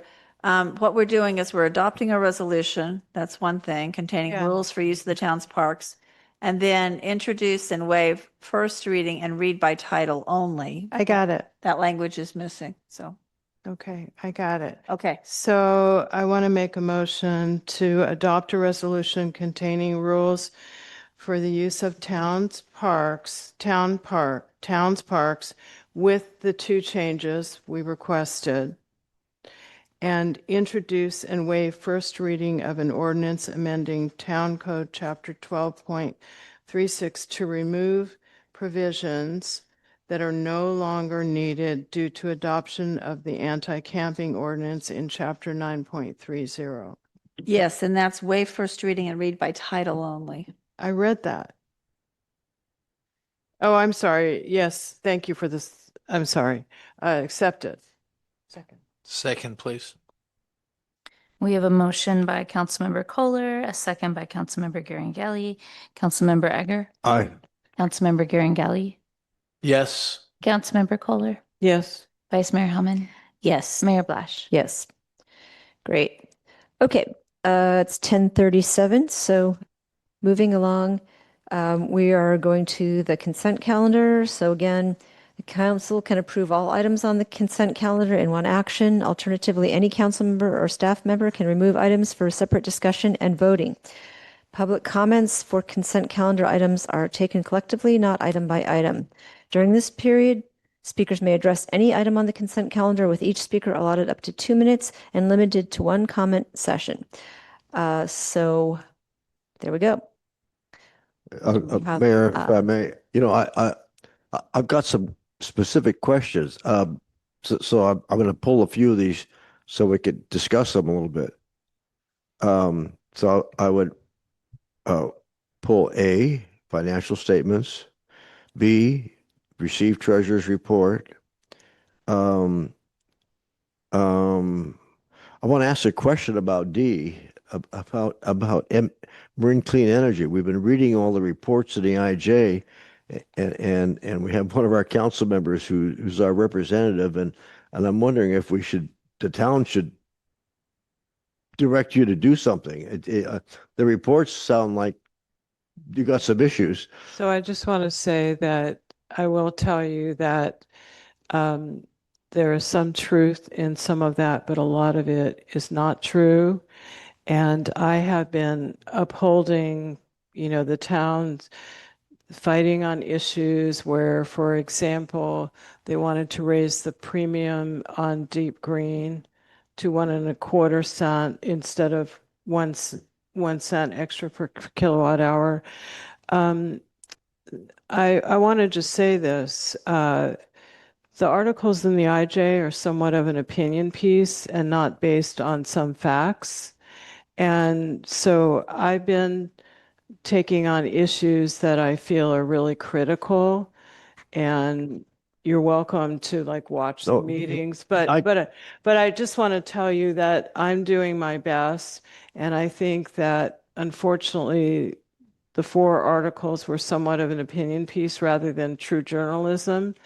And there are some truths there, but there are many misstatements as well. So we put Okay, so are we pulling item D or is that sufficient? Did that work for you, Okay, Frank? so- And I'm happy to talk to you more. Okay, so we, A, B, and F. Okay, so A, B, The and meetings. F. Okay. Okay. So we're pulling A, B, and F. Are there any other suggestions, or should we move to approve the consent calendar without A, B, and F? I think we need public comment, but I I'm also sorry, want thank to you. just give a shout out to Jeff Bolt for continuing to step up to the Open Space Committee. Right, thank you. So we're going to move to, we're going to move to public comment on all items except for A, B, and F, which will be pulled. Thank you. I'd so move to approve all items except. You're as bad as me. I always forget by this time of night. Okay, thank you. Go ahead, Mr. Greenberg. Hi, Todd Greenberg. I'll reserve time for A and B subsequently. I'll just talk about F. I think we're pulling F. We're pulling F. Sorry, I meant HI here. Adopt a proclamation recognizing Native American Heritage Month. I think that's great. What I don't think is great is that we have no recognition of the Italians or the Irish that built this town. And I'm wondering whether, as an alternate in the future, I'm giving you plenty of telescoping time here, that this coming June, we honor the Italians and the Americans throughout town. And that's my request. Thank you. Thank you. Other speakers in the room? Thank you. Thank you, Mayor. I'd just like to again bring up that I really feel the council would benefit from allowing public input if we went back to the good old days, which were no more than 10 years ago, before 2013, when someone from the public could come up here and say, hey, I don't understand something. I would like to have a better discussion of this. And a council very readily to include our input and to satisfy our interest would pull something from the consent calendar and bring it up so that it was discussed in public, doing the town's business with the public's funds and the town's funds. And again, I really support that you go back to a model that brings the community in. It would also certainly bring forth greater trust, greater transparency. And it's not a big deal if there's nothing to obfuscate or hide, if the public doesn't understand something and asks if it could be discussed in public in front of the people. Thank you. Great, thanks. Is there anyone online? We have one caller online. Cindy, you may unmute yourself. Hi, thank you. Yeah, this is Cindy Ross again, and I just wanted to say regarding 8J, the proclamation about sensitive, I can't even say it right now. I'm dozing off here, but I just wanted to say thank you very, very much to everybody for, for passing that or for addressing this, and specifically in relation to the laundromat near my home that has been causing some problems. I just wanted to remind people that if they could at all use unscented products when they're using the laundromat, it would be very, very much appreciated so that they don't reach my home and where they get me sick. So anyway, thank you very much. I just wanted to acknowledge that. Great, thank you. Is there anyone else online? Okay, so we're going to bring this back. And thank you for the public comment. So we're going to look at whether we want to pass. What about Frank wanted to make the motion? I'm sorry, I missed you. I was gonna just mention the reasons that I asked to pull that item. No, we have to pass the rest of the Rest of consent it, and then we'll first. move to that. Yeah, so we're I'll gonna make the motion to pass the rest of the consent with the exception of A, B, and F, which are pulled. Second. Oh, there's Karen Gilly's fine. It's a tie. Frank can have it. Okay. We can't have a tie second? Okay. We have a motion by Councilmember Kohler and a second by Councilmember Egger.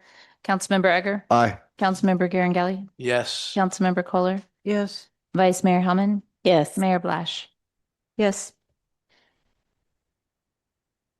Okay, so we are going to move on to item A. And go ahead. Okay, I'll just bring up a few items quickly. I noticed that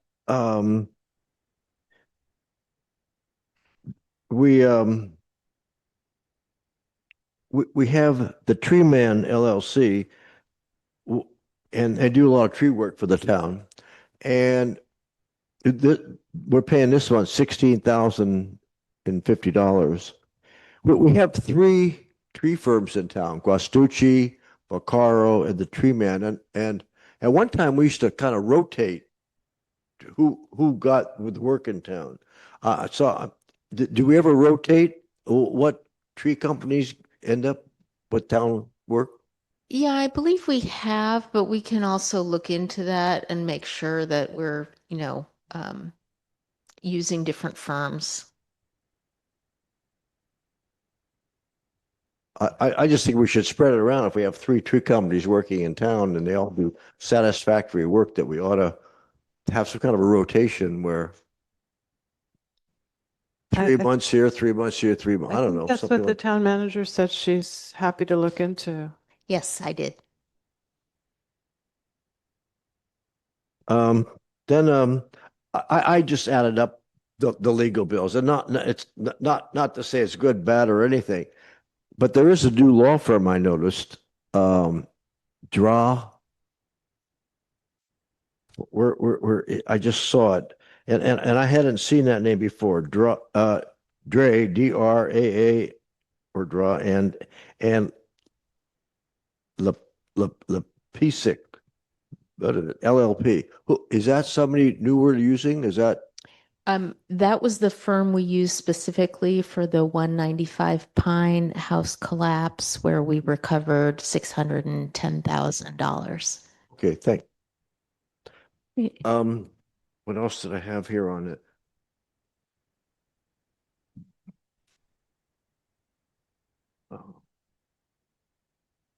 Oh.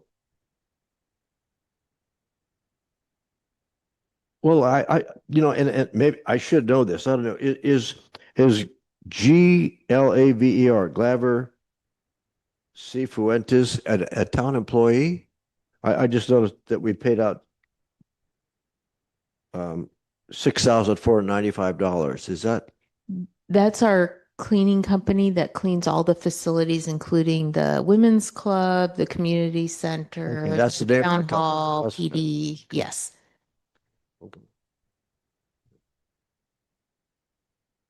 That's good. Thank you. Okay, great. We'll move to public comment on this item. Oh, wait a second. Councilmember Egger has another thing. I'm sorry, I just saw a different page.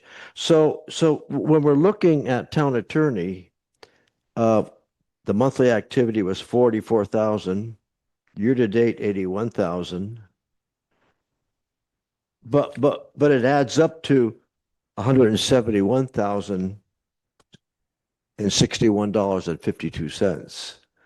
So shouldn't that figure be on the ink? No, wait a minute.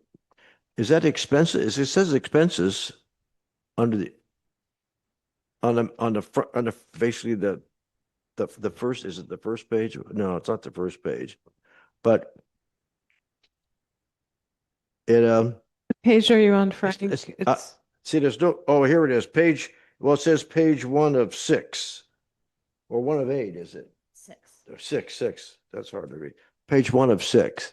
Well, while Michael takes a look at the detail there, I just want to point out there was a check for a little over $100,000 to BBK. About 50% of that was our various court appearances and filings for homelessness, and about 30% of that was for the Sorgan case. If you recall, that was a 80 Crest. They built a fourth story without permits. I just want to it shows 44,000 this month. It didn't show. It didn't show the 171,000. I'll turn that over to Michael. Okay. The 171, the Fox and Bertram had a couple charges. BB&K was 118,000. Right. And Janet was 32,609. Yes, So the when you add them up, Bertrand. I just thought it would show up at that number here that I'm looking at. Okay. So Bertrand is an attorney that works on our police services. I know that. So I explained the BBK, I explained the Bertrand. So Yeah, they're that was not the showing memo up under yes. town attorney, the totals. I'm not able to see what you're looking at, and I know Michael is still looking for it, but I'm trying to just give some background on the expenses you're asking for. No, I'm not saying there's anything. I'm just saying, pointing out that the numbers don't. Okay, we'll over. take that back and relook at our reports to make Okay, sure they're clear. then I had another question. I have a, Councilmember Girgelli? oh, I'm sorry. Go ahead. Are you, I'm sorry, he may not be, are you not done? I'm sorry. On fines, there's fines of $34,431. Is that what I see that under fines? Are you looking at revenues? I'm going across, let's see, 40,000 and year-to-date activity, 34,431. So this is just a technical question. Is that fines and income or fines charged? Is that just income? That's under the That's revenue income. section, It's Okay. the income statement. Just an income statement. under Okay. revenue. Okay. So we budgeted to receive $40,000 for this fiscal year, and year to date, we've received 34,000. So we've got 34,000 to date. Correct. That's money that came in. Okay. Yes. Okay. Okay. Okay. Do you have more questions? That's good. Thank Okay. you. Councilmember Are the Garangani? bills that Frank's referring to, is that expenditures, just talking about the lawyer bills he was referring to, and you were looking up? That refers to bills that were created or spent in September, or is that a cumulative for the year? We have one column, which is month to date, which would just be for September. And then the year to date activity is since July 1st. But was he, okay, so I don't have to look at it and you were looking it up. I'm not sure what he's referring to, because Okay. I don't know what 170,000, where he got that number from. Just got I it just right wanna out know of if this it all report. came this month in September, or did it come throughout the year? If you don't mind, when we find out, let's talk about it. So now I'm on page one of, well, it looks like one of six. And it lists Best Bessie Krieger, 118,731. It lists this DREA, DRAA, and Lap Pacific, 13,990. Lists public agency law, 32,000.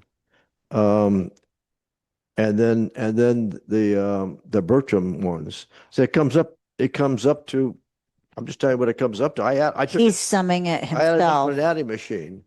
So, That's all. Frank, what does it say on the top of the page you're looking at? I'm trying to help Michael find the same page Okay, that you're looking. Well, so it's on page. I've got them all. I've got them He's all on the highlighted. vendor listing. That's right? Krieger. I mean, is that wrong? The numbers? Well, Just- one it of says, 6 is the income summary. I've got the So- income detail, which is Michael, one page. it's on the vendor listing and you're not going to find a line on him for 171. Page He's check summing register. all of that. I added them all up. That's all they did. Detail. Look, there's no 6-page report. I think it's late and we're having trouble. Can we come back to you on that? These are just informational reports. You don't have to approve them. It's just for information. So we can Okay. certainly come back. And it's also so helpful to it's so respectful and helpful to send these questions in advance and you can review them in public, but just to, prepare staff. And so they're not shuffling through papers and we can just be more efficient with the meeting time. Yeah. I picked up the packet Saturday and we've been going through it. Well, yeah. So I do want to say, Tuesday. I just added up the numbers. The numbers don't add up. right. Don't get too excited about it. I'm just telling you it doesn't. If you guys could come back to, You're asking me to approve it and the numbers don't add up. That's, yeah. Okay, I got one more Okay. comment. It's on, well, I had it here. The report from the treasurer. So I'm looking Is at that that's a separate item, I think. that's item 8. It's a separate item. Unless you want to finish. We're going to finish this first because I think we finish have up. to, Okay. we're going to do them one by one. So I did just want to mention that, this is a thing that we have discussed, which is most of us have traditionally gone with these questions to the town manager and or asked that the finance director meet with us and the town manager and review them so that we understand them before the meeting. And then I appreciate, sometimes the polling it because there are some things that maybe that need to be highlighted so the public understands them better. But I do think that most of us actually get these questions asked in advance and do some homework so that we know what they're about before we come to the meeting. And I'm sorry, I know you don't usually meet with the staff, but it's helpful to meet with the staff. By the way, a lot of people on our council ask questions right now. They just questions that's on their mind. And if Frank has a question on his mind, I think he can ask it. And I think what we should do is bring it. Don't necessarily approve it tonight, and we'll get the answers and bring it back at the next meeting. Right. We don't have to approve it, right? So, do we even need a vote on this? Okay. So we don't need to vote on this necessarily, right? Not really. I think it's on the consent calendar. So We put it on the consent calendar because that's a vehicle for us to give you information that then goes to all of the public as well. But these are not required reports and it's not required that you approve them. So when you approve them as part of the whole consent calendar, you're just receiving them. we don't need to take a vote on this and we can just move to item B and you will follow up with Councilmember Egger about the addition issues, right? Yeah, I'd be happy to do so. Okay, so we can move on to. We need to take public comment. Sorry. Okay. Thought we did that already. Let's do public comment. Todd Greenberg, this illustrates what many people have been saying for the past 3 years that I've mentioned multiple times myself. There needs to be transparency, and when the public speaks, when the public writes in, as the mayor just urged a fellow council person to do so, it needs to be handled going forward and communicated to the public rather than not be addressed and not be responded to and require PRAs, which is what I mentioned at the coffee with the mayor that I was prohibited from recording. This is an ongoing issue. And I'm going to do the math for you in addition to what Councilman Egger just stated. And here's why. You add up the additional legal billings, and I'm actually $3,000 or something shy. I think Councilman Egger saw something that I didn't see, of $168,475 that's detailed in the check register.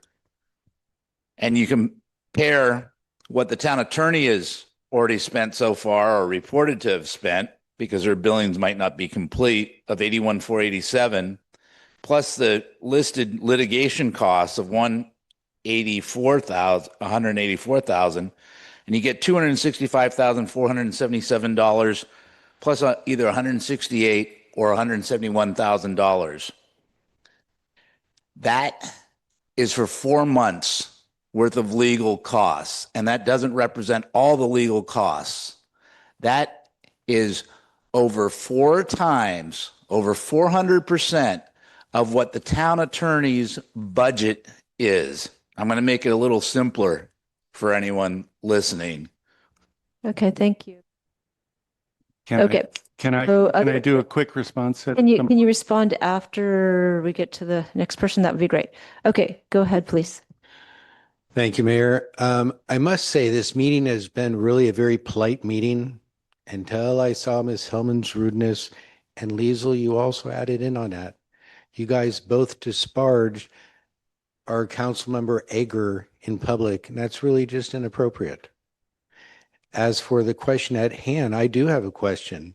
So the discussion from Frank and Todd about the legal bills, I would like to know if the town has any sort of parameters so that any and all billing has to be billed within a certain period of time. So for instance, not that I'm saying it's happening, but how do we know when we have these large bills for $44,000 in a short period of time that they don't represent basically putting in some more of the legal fees for the road bond? That would be illegal for the town to spend on our town attorney to promote your own bond, or when you guys were opposing the rent control. I would like to see that there's some sort of ordinance in place that any and all legal billings must be provided to the town within 30 days from when they incur that time. Because otherwise the public doesn't know if you're just kind of banking these attorney bills and bringing them forward where it's more convenient. Thank you. Great. Is there anyone online? Yes, we have one speaker. Deb Benson, you are unmuted. You may unmute yourself. Thank you. Thank you for hearing me. I agree with what Michael McIntosh just said about the tone of the meeting and the disparagement of our council member for raising questions. I have some questions. In the financial reporting, there's ordinarily a check register. There's also ordinarily a disbursement report by check number, which gives memos, which gives us some clue as to what the purpose of the expenditure was. And I have some questions about, because that was not included. I emailed town clerk asking for that to be included, but I have not received a response. So I have some questions about certain disbursements. One is Tyler Technologies, 22,000, 947.49. What was that for? Pardon me. Another one is Fairchild Brahms Design, $21,825. What was that for? And then I'm looking at Lisa Harper, $1,800. I know that that person is the person we pay for doing the town minutes, and our costs before the last 2 or 3 years were $250 to $280 per meeting. And now we're looking at $800 to $900, sometimes $1,000 per meeting. And our town minutes are much less extensive than they were before. So I'm wondering why we're paying so much money for that. Great, thank you.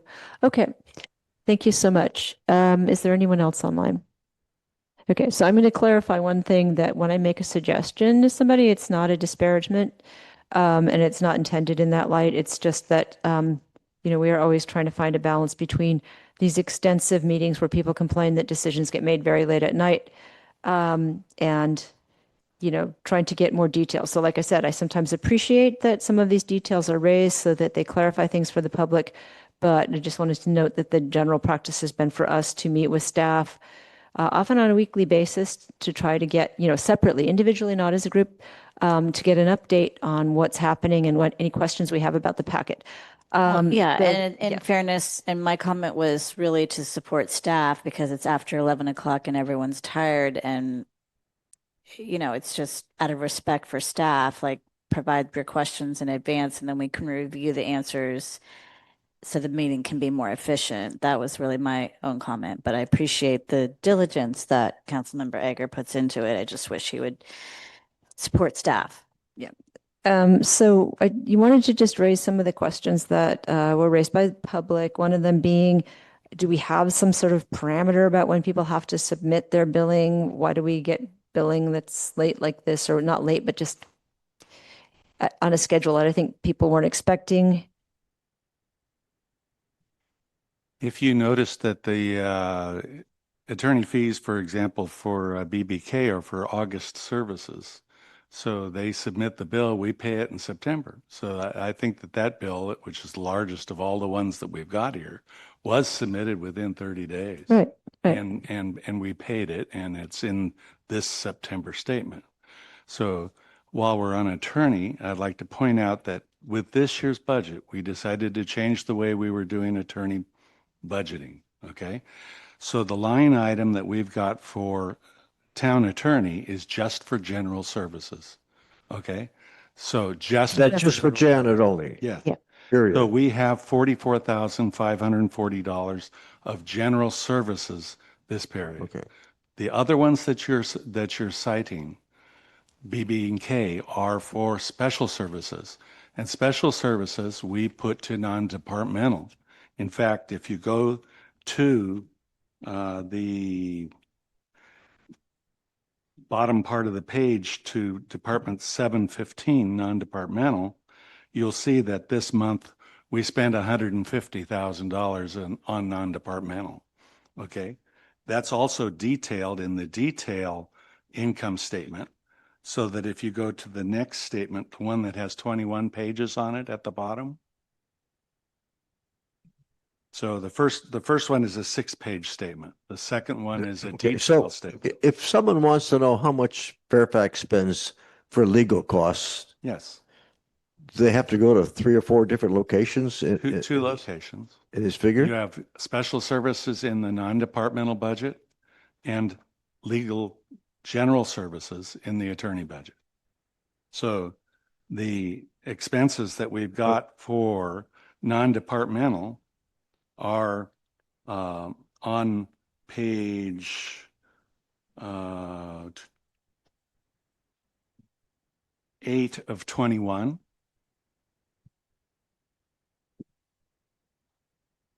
And there's a line there for litigation, which has got 126. When do we find out the total costs for legal services?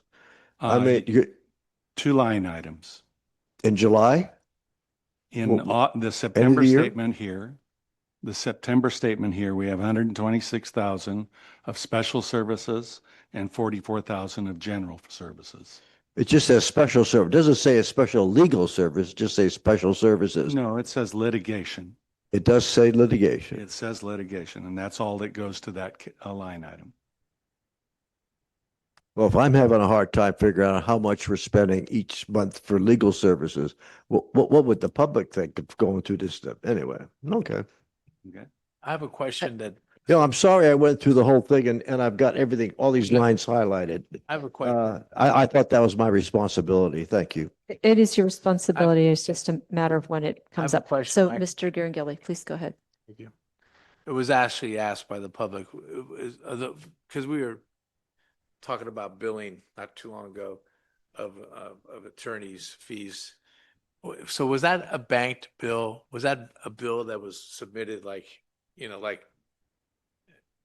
I know someone who the lawyer gave him a bill a year later and then boom, it's like a pretty big bill, but it's over a period of time, or was that just 1 month's worth of bills? That's 1 month for services in August. If there's other services that they bill us for that period, we will break that out and actually show it in the detail as September services for a different month. And then also, does that bill come with any kind of detail in the billing. The detail does come and Heather looks at that. We get in the finance department one that does not have the detail on it because these are confidential bills. Thank you. Great, thank you. So if we're ready to move on, I'm going to suggest that we take item F first and then move back to the treasurer's quarterly report afterwards. So if we could do that, that would be great.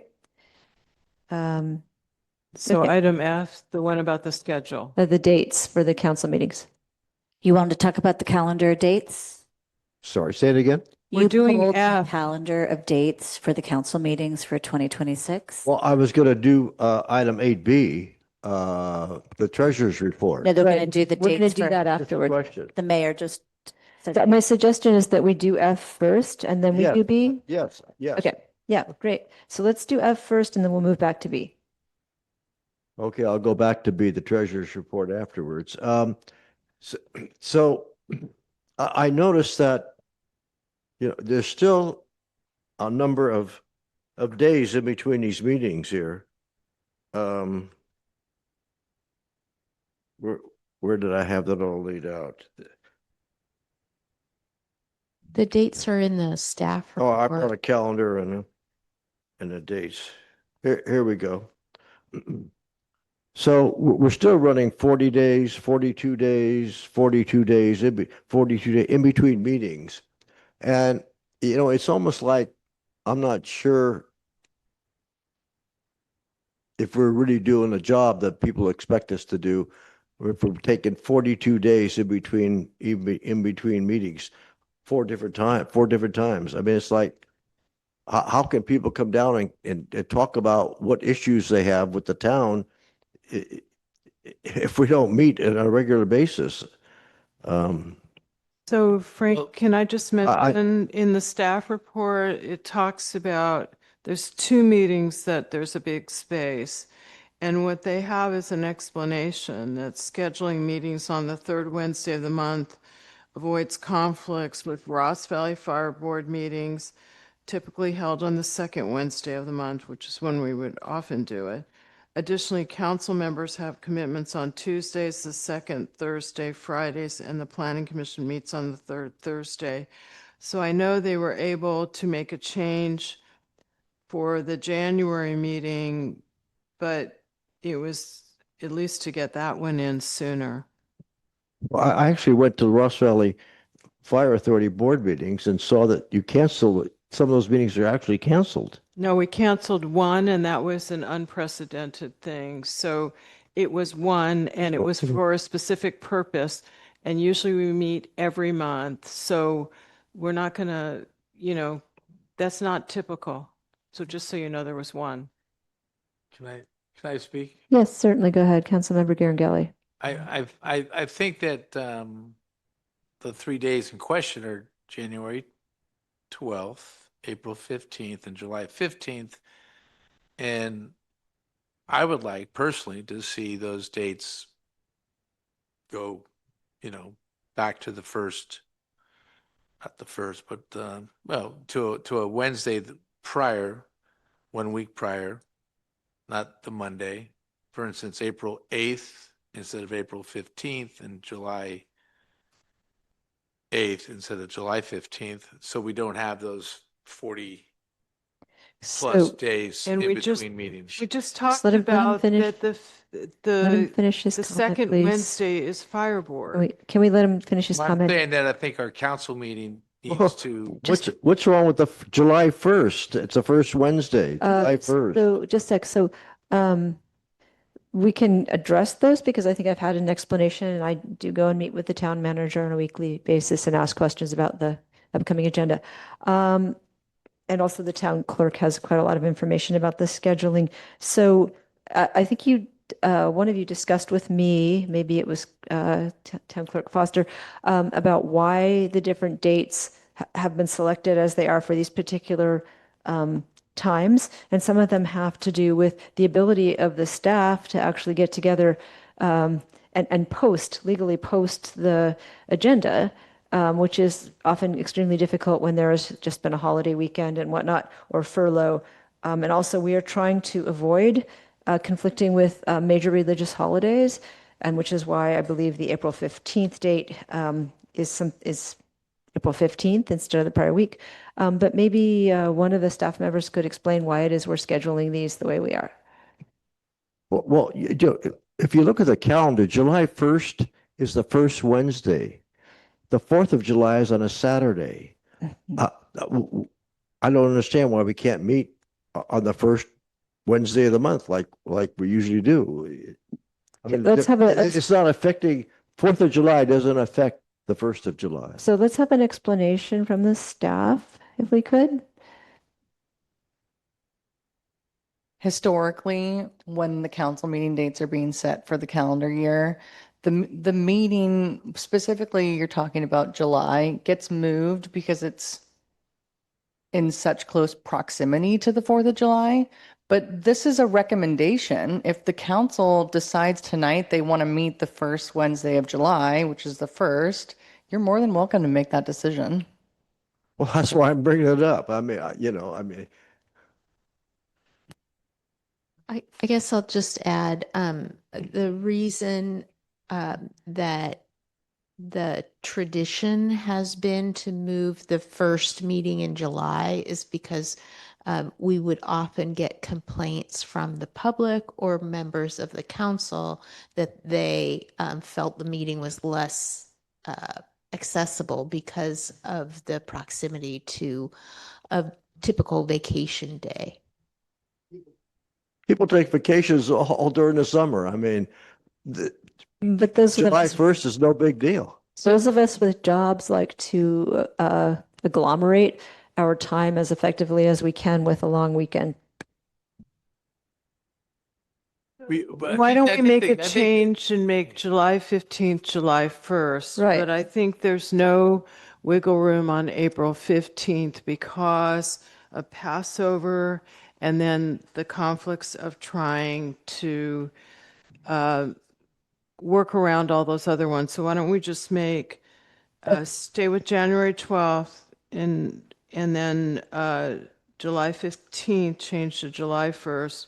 And we really pretty much have to stay with April 15th. Yeah, I'm fine with that. Yeah. Does that work Would you like- for everybody here? Yeah. And then we have to go to public comment. So, so that's a suggestion. I think unless we have more discussion right now, we can move to public comment and then come back and discuss it and take a vote on it, I guess. Okay. Don't beat me up. Yes, on this one, we need a So vote. let's go ahead and move to public comment. Yeah, can you guys turn your mics up? We can hear you, and we need to move to public comment. Thank you. Hello, Mayor. Thank you very much. I obviously don't know who set up the scheduling. I appreciate Christine's comment that it's only a suggestion, but from the outside, what it appears is that Frank had no input and Michael had no input. Stephanie was quiet on this one, so I don't know, but it appears that Barbara and Leslie, Liesel, excuse me, the two of you seem to have all this input. And from the public's perception, if you want to go to a fire board meeting or something else, what's your priority? Your priority, you're voted to be here at this council meeting, not to be subordinated if you want to go somewhere else. The fire disagree. board is Excuse me, important, You're not Michael. supposed to interrupt my time. You're not supposed to interact with the public. You make a big deal about that.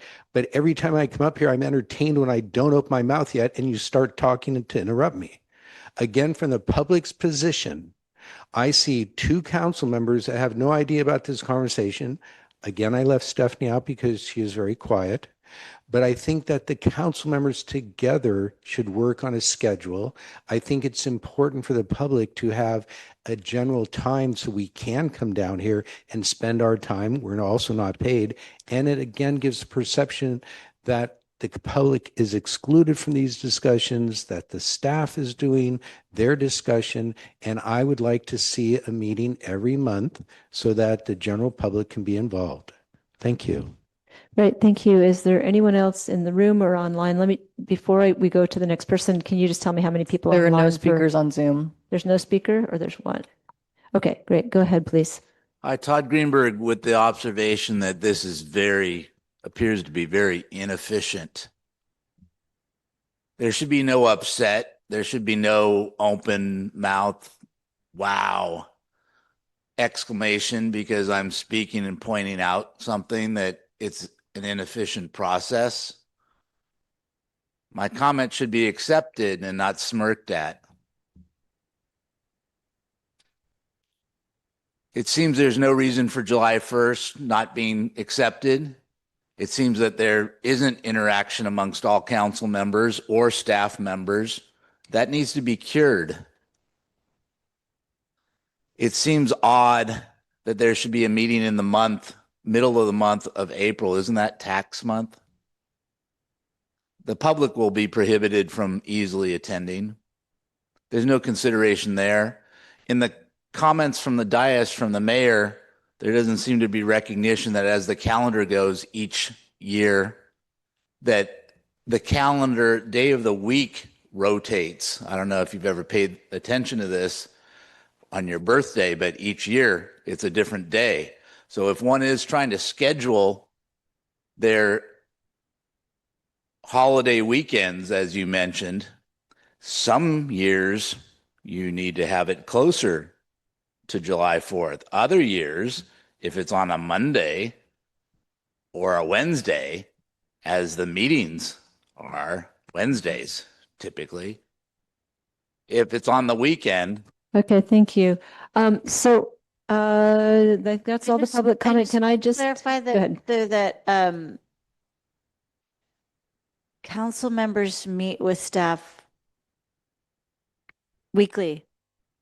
And if you choose not to meet with staff to provide input on the agenda, then you don't get to provide input.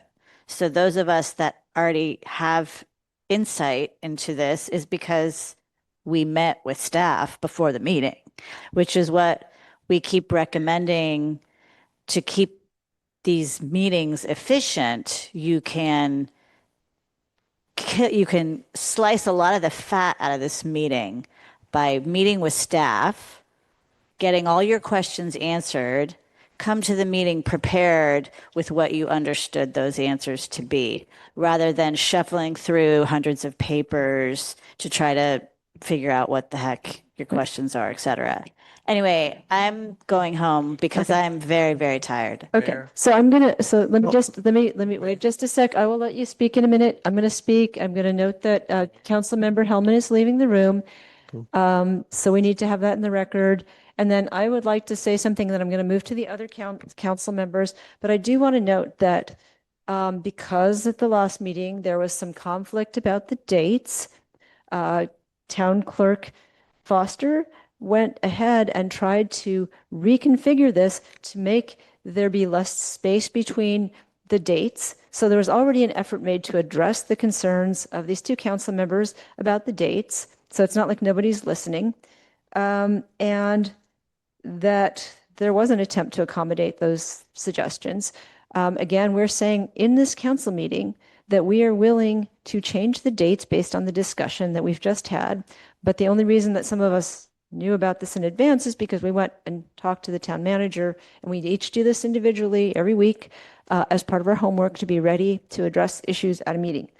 And I do want to mention, somebody was complaining about the fire board. The fire board is part of our duties as council members. So those of us who represent the town on these different boards that basically provide our public safety services, it's kind of vital for us to be there to represent the community and the community's And a lot of interest. votes require unanimous And so votes on that. so we need to have, and that one is particularly important. So we need to have adequate representation on those boards for us to continue to have adequate fire safety. So I'm not going to move to Councilmember Garanghelli, who would like to say something. Then I'll move to Councilmember. I would like to say We're something. down to one, we're down to one meeting, July 1st. Wait, can we? I'd like to say my let- part, please. let's Thank let- you. Yep, thank you. Thank you. Which, that's part of it. There's three parts I have. Number one, Christine was kind enough to call me and get my input. There's certain days I can't do it. I gave her that information. That said, we still should keep our meetings somehow within a 30-day type time frame. And speaking of work and speaking of commitment, when we used to do things 25 years ago, 20 years ago, that's not that far, long ago. We used to meet almost twice a month, almost every time, because number one, we let everyone speak at open time. And number two, we just had a lot more stuff on our agenda, by the way, a lot more. So I wouldn't be questioning our ability to be prepared and all that. And secondly, nobody's any more efficient or less efficient. I think everyone on this council, including the ones who are saying we're not efficient, are just as inefficient with their questions as I've ever heard any council be. That would include the people pointing fingers at Frank and I that we're not prepared. We are very prepared. And we like to ask questions in public. Heaven forbid that these questions are being asked in public because it's being filmed. People are watching here and at home, some of them anyway. And so that's all it is. So the balance is, I think Christine did a good job trying to balance it. I don't agree 100% with it. And and she knows that and other people at the council know, management knows, like Heather, that I prefer that if we have to, we meet twice a month. So we can give, number one, I want to really insist that going forward, we let the public speak and don't do this 30-minute stuff. And that's it. I'm just saying that everyone here is trying their best, but we don't want to be accused, and I don't want to be accused of not being prepared. I talk to staff when I want to talk to them or have time to talk to them. And I call them up about crosswalks. I call them up about litigation. I call them up about plenty of things. So let's not pretend we're all that, can't sit there and ask questions forever that you don't understand. I've heard a lot of silly questions up here and trying to grasp the idea. And even if you say it, they'll go, oh, can you please explain it again to me? Okay, I understand. That's just how it is. It's human nature. So thank you. I just want to make a motion that we go ahead with accepting the proposed schedule with the exception of changing the July meeting to July 1st. Second. We have a motion from Councilmember Kohler, a second from Councilmember Egger. Councilmember Egger. Aye. Councilmember Garangelli. Yes. Councilmember Kohler. Yes. Vice Mayor Hellman. With joy, yes. Mayor Blash. Yes. Okay. So we're going to note that Councilmember Hellman is going to leave the room now, and we are going to move back to item B. Good.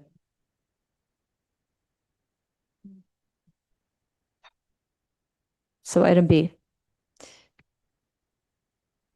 So we do have the finance director here, but we don't have the treasurer here, of course. So any questions you may have, we'd love to hear them. Frank, you had questions about B. Well, that's okay. Had a question about our council reports and Councilmember Kohler responded explaining what it was. That's fine. Are we on future agenda items yet? Oh, you're on B. You asked to pull B. Treasurer's report. The treasurer. Well, the treasurer, skip it. It's too late. We'll talk about next month. I second that emotion. Do we need to, we don't need to pass that. Let's move it We just forward. move on, right? It's Okay. informational. Yeah, it's okay. So I'm just, check Barbara, I'll check. So we can just move on, right? We don't have to vote to accept these things, right?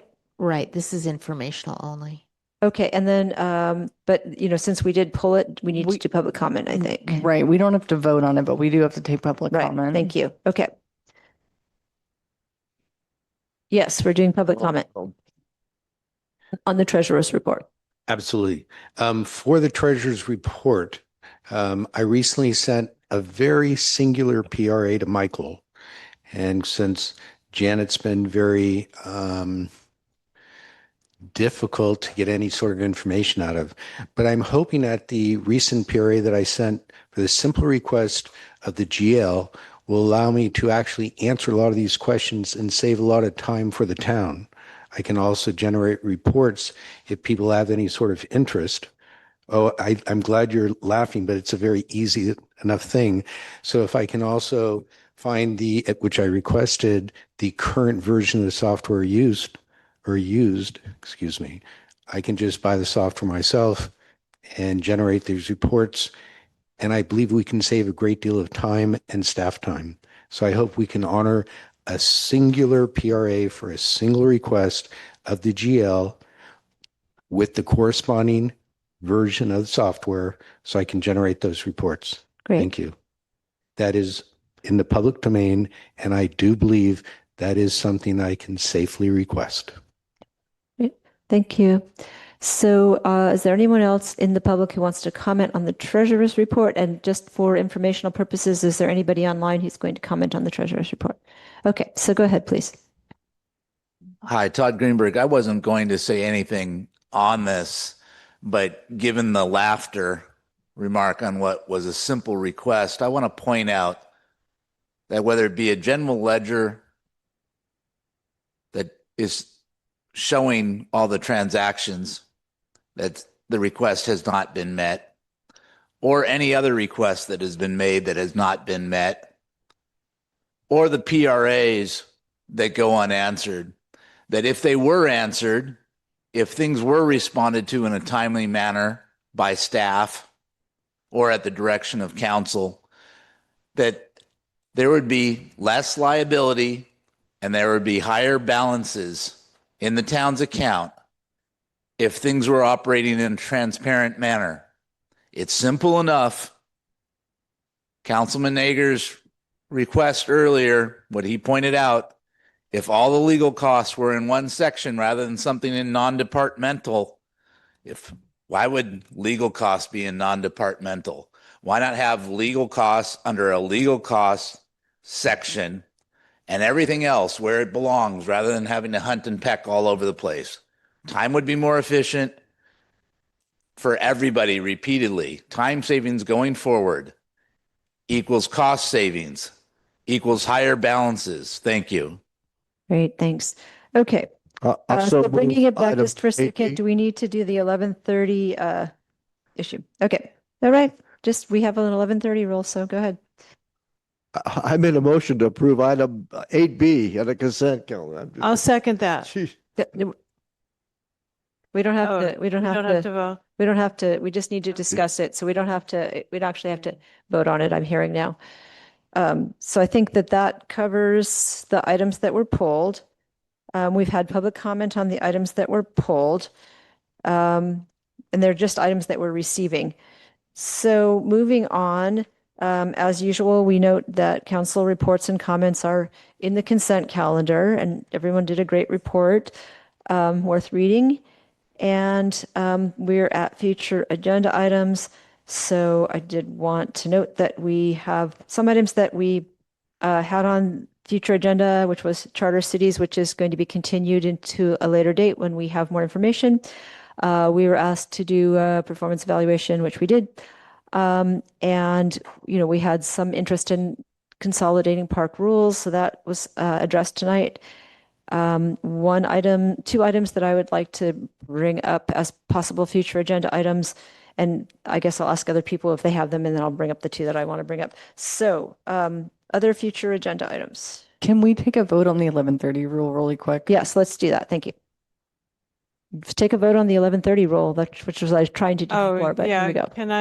I'll make a motion to waive the 11:30 rule. Thank you. A second. We have a motion by Councilmember Kohler, a second by Mayor Blash. Councilmember Egger. Aye. Councilmember Garangelli. Yes. Councilmember Kohler. Yes. Mayor Blash. Aye. Okay. So future agenda items. I think it's planned already. The smoking ordinance to bring that. I think that's planned. Yes, coming I'm up hoping soon. to bring that in December. Okay, great. Right. Okay. So the smoking is going to come, and that was partly reliant, I think, on the county taking action. Two other things that I wanted to mention that people have been asking me in the public, but I think there's reasons why we aren't to them yet. We talked last time about the fact that we will be taking up the formula business ordinance at some point. And then I was asked the other day on the street about the dark sky ordinance, which So I'm just putting those out there. Those are things that are coming up, right? If you like a reply, the formula business ordinance update needs to go through the planning commission first, and that's in process. And Dark Sky has been at the planning commission as well, so we can bring those forward as soon as possible. Because I know that was one of our goals, I think, for this year was to. But they have to go through the planning commission first, so they can't come Dark Skies ASAP. did. Dark Skies did. Yes, you're correct. As soon as possible, which includes first going to the planning commission. Right, right. And so I know Formula Business has to. I thought Dark Sky had already gone to the planning commission. They have discussed, and I'll talk with our planning director about where they ended up. Okay, that would be great. Just because I've had members of the public ask about both of those a couple times recently. So Councilmember Garanghelli, did you have something? Okay, thank you. I'd like to suggest two things, which was a member of the public asked if there was a way that we could waive permit fees for home hardening activities. I think it might be interesting to try to define those. But I just wanted to see if the rest of the council would be willing to discuss that at some point. I'd be willing to discuss it, but I think I just want to remind folks that in 2019, we did a big fee study, and it was found that the vast majority of our fees did not collect 100%. And because we were concerned about, hitting people really hard, we raised some, and then others we did over time, and some we didn't raise. And so every time we decide to waive permit fees, and they're not very extensive, for home hardening is a lot of stuff. It's things like your windows. And so there are some really easy things. We're not bringing in revenue to cover our staff costs. So I'm really concerned about looking at something very broad, because home hardening is quite a bit. And I want to remind folks that there are grants available. Maybe they've run out now through Marin Wildfire to do that work. So I just personally think cutting off our revenue is really not a good idea. Okay, so sounds like there's some reasons why maybe we don't want to have that discussion. So we could go ahead and take a vote on whether we want to move forward with placing that on a future agenda or whether we should just let it go for now. Just letting it go for now. Okay, other council members?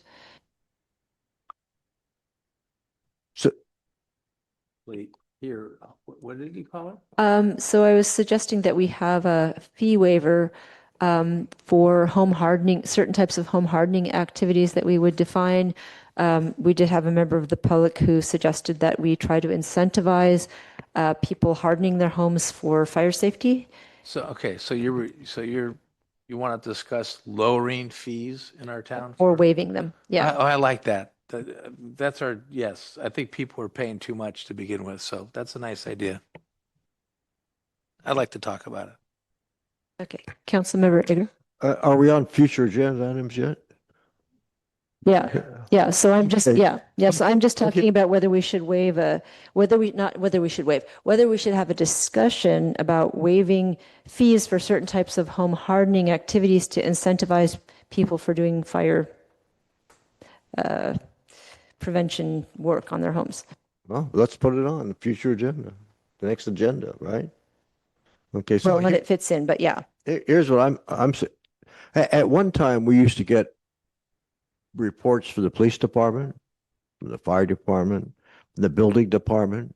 We'd know from the police department, we'd see a year-end report. We'd see all the part 1 crimes, part 2 crimes, see citations, the movers and the shakers, the parkers. I mean, knowledge is power, and we need to know what's happening in town. And it'd be nice to get a report from the police department to see what a great job we're doing. From the fire department to know how many structure fires occurred in Fairfax in the town limits, not unincorporated Fairfax, but in the town limits. How many grass and brush fires? The building department, we ought to know how many applications we've received for new building permits, how many we've issued, how many ADUs have been approved, how many homes have been approved. I mean, it's about the town council having knowledge of what's going on in the community, and that way the public could see what we're doing too, what's happening. It's you know.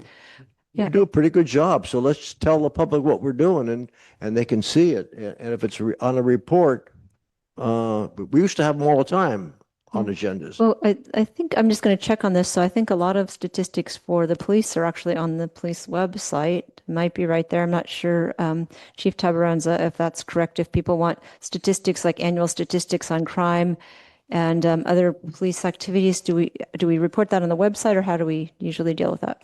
No, I'm just talking about the way I like to see it at a public meeting, so the public can see what's going on in town.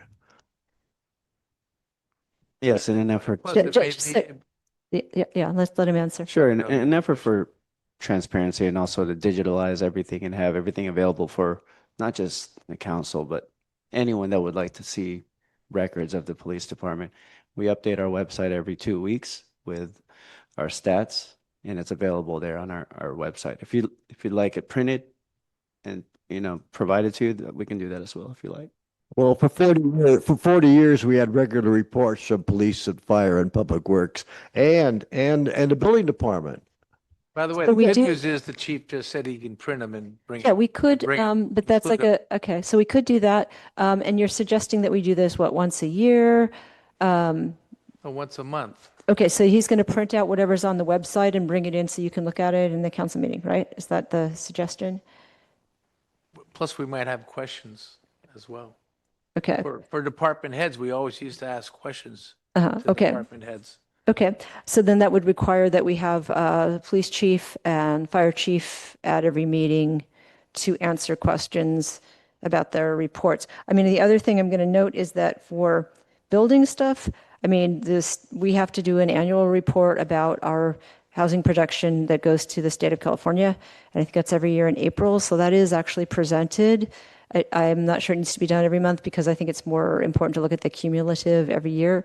I think we just went through a grand jury report where we said we didn't want to report on that on a quarterly basis because it was excessive staff time. And so we all approved that, if I remember correctly. So that's a lot of work. So for me, that's just a concern that we already have it in digital format for most of these things, maybe not for fire, that we can present it on in our budget meetings as well. There's an achievement report that comes up and all the achievements are listed. By the way, we used to get reports from Public Works Department. Well, can I just add that Yeah. the fire This is- board, this is every the month, report. we get a report on all the incidents, structure fires, etc. It's the fire board meetings is where that happens.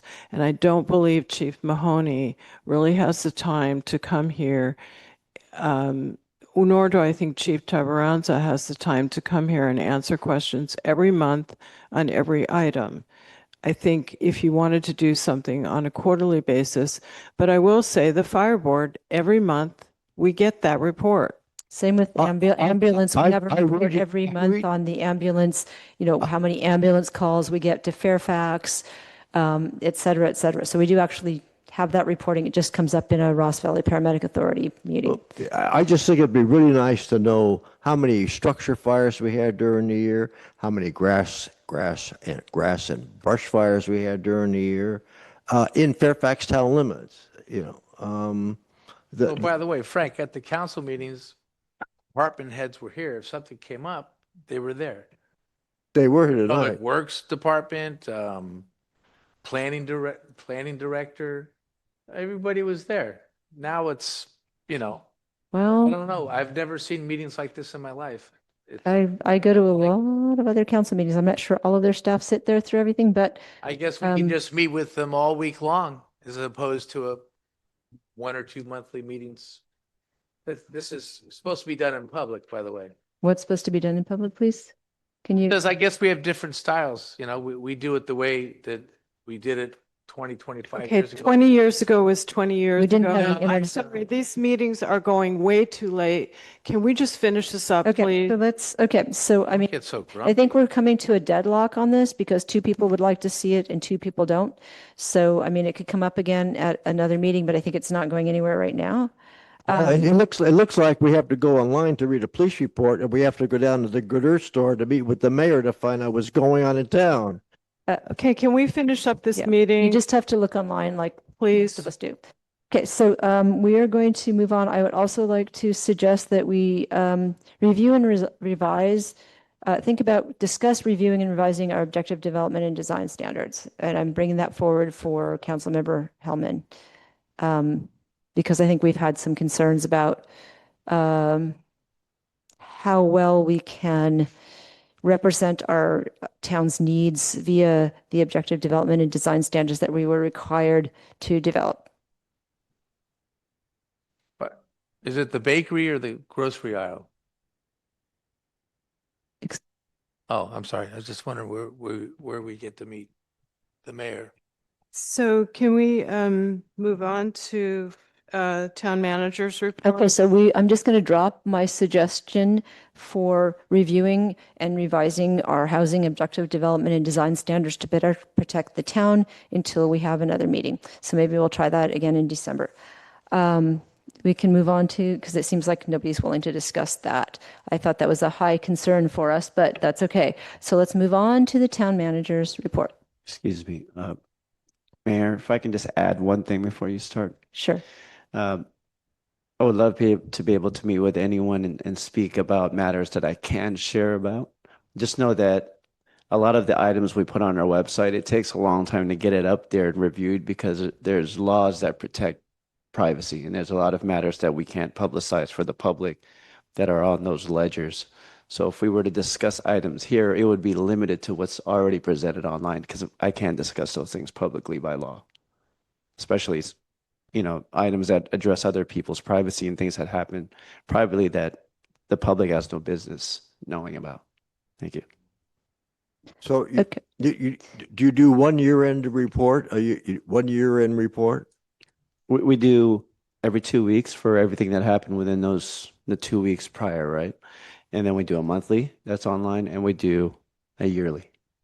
And if you would like to discuss anything, usually anything that happens that's worth you knowing and anyone knowing, the manager is contacted by me within minutes of that happening, and I give her updates on what could be shared with the council. And those are matters that are, that I feel that you should know about. So things like that you would be made aware of. So if somebody asks me how many deuces we had this past year, what do I tell them? Well, they can say they can look at the reports online at the Fairfax Police Department website.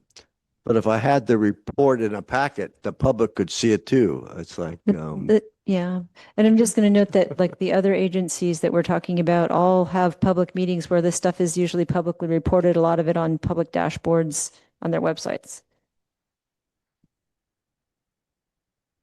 I mean, I think it's important to point that out to the public too, where those statistics and other information is actually located. So I wouldn't mind, us maybe updating people frequently about where they can find that information. So I think we're deadlocked on that one. So maybe it'll come up at another meeting. And I'm giving up on the odds one for now.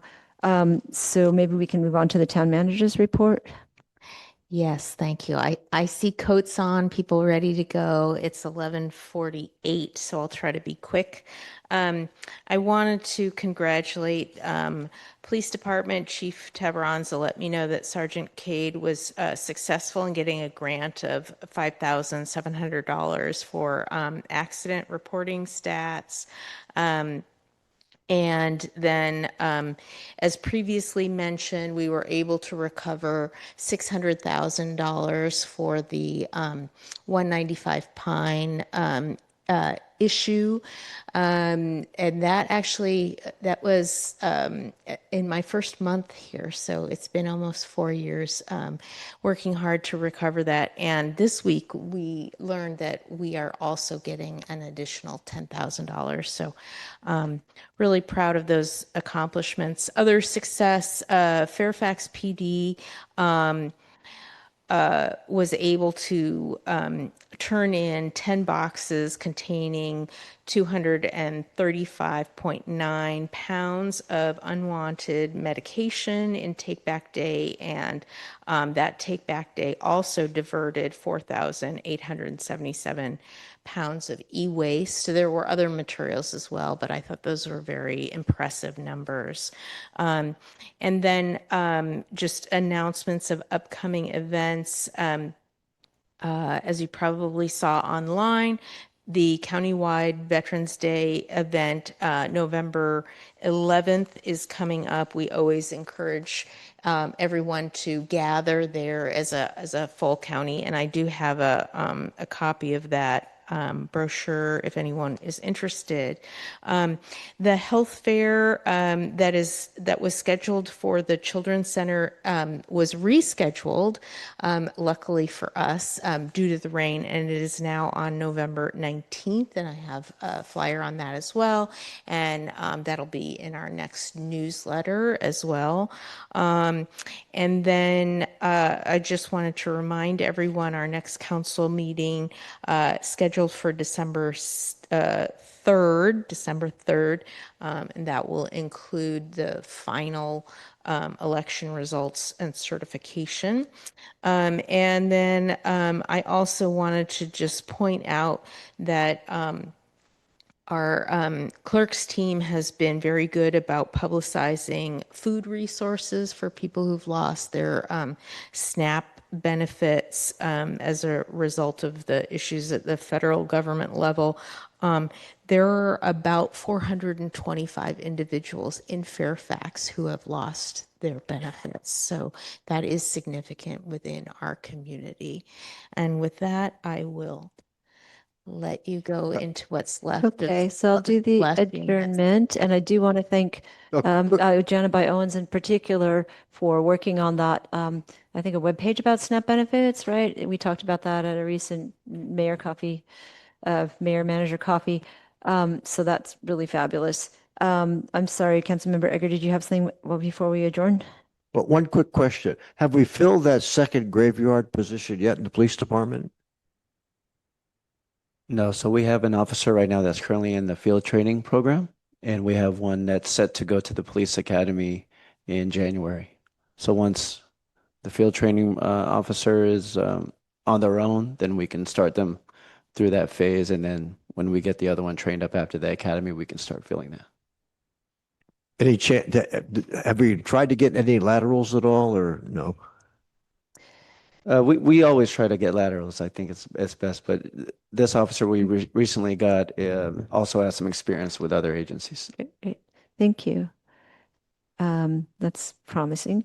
So I'd like to adjourn this meeting in memory of Mark Milberg, the council member from Nevada who recently passed, Edith Elaine Sorensen, Kathleen Jean Dowling Saya, thank you. Sebastian D. Saya and Mary Newton. That is our planning commissioner, Mimi Newton's mother. And that's it. Thank you all so very much.